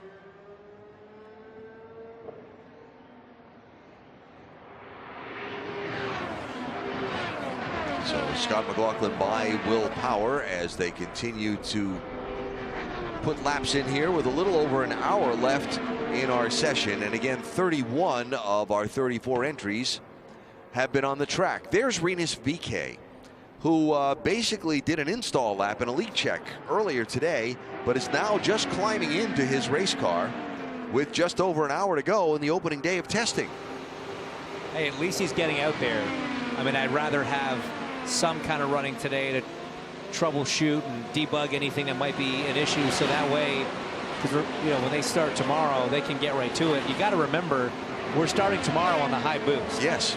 So without any running today, Rinus's first laps would have been at fairly exceptional speed. Hang on, yes, yeah. Hang on. And so this is very helpful. I mean, an hour compared to what everyone else has had, not a lot of running at the end of the day, but still better than nothing. Good effort from the DCR mechanics to get them back out to pit lane.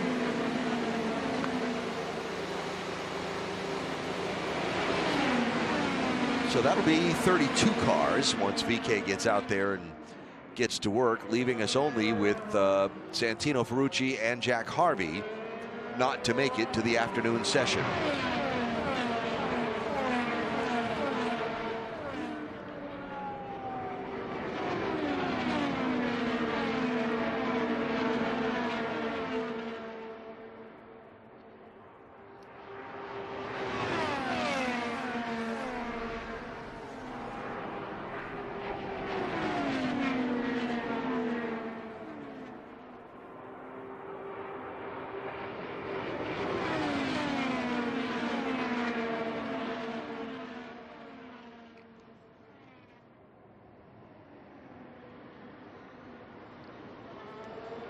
Castroneves lining up the back of the car that he used to drive, the yellow submarine for Team Penske. He had some strong runs in that machine. Wasn't quite able to take that 4th 500 win with Team Penske with the number 3. Did do it with his current team, Meyer Shank, back in 2021. Elio is fascinating. Talking to him yesterday, he said, yeah, this is a brand new car. And the setup that we're going to run is a little different than what I've been running. You know, the engineering change around Meyer Shank, it's a little different. He said, but the process is still the same.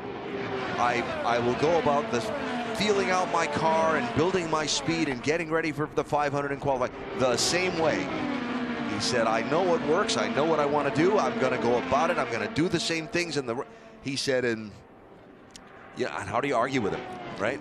I mean, he's got 4 of those baby Borgs.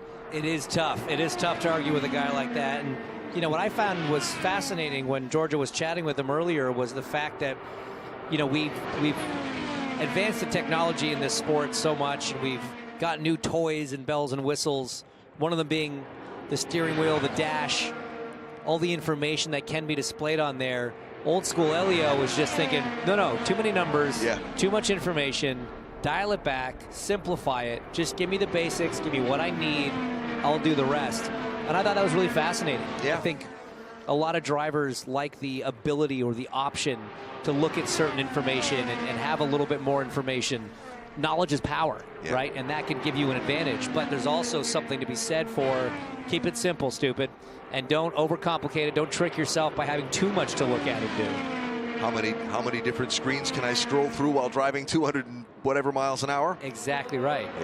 So he's kept the information on his wheel bare bones, similar to what it would have been potentially, back before we had even that capability.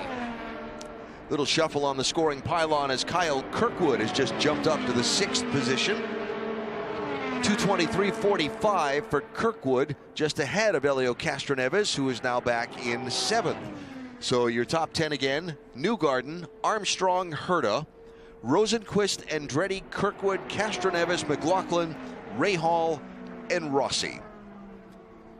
That's 3 of the 4 Andretti Global cars up in the top 10. Up in the top 6, really. And the no-toe speeds. Rosenqvist now has the fastest no-toe speed. Palou, Sato, Andretti, Rahal, Simpson, Dixon, Newgarden, Carpenter, Larson, and I missed somebody in there because that was 10. Rosenqvist, Palou, Sato, Andretti, Rahal, Simpson, Dixon, Newgarden, Carpenter, and Larson. There are your top 10 no-toe speeds on the day.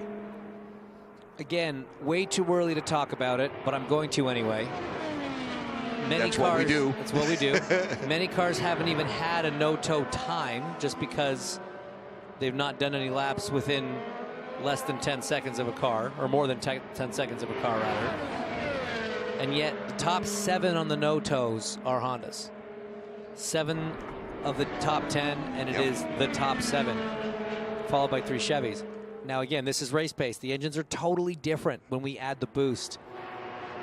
Tomorrow morning on Fast Friday, and we will learn a little bit more about what the potential qualifying order could be. But as you said, they're not going to show everything they've got at the test. There's always going to be a little bit in reserve, a little bit in the tank, a few extra tricks of the trade in car prep that you won't see now at this test, but you will see come qualifying weekend, because you normally see that even from Fast Friday to qualifying day.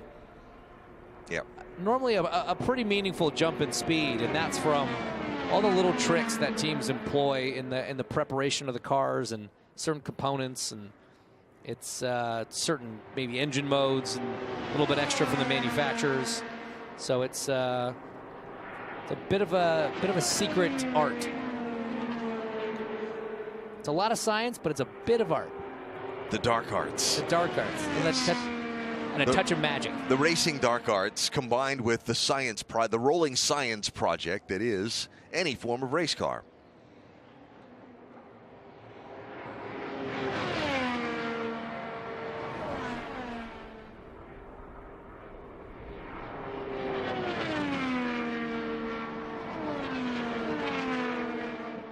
Have heard that, just kind of trying to keep on track of Santino Ferrucci. We are confirming that there was an engine change performed on the 14 machine. Santino stopping on track earlier today in our first practice. And don't know if we'll see him in this final hour as we are under 60 minutes to go in our test day number 1. And there's a chance that the team is opting to just take their time on the change, knowing they've got another day of practice tomorrow. Santino's an experienced guy. He can handle the high boosts right out of the box. That will be a fascinating morning tomorrow, because as usually happens when you turn the boost up, what do we all want to know? What's the number? And with the added oomph of the hybrid boost put in there, we all want to know, what's the number gonna be? had the fastest pole speed in 500 history last May. Everybody remembering that Arie Luyendyk's record qualifying speed was not done on pole day, and so it didn't actually count to get him a pole position. But fastest pole speed a year ago, and what's the number going to be this month of May? Must have been such a letdown to have the fastest time of all time, and it wasn't even for pole position. I'll bet you at the moment he wasn't thinking that. I'll bet you at the moment his hands were shaking and he was trying to catch his breath. That's probably fair. But as you're lining up on the grid on Sunday, you walking up to your car and you think, well, I was faster than that guy, and I was faster than that guy, and I was faster than that guy. Now I got to pass them all. Now I got to pass them all. How do you think Marco Andretti feels about his day today? Remember, we had Marco in the refresher program earlier, and he's been out here drafting away with some of the other Andretti Global teammates, and he's got the 5th fastest lap of this session on the board at a 2:23.60. So again, that tells us he's comfortable in traffic. The balance is good. But what I like about this for Marco is on the no-toe, he's in the top 5 as well. He's P4. So again, we're always going to caveat that by saying not everybody's done an honest no-toe run, but some cars have, and the time puts him in a pretty favorable gap there. So it's interesting to kind of see where he's at. He's at a 2:18.864 on the no-toe. 2:20.418 is the fastest no-toe time with Rosenquist. So it's competitive. Yeah.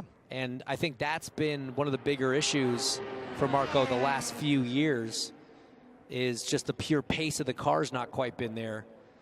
But it looks like he might have something he can work with in 2025. Well, Josef Newgarden's team buttoning up his machine, getting ready to send the driver who's won back-to-back Indianapolis 500-mile races back out onto the Speedway. Of course, one of the great thrills of winning the 500 is watching the sculptor Will Behrens craft the likeness of your face to be immortalized on the Borg Warner Trophy. Going back to May, it was such a great time for Roger Penske. I mean, you have locking out the front row and then having you win his 20th. I mean, that was incredible. For me, it was thrilling to be a part of. I'm glad we were able to win it, but I think even if you were just in it and in that fight, you appreciated the show that was going on. You know, people ask, do you go back and just take the mold out from last year? And I do the opposite of that. I just really put last year's away, don't even look at it, and just start from scratch as if I'm doing it for the first time. You got to unveil this sculpture for me. I can't wait to see what you got here. Yeah, I hope you like it. Will, amazing job. You are the best of the best. For me, it was a privilege coming to your shop last year. And, like I said, I'm sorry we couldn't make it there this year, but I'm going to be doing my best. Our team's going to be doing the best job possible to win this 3 years in a row. I don't even mind saying that. You know, I don't want to jinx us, but at the same time, you know, it's not going to change what we're going to do. And we do have an opportunity to win 3 years in a row, and it would be an honor to come back and see you. And I hope we're the first to be able to do that. I would look forward to that. I'd really enjoy that. How cool is that? It is such a cool part of the history and the tradition of this race, and seeing the process of how that happens and how it develops. My favorite part about the whole thing is you've got a back-to-back winner. Josef Newgarden didn't change his look much between 23 and 24, but he takes the ball of clay that had the 23 head on it, he balls it up and starts from scratch. Yeah. So I just love that. I think it's such a cool thing. It's not something that's phoned in. They found a true artist to really make sure that this was something that was done proper. And you know, he was amazed when he got the call up to do it for the first time, being a fan of the sport, knowing the importance of the Borg Warner Trophy, and he's done it for a very long time now. Will Behrens, the sculptor. Someone else is going to get immortalized after May 25th, 109th running of the Indianapolis 500-mile race.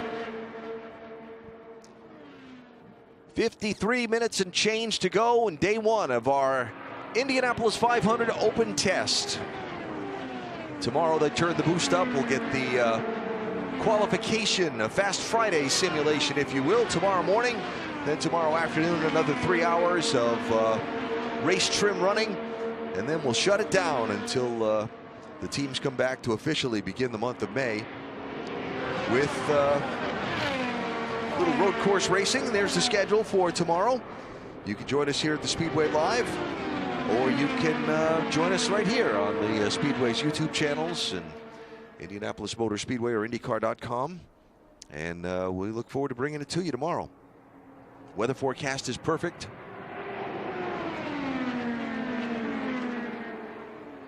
And I don't have a name for it yet because it's not going to be Fast Friday, but it's going to be something Thursday.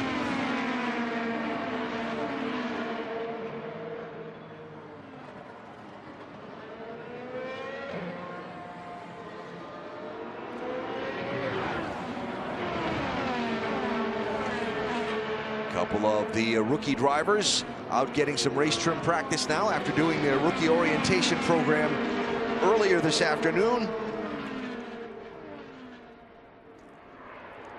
Jacob Abel, Louis Foster, both on the racetrack at the moment, making laps. It's Foster making room for some of the pack to come through as they enter turn number 3. Here he is.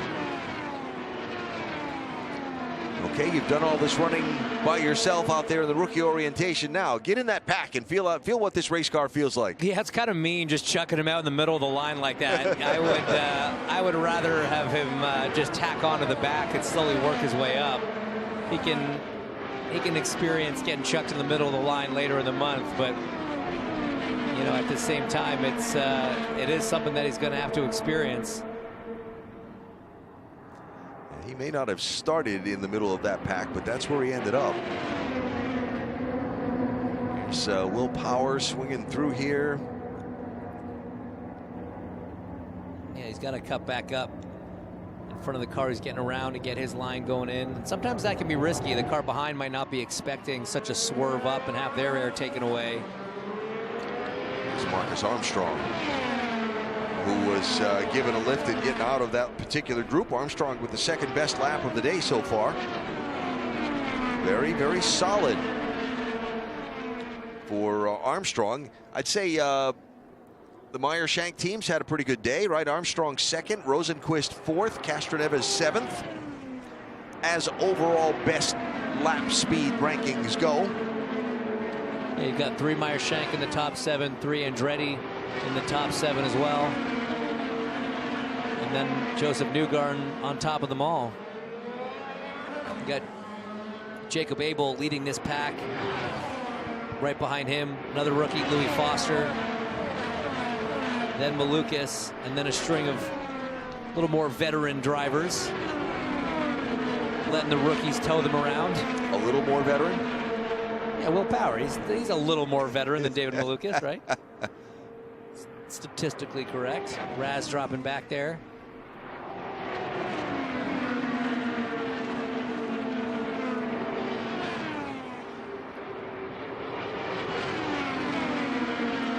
Just be curious to see what the number is here with Abel at the head of this line and picking up a little bit of a sniff.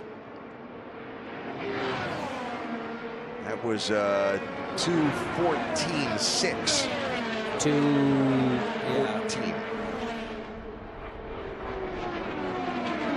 Meanwhile, Foster behind him in that draft, 2:16.0. So this kind of shows you that mile and a half extra, and he did get around Jacob. So that was going to put him on the lower end of what the cars out front or no-tow times that we've seen. But it is still very early. That car's probably super safe with downforce. Fat with downforce, as we call it, which does come at a cost of straight line speed as Raz and McLaughlin go side by side. Yeah, we don't want you to get any surprises in traffic. It's going to feel different. We're going to make you nice and snug and safe. And that's absolutely the way to do it. The last thing you want to do for a rookie driver is have him have some big scary moment on this first day of practice. It takes a long time for drivers to get comfortable again. Running in dirty air. A little bit of confusion maybe there as to whose corner it was and when. was Christian Lundgaard yielding to Louis Foster.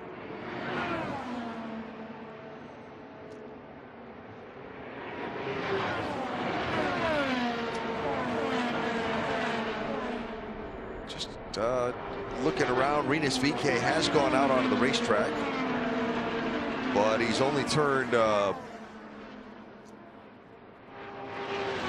couple of slow laps.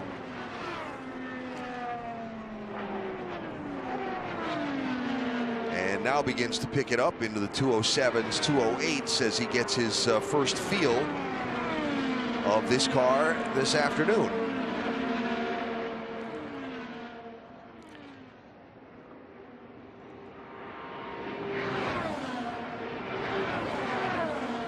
Just looking over this list and trying to see if anything surprises me or if there's anybody that's out there kind of with a big disappointment. And there's Rinus VeeKay. He made it. And running by himself. Probably the right move at this point. You don't want to jump straight into traffic your first few laps here at the Speedway. So getting up to speed, a 2:12.2 as he builds up that pace. So now the only two cars that have not turned times, Jack Harvey and Santino Ferrucci. We have heard that the 14 is trying to get that engine change done and back on track before the end of the day today, just to get at the very least an install done, get a leak check done, but hopefully maybe get a little bit of meaningful running before they do show up tomorrow. I'm not sure what Chevrolet would think about putting in a fresh power plant and going straight to the big boost. Turning the boost up and going. Yeah, that's I was thinking earlier when we were talking about that, is like, yeah, I don't know if I'd want to do that or not. Yeah, you trust Santino, but is that, you don't really know what you got for a car yet. And they might be allowed to run at the reduced boost until they've got the engine broken in to a sufficient degree. Yeah, good question. So VeeKay 2:13.78. Of course, Rinus always at the sharp end of the field when it comes to Indianapolis 500 qualifying in his time with ECR. 3 front row qualifying spots in 5 tries at the Indianapolis 500. He's fast. Pretty good hit rate for the young man. I just remember last year's pole weekend with the crash in the morning practice, and they put the car back together, and he went out there and put it in the fast 12. What a performance that was a year ago on Saturday of 500 qualifications. Yeah, definitely no shortage of bravery out of the young Dutchman. He knows that the car will stick, has some trust in it. Ed Carpenter now getting comfortable, getting back into the groove here. I do like how Ed is so unflappable. As a driver, as an owner, he just kind of lives at that cool, calm, and collected zone. Scott Dixon by Kyle Larson there. Yeah, don't get too high with the highs, don't get too low with the lows. Exactly right. Which, in a sport that has the highest of highs and quite literally the lowest of lows, it's a tough thing to master. But it's part of the reason that Ed's had the longevity in his career that he's had. Fascinating things to think about. Most laps run today: Alexander Rossi, Will Power, Christian Lundgaard, Kyle Kirkwood, Scott McLaughlin. Fewest laps run today: the aforementioned Rinus VeeKay, as Malukas goes by Larson. Alex Palou, 16 laps in this afternoon session. That's it. Felix Rosenquist, Devlin DeFrancesco, who ran the refresher earlier, and Takuma Sato, who ran the refresher earlier.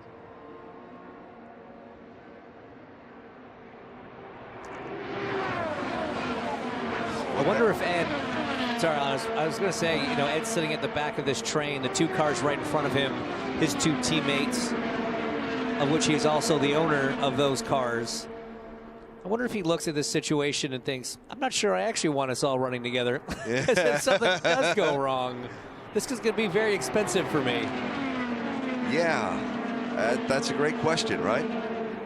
I'm going to assume if we were to ask him that question, he would say he's very good at sort of delineating his owner head from his driver head.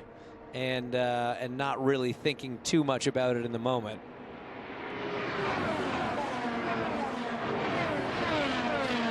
And there they are, all three ECR cars back to back to back on the Speedway. And on the overall scoreboard, Rossi is 11th of the best laps. Rasmussen is 24th. And I skipped over Ed somewhere on that scoreboard, but I'll find him. There he is. He's 16th.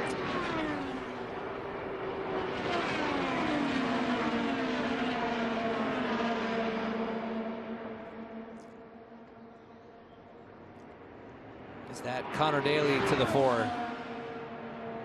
There goes Rossi. But you see Rasmussen, one of the first guys to kind of hang on a little bit on entry there. That's a lot more indicative of what you're going to see in the race. In practice, I've seen a lot of guys just being early. As soon as a car pulls out, they instantly dump the throttle and fall into line. Rasmussen, on the other hand, he's got this all gas, no brakes approach, and was the first one to sort of flirt with just not trying to hold it on the outside, but not just immediately dumping the throttle and falling in line on entry. How to lose the least amount of momentum while being passed. Exactly right. And it's a huge part of the art of speedway racing. You know, you're going to get passed at some point, and how you defend and how you conduct yourself, position your car, when and where you time how you get past, how you lift off the throttle when you get back to it. You can make or lose a tremendous amount of lap time as a result.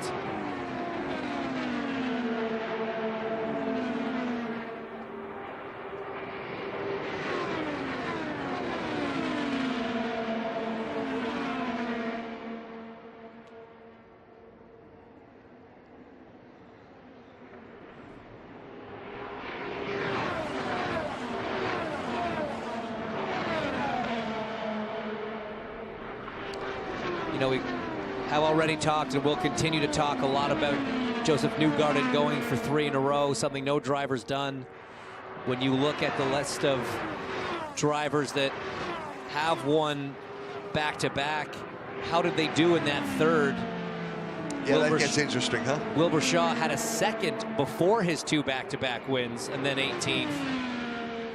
Then you had Al Unser had a win-win and a second, as did Helio Castroneves in 2001, 2, and 3. But the guy that is at the top, Josef Newgarden, who's going for that three-peat, is down in the pits with Georgia Henneberry. Down here with Josef Newgarden, a big year for Josef, going for 3 in a row. The first to maybe ever do it, but there's a long way to go until then. But it's starting off nice, top of the charts right now. How did today go? Yeah, really good. I mean, I think we may get back out here real quick for the final part of the evening, but you know, how can you not love but being here? I certainly love it more after the last 2 years, but I've always loved being in Indiana. It's a place I've grown up go-karting and, you know, dreaming of being a race car driver. So it's always great to be back. Excited for the month of May. Today was really solid just to start out. You know, I mean, the big thing is you come here with for us, it's a new car. Almost everybody, it's a new car. Even if you're using an existing car, you're taking it completely apart, rebuilding it. So for most everybody here, it's putting a car on the track for the first time and hoping it just goes relatively quick.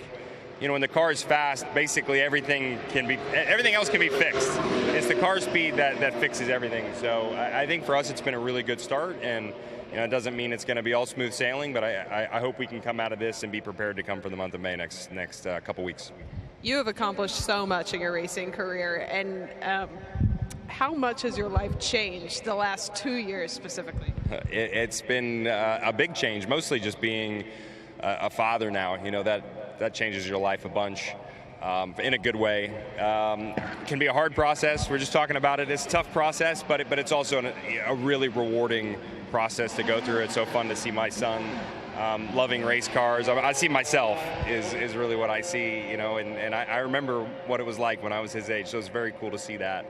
But a lot has changed, you know, just being here the last 2 years and being able to find victory lane. You know, I've always had a great amount of respect for the Indianapolis Motor Speedway, and it just magnifies the respect when you win here. It's really cool to see the traditions and the history, I think, just hits you a little bit like a wave when you're able to win a race here. So love being back here. I hope we're going to have a good month of May. You know, hopefully the weather's good, right? We want to get some more days. We had some rain last year in practice, but feeling positive right now. Lastly, having won here twice now, does it motivate you, get you even more fired up to come back and try to get 3? I have kind of I have a different perspective probably now. You know, when I was a young kid, I said I'm going to win that race 5 times, and I still have that kid inside me. I still feel that way. I want to win this next month, but I'm just so thankful to have already won it twice. It's like anything else is a bonus. It's so cool to have been here and to had run races at this track. So I'm still motivated, just almost as much as when I was a kid, but I have more appreciation, which balances the motivation. So it feels different than what it was 14 years ago. Best of luck this month, Josef. Thank you. Thank you to the 2-time winner for the time as his team rubs on that shell machine just a little bit, and his teammate Scott McLaughlin comes out onto the racetrack. Interesting perspective from Josef, because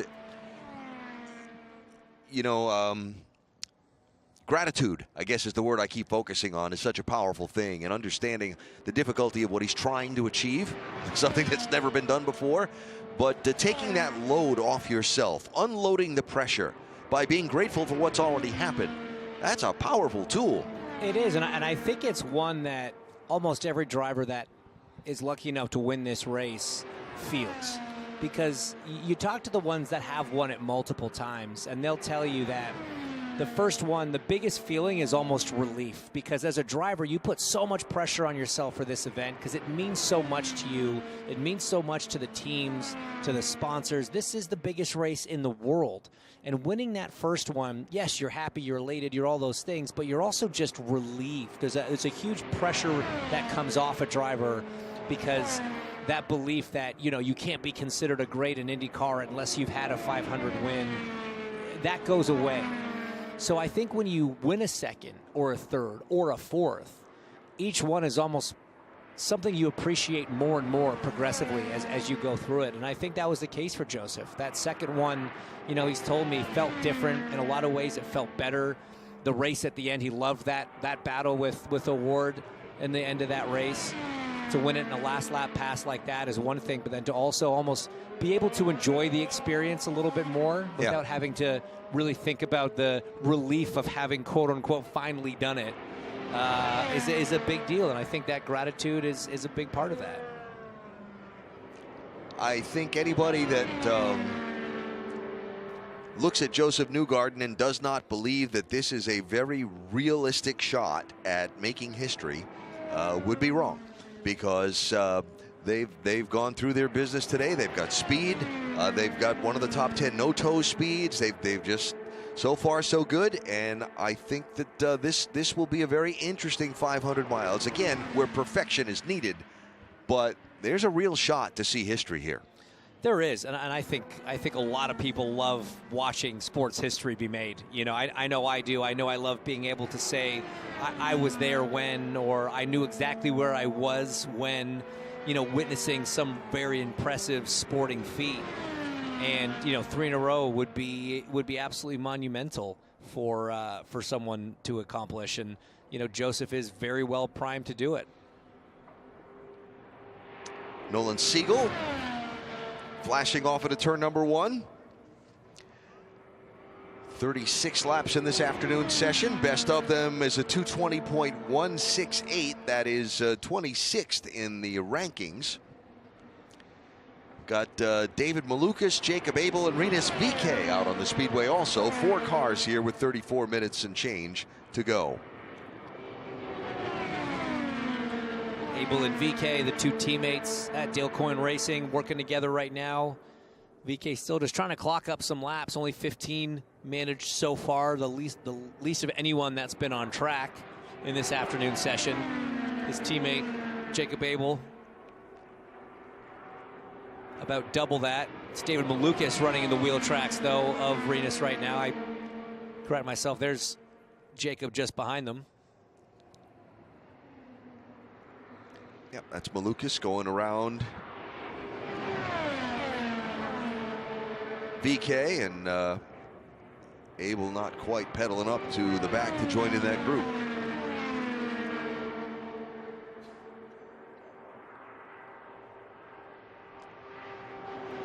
Still a little fascinated by the fact that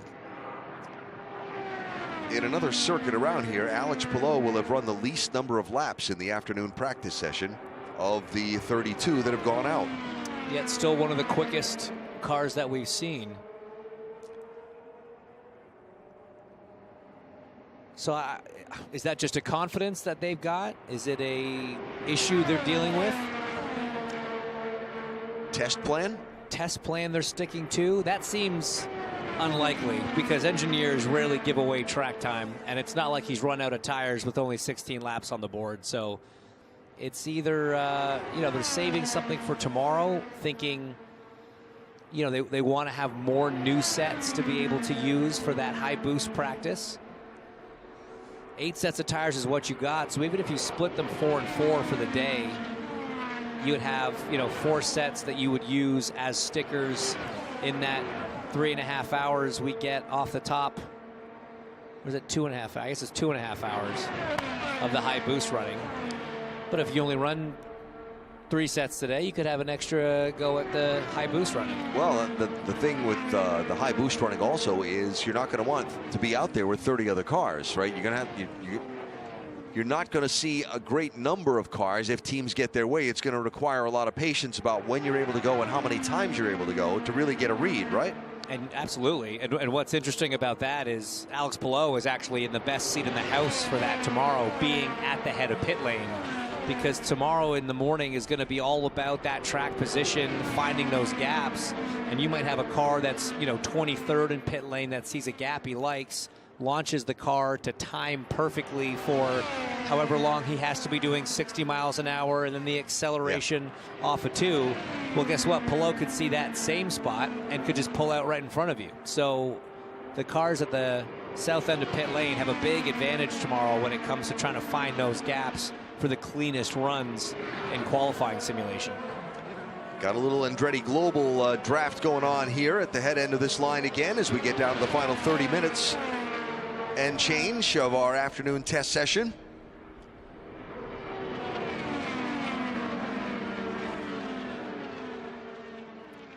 Kirkwood ahead of Herta, ahead of Ericsson.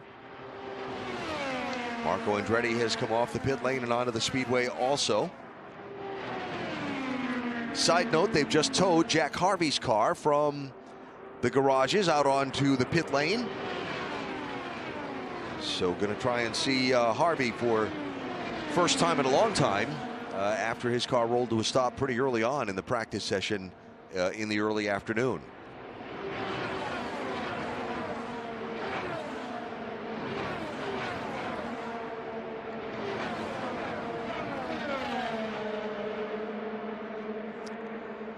Georgia Henneberry has a driver for us. Yeah, Pato O'Ward and the Air McLaren number 5 team are calling it done for the day. What was that last session like for you? We did a lot of sciencey stuff today. We didn't really run with the pack at all. So we got through our run plan. We've got a lot of sets of tires for tomorrow, so hopefully we can go out there and play with some other cars and see how it is in traffic. But for now, tomorrow morning we'll probably see what qualifying will be like a little bit more, or at least Fast Friday. First time that we have this open test with the boosts up, so that'll be interesting. And there's a lot to learn, so we're just taking our time and making sure that we do everything as we want to and as our program asks for. And I think we'll be happy at the end of these 2 days. Can you elaborate on what sciencey means? Just different aero bits, different front wings, different, setup changes, ride highs, just really trying to scan and getting creative with those things because you never know what you can find. You excited to turn the boost up tomorrow? Yeah, I'm excited to turn up the boosts and curious to see how this hybrid's going to get used in qualifying. I think everybody's kind of, playing a guessing game right now, so we'll see what's the best one tomorrow. Thanks, Pato. Thank you. Sciencey things. Yes. I love it. That's the way to do it. But and also, we're all curious to see how this boost, how the hybrid thing's going to be used in qualifying and in what way. You know, it's really added a layer to the onion here. No, it has, and it's going to be fascinating to watch. And honestly, I really like this approach from McLaren and the 5 car. They came with a list of items just to run through because, again, there are things you can simulate. There are things you can test in a wind tunnel. But ultimately, until you get to the racetrack and see it in practice, you know, a theory is just a theory. And so ride height scans, testing different aero bits, like he says, that could be, you know, different wing wickers or just different, like he said, the ride height scan is the big one, the way the floor interacts with the racetrack at different ride heights. There's bubbles of ride height that you want to live in to produce the most downforce and to keep the balance the most consistent throughout the corner. And when you're in a series that is largely spec, everybody has the same chassis, the same suspension pieces, the same aero pieces. If you find a small little advantage by trying something a little different, trying some wonky rake in the car, you know, the attitude of the car front to rear, or something like that, it can be a big advantage. So they created a list, they ran through it, stuck to their guns, and that's a hard thing to do sometimes, but it's a very effective and efficient way to go testing. And here's the other thing about designing a run plan for your team.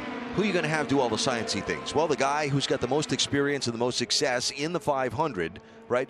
The other guy who's new to your team, and the other guy who's new to the 500, you're going to have a different plan with them. Correct. Speaking of Lundgaard and Siegel, you know, so fascinating day for Arrow McLaren for sure, and look forward to seeing Pato on the track maybe a little bit more in tomorrow afternoon session out in the group versus the running by himself that he did today. Yeah, and it was interesting that he mentioned that, you know, he had saved some tire sets, but he was thinking more about group running rather than the qualifying runs. But again, you can do a qualifying sim and then take that set and use it for group running as well. So it's kind of a double bonus if you do save a set of tires or two by kind of limiting your running today.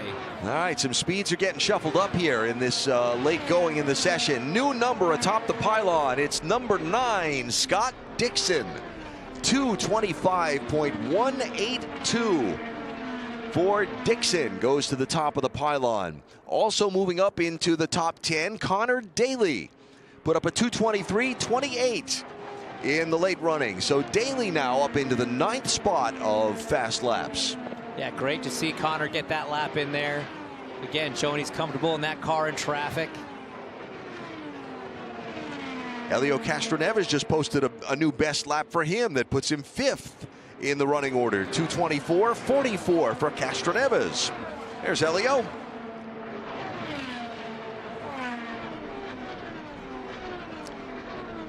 So interesting things happening here right into the final minutes. Ryan Hunter-Reay has just posted a new best lap also. 221.72 for Hunter-Reay puts him into 20th place.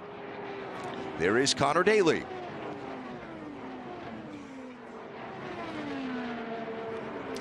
Yeah, Connor's a guy that's, again, a lot more kind of historically comfortable in race trim compared to qualifying trim. If you just kind of talk about some of the races that he's had here, his ability to move up, you know, his best qualifying effort at the Speedway in 11 races is 11th. That was back in 2019. But, you know, he's got races that start in 18th, finished in 6th, started in 16th, finished in 8th, started 29th, finished in the top 10. So he's, you know, his recent history at the Speedway, definitely strong on race day, able to move up. And you can see it. He's got that pace, that top 10 pace when running in traffic. So if they're able to find something over a lap, over 4 laps, I guess, to get Connor in a decent starting spot, he can definitely be a contender for a strong result on Sunday. He can do some damage for sure. New best laps being posted by a couple of drivers. Marcus Ericsson up to 14th, 222.50. 222.505 for the former winner. So 14th for Marcus Ericsson. Kyle Larson has gone to 15th position. A few laps ago, turned to 222.40 for Larson.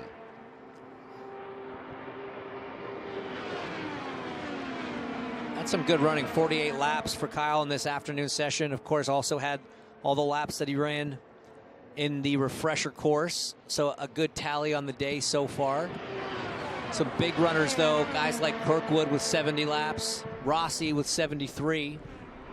Those are your two highest running drivers at the moment. And cross that with Palou's 16. Again, I would love to know if this is by choice or by circumstance that the 10 team has decided to limit their running. Ericsson, though, circulating behind Lundgaard. He's so desperate to have a strong month of May, you know, coming off the run that he had his last few years with Ganassi. First year at the race with Andretti, wanted that strong result.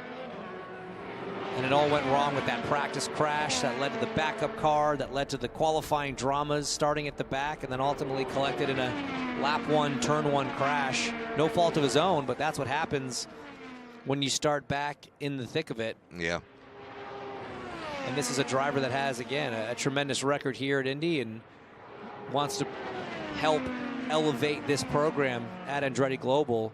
They've been quick with Colton Herta. We've seen that in qualifying. We've seen some front row starts from Colton the last couple of years, and strong race runs that didn't close the way they wanted. You think to last year running in the top 3, having that accident in turn 1.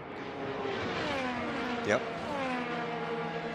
He was far from alone in that group at the end of last year, the middle of last year's race. That is a very good point. I mean, right? Herta, Will Power was over there. Marco. Yep. If I stopped and look back at my notes for a minute, there's 3 or 4 more. Lundqvist. Yep. Very tricky was the South End a season ago. What will it be this year with the 109th running of the Indianapolis 500-mile race? May 25th. Hope you made plans to be here at the Speedway with us. All of the wonderful happenings leading up to the green flag, and then the excitement really gets going with races that in the last handful of years, well, in 12 of the last 13 years, we've had 30 or more lead changes in the 500. 49 of them last year.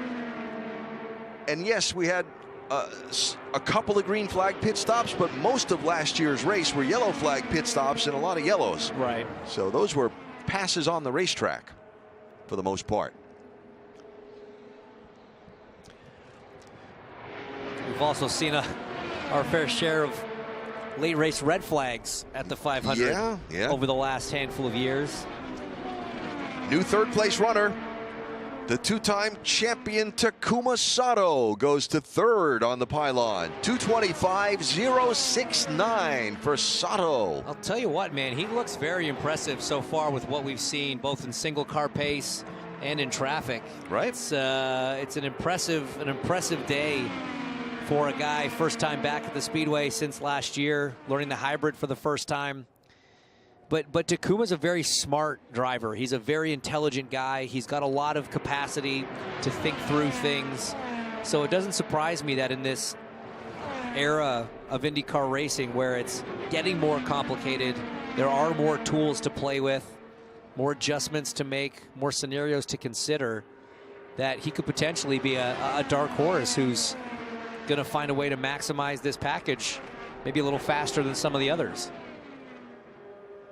There is the 75 machine for RLL that Takuma Sato is wheeling in this year's Indianapolis 500. And again, very quick, has shown pace when he was running by himself during the refresher program earlier. Met with us afterwards when Georgia interviewed him, said the hybrid was fun to learn, first time messing with it. And now out there showing some pace in our afternoon practice as well. And there's the man with the fastest speed so far in this session, Scott Dixon. 225.18 for Dixon, with Newgarden second, though Newgarden has just rolled back onto the racetrack.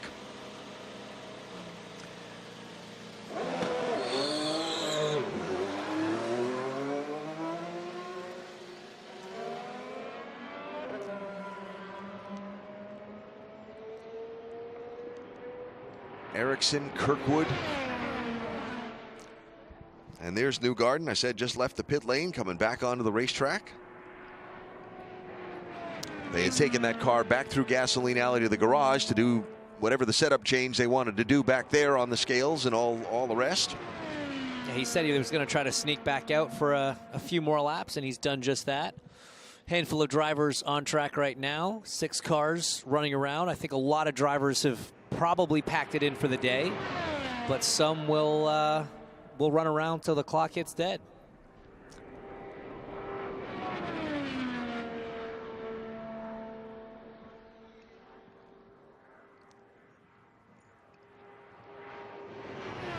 As far as teams are concerned, you've got Chip Ganassi Racing showing in first. In 17th and in 20th. Penske, you've got Newgarden in second. McLaughlin in 11th and Power in 14th. Andretti Global with some pretty strong 5th, 8th, 9th. RLL, you've got Sato in 3rd. You've got Graham Rahal showing in 12th. And Meyer Shank Racing.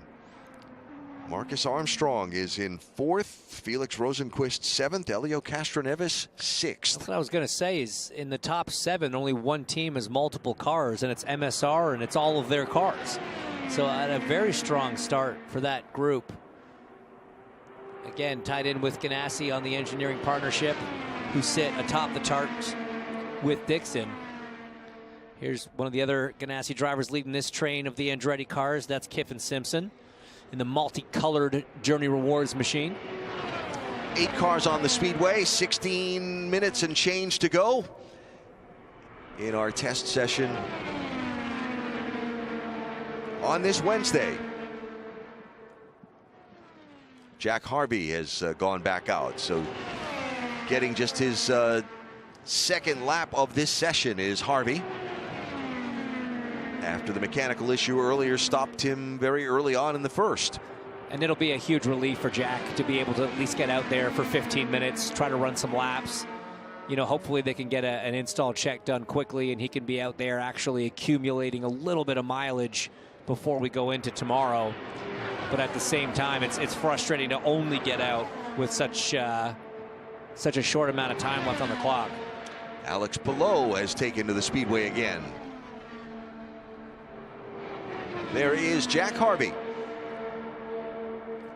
Dreyer and Reinbold Racing with Cusick Motorsports. 8th Indianapolis 500 for Jack. Interesting kind of a side note for Jack, right? All of his previous racing here at the Speedway was done with Honda power. First time driving a Chevrolet powered car. Is there a real difference feel between the two? I think you're going to feel the differences in the engine a little bit less at a place where you're kind of flat out most of the time compared to, say, drivability on a street circuit or a road circuit. But at the same time, you know, there are going to be some big differences. I think procedurally there would be some big differences. So kind of learning the, you know, the Chevrolet nomenclature and the language, you know, how they communicate, what kind of changes can be made, you know, what sort of customization a driver can have. That's going to vary from, you know, manufacturer to manufacturer. So certainly some things for Jack to learn. He did not participate in the October test. It was one car per team. Ryan Hunter-Ray filled the seat there, as I don't think Jack had the program signed, sealed, and delivered yet at that point. So kind of getting his first taste, like you say, after 8 seasons running with Honda power here at the Speedway. Some new best laps just posted. Devlin DiFrancesco up to 13th fastest at a 2:22.91, and Louis Foster up to 18th fastest at a 2:22.38. And you've got Graham just in front of them, 12th fastest at a 2:22.9. So very, very close, those cars, which is a good thing to see. And they're all, you know, kind of in the meat of the sandwich, so to speak, in the thick of it. So that's potentially a really good sign for that squad.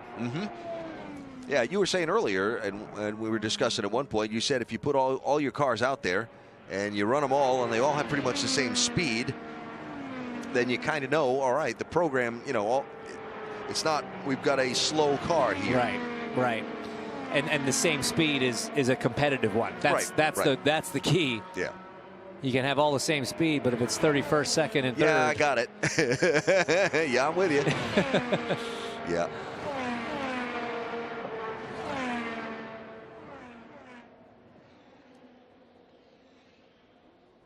Whoa, all the way to the wall on the exit of 2 for Graham, using every inch of racetrack. That's what it's there for, I suppose. For being out front by yourself. Whoa, he caught the wall there, didn't he? It looks like it. Yeah. Oh no, hold on to it, Graham. That was a nice save. Wow. You can see ducks down to the inside of the racetrack. All the cars behind him. Yeah, they all checked backed up. Off. Yes. They saw, and the yellow has come out because of the contact with the wall with 12 minutes and 30 seconds to go. He got so close in 2, and then he hit it in 3. You see the Firestone wiped off that right rear, clearly bent something, and my goodness, that could have been so much worse had he not held on to it through 4. For a lot of people, too, with the crowd behind him. So 12 minutes to go, and we get our first contact. There was the almost. Yeah, so I saw that one off at 2, and I thought, all right, by yourself out front. I'm kind of surprised he's using quite that much racetrack. And then you go one corner later, car just sort of four-wheel sliding, just clicks it twice. Oh. Yeah, wow. And then the wobble in 4 as he tried to gather that thing up under speed, and what a job by Graham Rahal there. There's no worse feeling. I mean, heart in your throat, just praying that the thing is pointing the right direction by the time you exit 4. Had to catch it 3 or 4 times. Car's pitting off of 4 under caution, as is standard procedure here throughout practice, but that will be the end of the day for Graham, and it was a bit of a scary one. And then they'll go about answering that important question. Okay, why? What happened there? What happened, especially, 2 corners in a row to be running that close to the wall? What kind of forced him up there? It didn't look like he had an abundance of understeer, maybe a little bit of push in the car, but it almost just more looked like a kind of a 4-wheel slide, just general lack of grip. So you see, he's not adding wheel. The wheel angle's pretty consistent. And then the back of the car actually just sort of floats out, hits it that first time, and then whacks it again. I think it was maybe the second hit that actually did the damage to the suspension.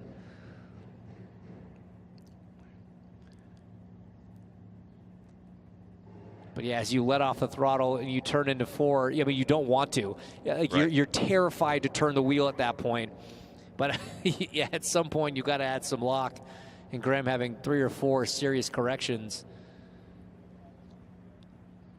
Well, thankfully, pretty much got away with it, with everybody behind him as well, being really heads up, tip of the cap to all the spotters, being on top of the situation as well. And everybody got slowed down and back to pit road safely. So 10 minutes and counting on the clock, and the first mark on the safer barrier. Very late in the afternoon and early evening today. Yeah, 1 on the safer barrier, 1 straight on the concrete there out of 3. All right, so a look at the schedule for tomorrow when we resume the Indianapolis 500 Open test with the boost turned up. It's a qualifying simulation practice, Fast Friday preview, if you will. Tomorrow morning, 9:30 to 12 Eastern time. Then a couple-hour break while the teams reset the cars. And from 2 to 5 Eastern time tomorrow, it's race trim practice, if you will, on day 2 of the Indianapolis 500 Open test. Flag is up on the starter stand, so we're counting down to a restart of the session and the final 9, probably 8 minutes or so before we go back. Before we get the checkered flag at the end of the day.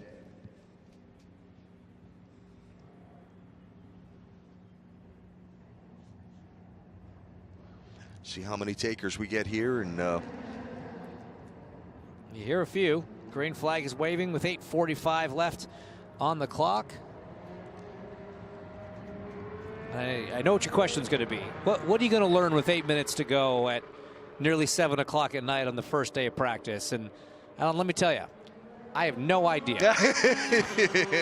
This is one of those times where, as a driver, when the engineer says, you know, we're going to go out this last 8 minutes and try X, Y, Z. You're like, really? That's what we're going to do? I'm popping the belts and I'm climbing out. We really think we're going to learn a lot right now? Well. Okay.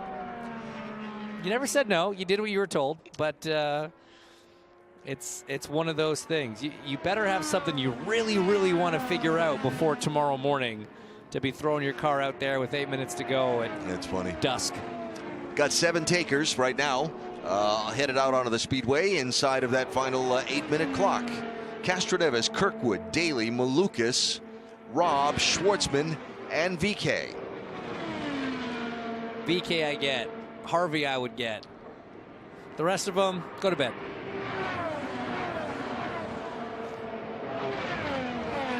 Kyle Larson's pulling out of his pit box as well, so there's more takers leaving even later. Alex Palou headed back out.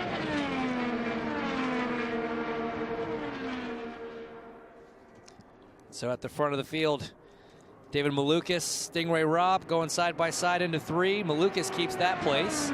Robb backs out of it.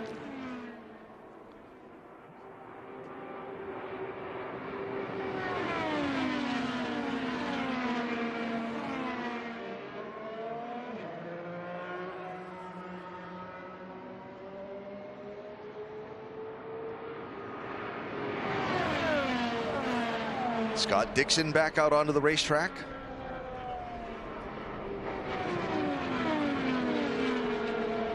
We've got 10 takers. And Kyle Kirkwood also is back out. I'm not sure if I mentioned him before or not.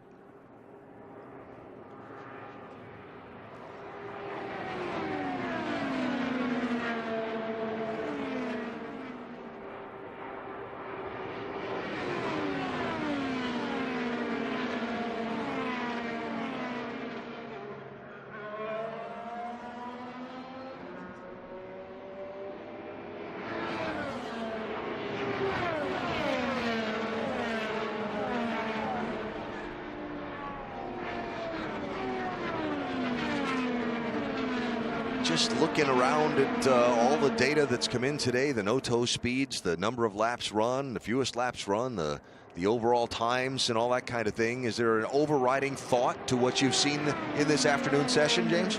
I mean, it's been remarkably smooth, hasn't it? I mean, until Graham's little brush with the wall there, we've had no major issues on track. A few mechanical issues that unfortunately struck some of the drivers, but no, for me, it's. I mean, look, if you're just looking at the surface level numbers, right? The thing that stands out right now, 8 Hondas in the top 10. Yep. That's certainly a big one.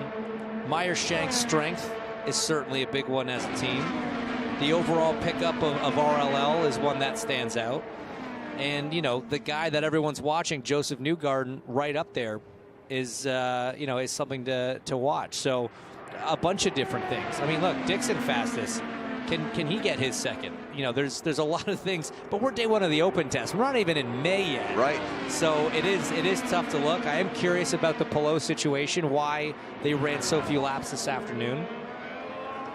But I think it's a very, very good, strong opening day of practice for everyone, including that guy, Kyle Larson, who just did a nice move into turn 1 on Kiffin Simpson there, just getting back into the rhythm of IndyCar racing here at Indianapolis. Let's see, ran a sprint car last weekend on his last off weekend from the NASCAR Cup Series until November.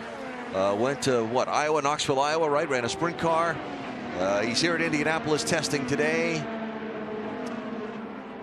And Talladega this weekend, I think, for the NASCAR Cup Series. Busy month of May setting up for sure for Kyle Larson, and one we'll all look forward to following in his travels. Here's another move. It's on Colton Herta, who's had a good day as well, running quick times and drove up to and around that. So already showing a lot of confidence in traffic. Day one, not wasting any time, getting up to speed. Now he's got his sights on Scott Dixon. He's just sort of chewed his way up that line. Definitely looking strong right now. By the way, Alex Palou just jumped up to 6th fastest.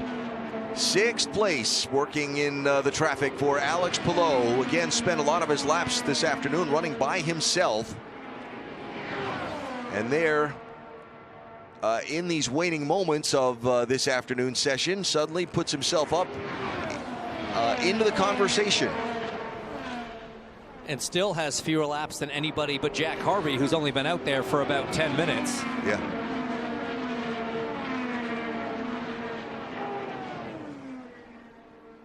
But Kyle Larson definitely looking racy at the end of this test day.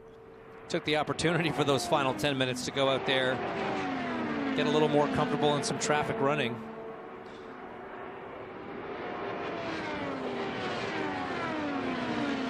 We shouldn't be surprised that he's looked racy and looked good this afternoon. Going to drop back a little bit. And yeah, and that's what you do. You work your way up through the line, then drop back to the bottom of that group. Try to work your way back through again.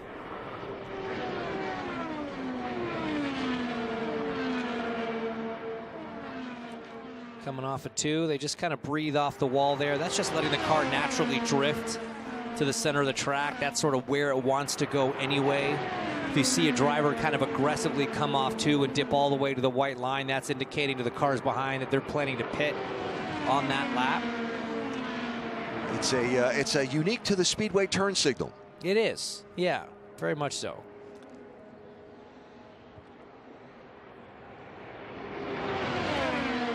David Malukas looking pretty strong right in the wheel tracks of Colton Herta.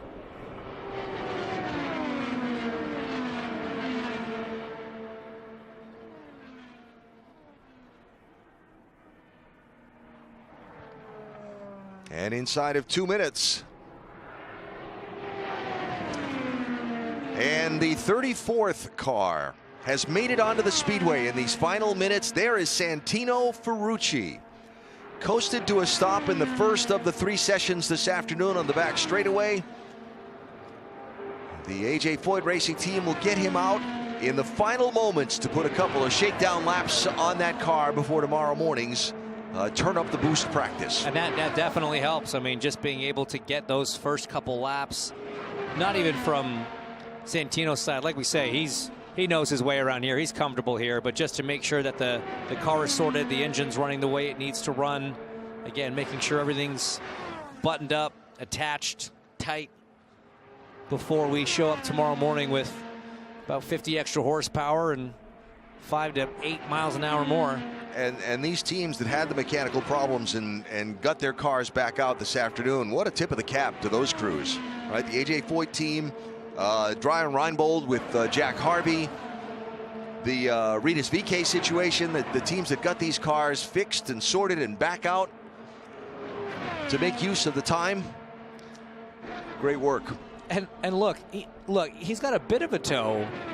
It's probably a 4 or 5 second toe, which is not nothing, but at the same time, he's running laps in the 220s. That's not a bad run for a guy that's going out and he's got 4 laps on the afternoon and running in somewhat clean air. He's just not going to make it around in time for one more. He'll catch the checkered flag.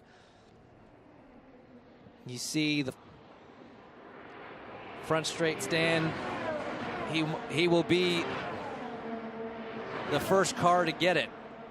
So just didn't make it for Santino Ferrucci, and that is checkered flag on day 1 of the open test. And by the way, in those last moments when we talked about Kyle Larson dropping back and looking to run up in the draft, well, he just jumped up to 11th fastest in those last couple of laps after trying to track that group down in the draft at a 2:23.43. Well, a fun day here at the Speedway, blessed with beautiful weather. We had a little bit of a delayed start because of some technology issues, but got it sorted. Got the initial veterans practice done. Got the rookie orientations and the refreshers for the veterans done. And then we had a very good near 3-hour open practice this afternoon with all 34 of the cars entered in this year's Indianapolis 500-mile race, turning a lot of laps. I don't even have what the total number is, but a lot. And and sets us up for tomorrow morning when we turn up the boost and see how things look in qualifying trim. It's so funny. I feel like this day has felt so much more like a normal race week practice day than normally we get at the open test. Just I think because the weather was pretty decent. Everybody was here. There wasn't a ton of issues. I mean, it feels like we're already into the month now. Everybody's got to switch gears after tomorrow and get back into barber mode before they get a chance to come back. And then, of course, the Grand Prix and the event on the road course here at the Speedway before we turn our attention to the oval track competition as well. But for today, just a couple of mechanical issues, one scrape of the wall, and in the end, Scott Dixon posted the fastest speed along with Josef Newgarden. Takuma Sato, Marcus Armstrong, and Colton Herta round out the 5 fastest on the day. Tomorrow morning, 9:30 Eastern Time, we're back in this same place you're watching with coverage as the boost is turned up and we go in qualifying trim mode, and then the final portion of the test tomorrow afternoon from 2 to 5 Eastern Time. We appreciate your hanging with us. James, was fun. Appreciate everybody watching, all the feedback on social media. We look forward to doing it again tomorrow, all over again from the Indianapolis Motor Speedway as open testing continues for the 109th running of the Indianapolis 500-mile race. See you then.